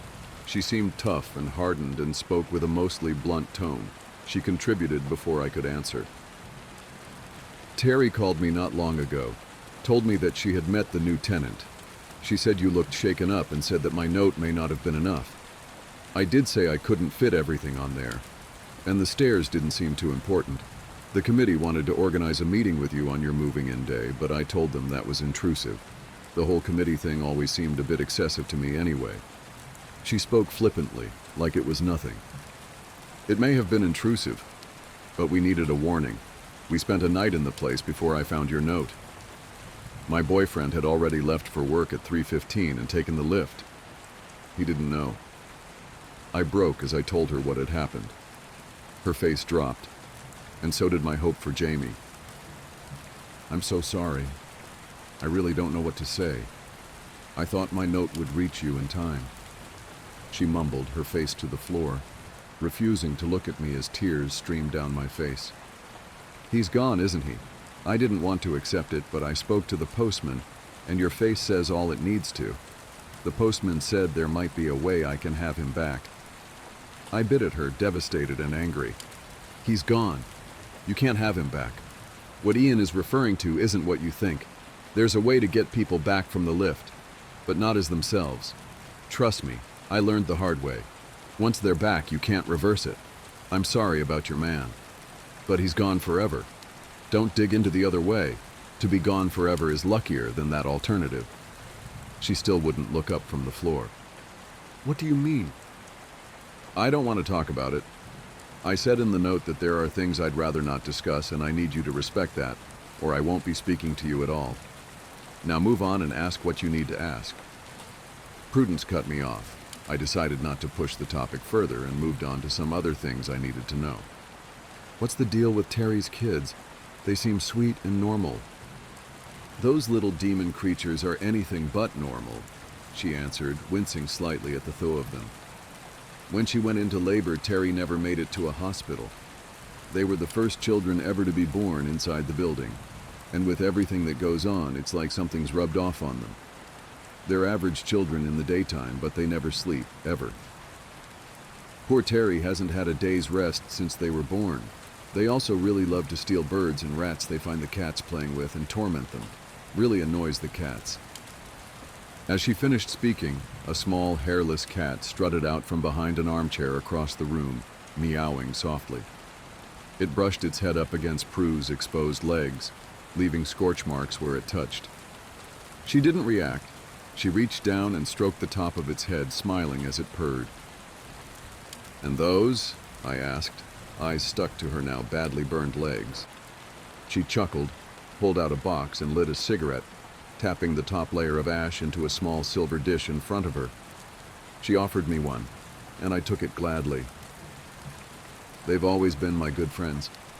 I couldn't leave the building without bringing a part of home with me. This little guy is Damon.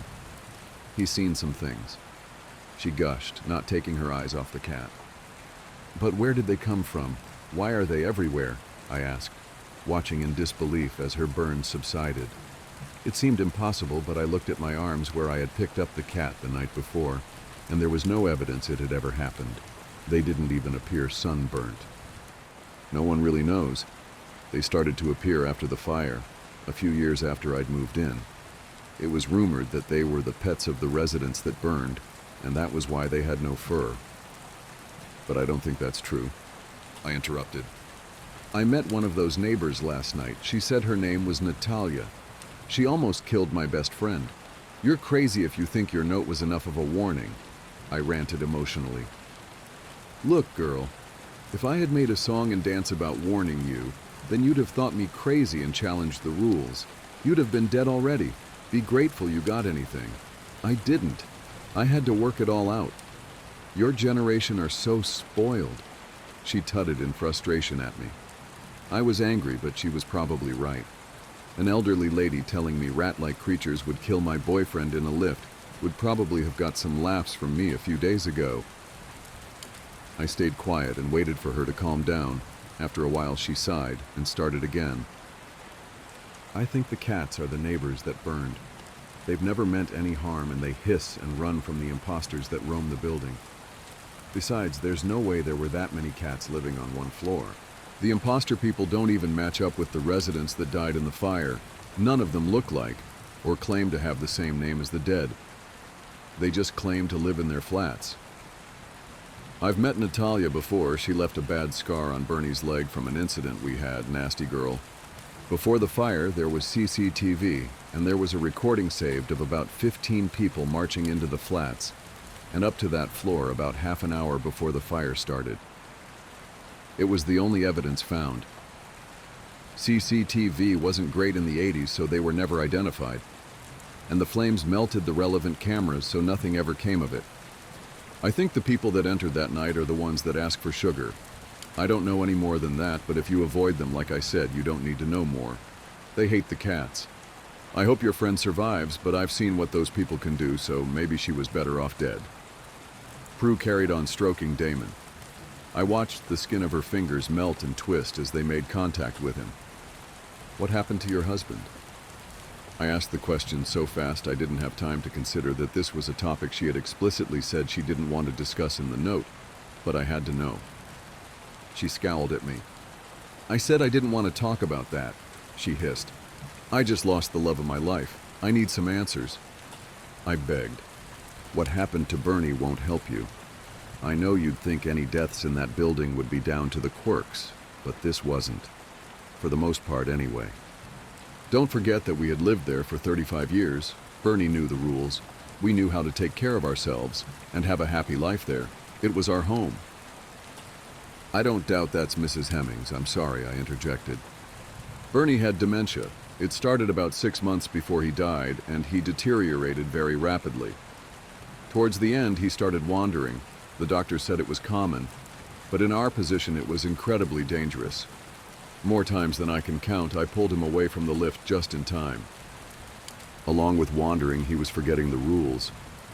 He let that smug, awful window cleaner in 3 times.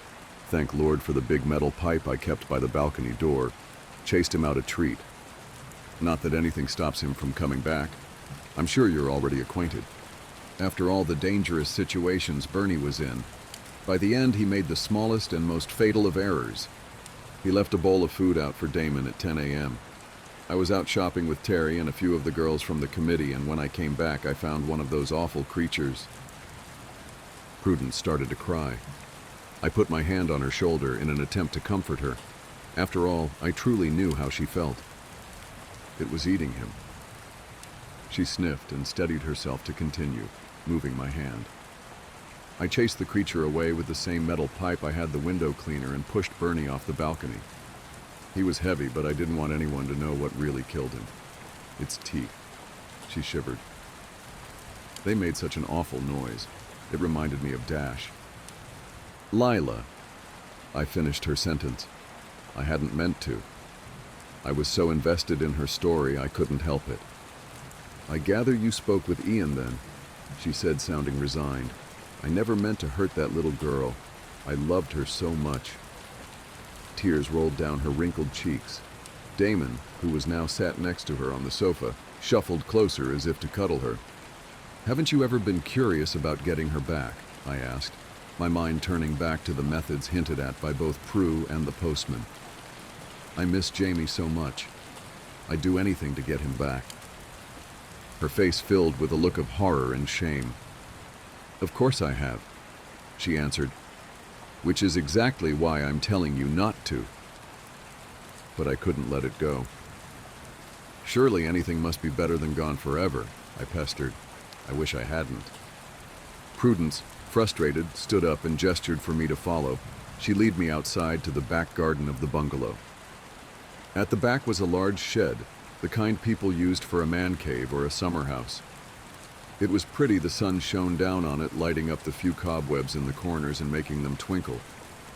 Mrs. Hemmings was careful to look into both neighboring gardens to ensure there was no one around before she unlocked the door to the shed. We stepped inside, and the first thing to hit me was the smell. It was putrid, like rotting meat. I looked at the floor and covered my nose with my hands. Staring back at me was a pool of blood. I followed the blood with my eyes as Prudence locked us in the shed. Then after I made it past the animal bones, I finally saw it. Just like Postman Ian had described.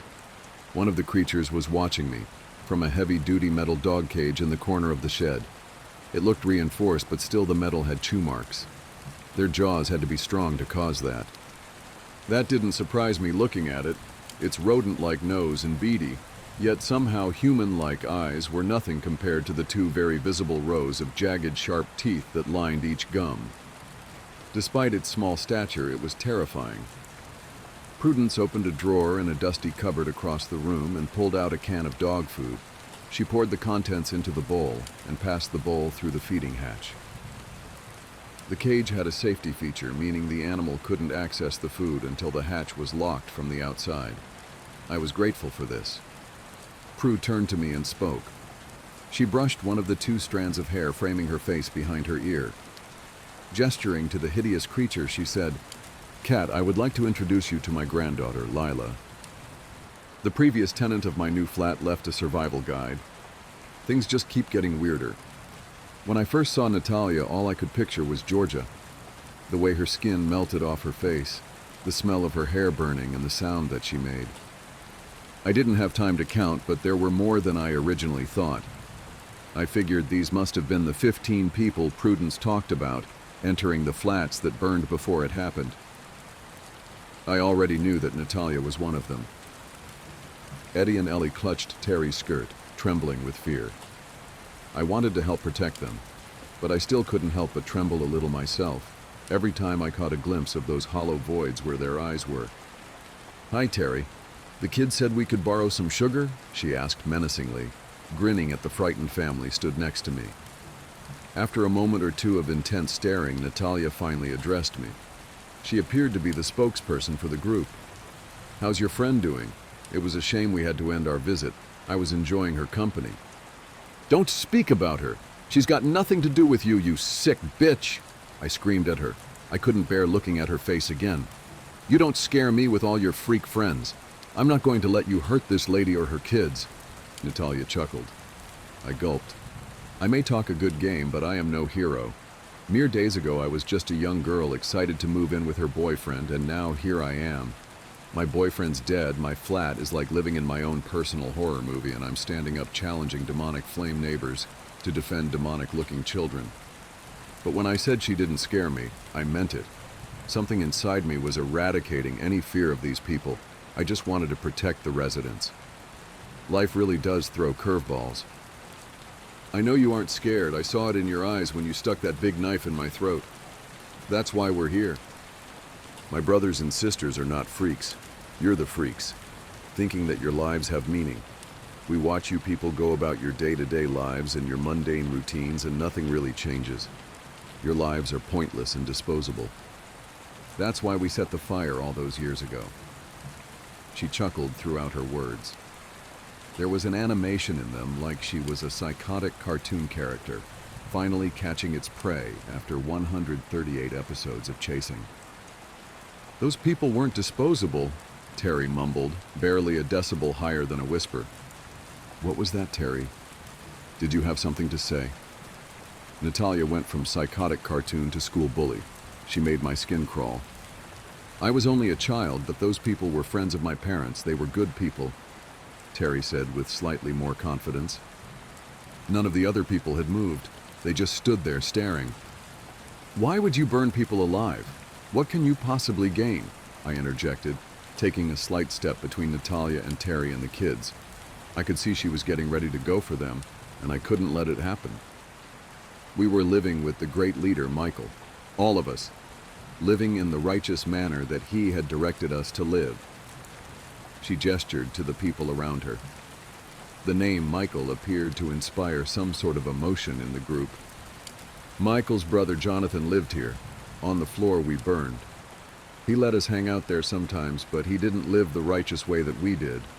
He didn't like our beliefs, but he took us in when we lost the place we were staying because of the growth of the group. Him and Michael rarely saw eye to eye. They argued passionately. Our group never believed in living within the constraints of societal norms, and we were up at all hours. We came and went as we pleased, embracing freedoms and listened to music as we did introspective work. Terry shoved the kids further behind her and snapped, infuriated. You were a group of entitled bratty hippies following some middle-aged, mentally ill twat. Listen to yourself. The stereotypical cultish drivel coming out of your mouth right now, Terry cried. I was shocked at her outburst. Although I couldn't have agreed more. It did sound like cultish drivel. It made me so angry that this was what an entire floor of people died over. As Terry ended her rant, the curtains hanging on the window behind her burst into flames. I jumped and felt my heart skip a beat. Don't insult us. I'm sick of hearing simple-minded people call us a cult. Came from the back row. An average-looking man with dark hair and jeans had piped up, smiling and watching the curtains burn. He had done that. They were all capable of what Natalia had done to Georgia at the very least. For the first time since the people had entered Terry's flat, my nerves of steel had wavered. I realized that we were only alive because they were allowing it so far. We were in big trouble. Terry swiftly shut up, and Natalia continued her story.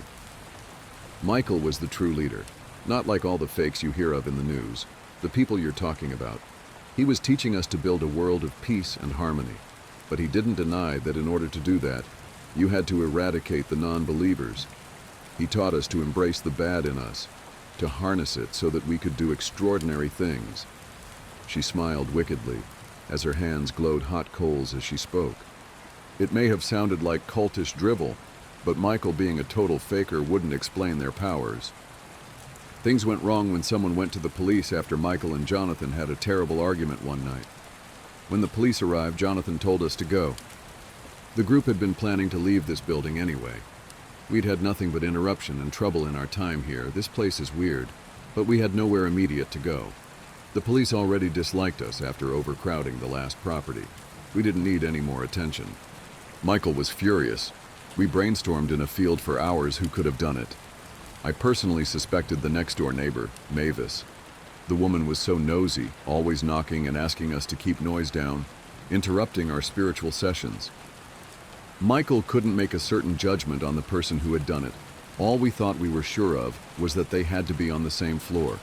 So he instructed us to go back that night and eradicate the whole floor and every non-believer who lived there. As you know, we obliged. This incited sick laughter from the crowd.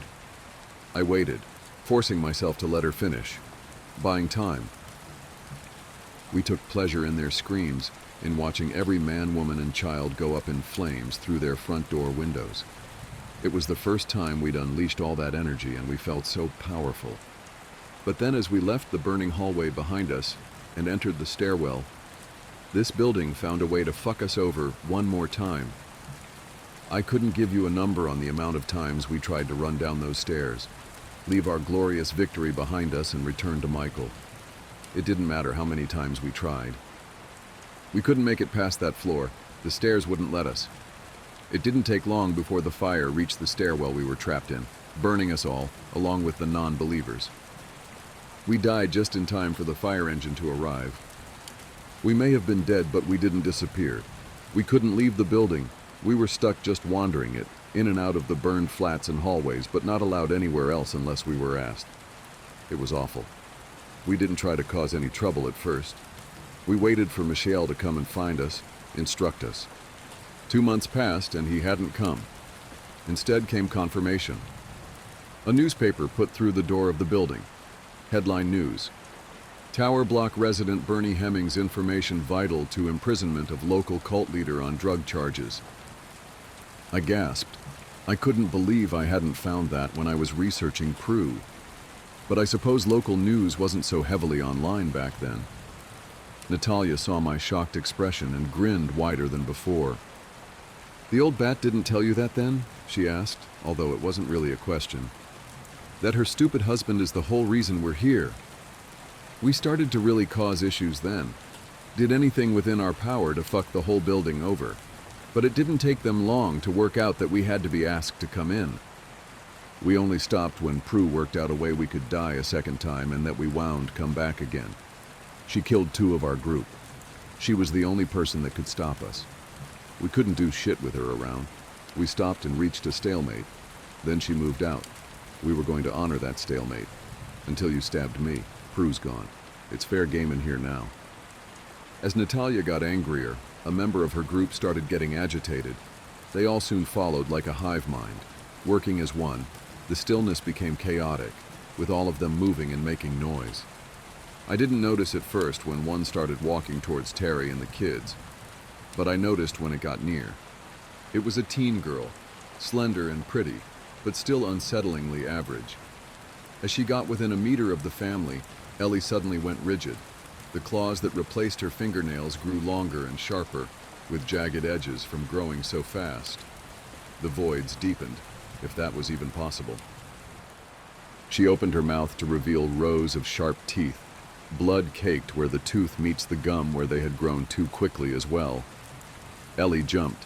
She reached out towards the girl and slashed her face with the claws, leaving deep gouges across her eyes. She clung on to the girl using her claws as wall pegs, keeping herself at eye level. Eddie controlled the crowd. His own claws grew and he ran towards them, sending them scattering out of the flat. Random bursts of flames erupted everywhere, lighting up the whole room. Shit had hit the fan. The 2 demon children were successfully fending off a group of 15 dead superhuman cultists. Natalia ran from them too, but kept her eyes locked on mine as she did. As she ran from the flat, she spoke to me. "This isn't over," she screamed, and I knew that it wasn't. I stayed on Terry's sofa that night. We organized all the burned items in the house and threw things out before we crashed out in the early hours.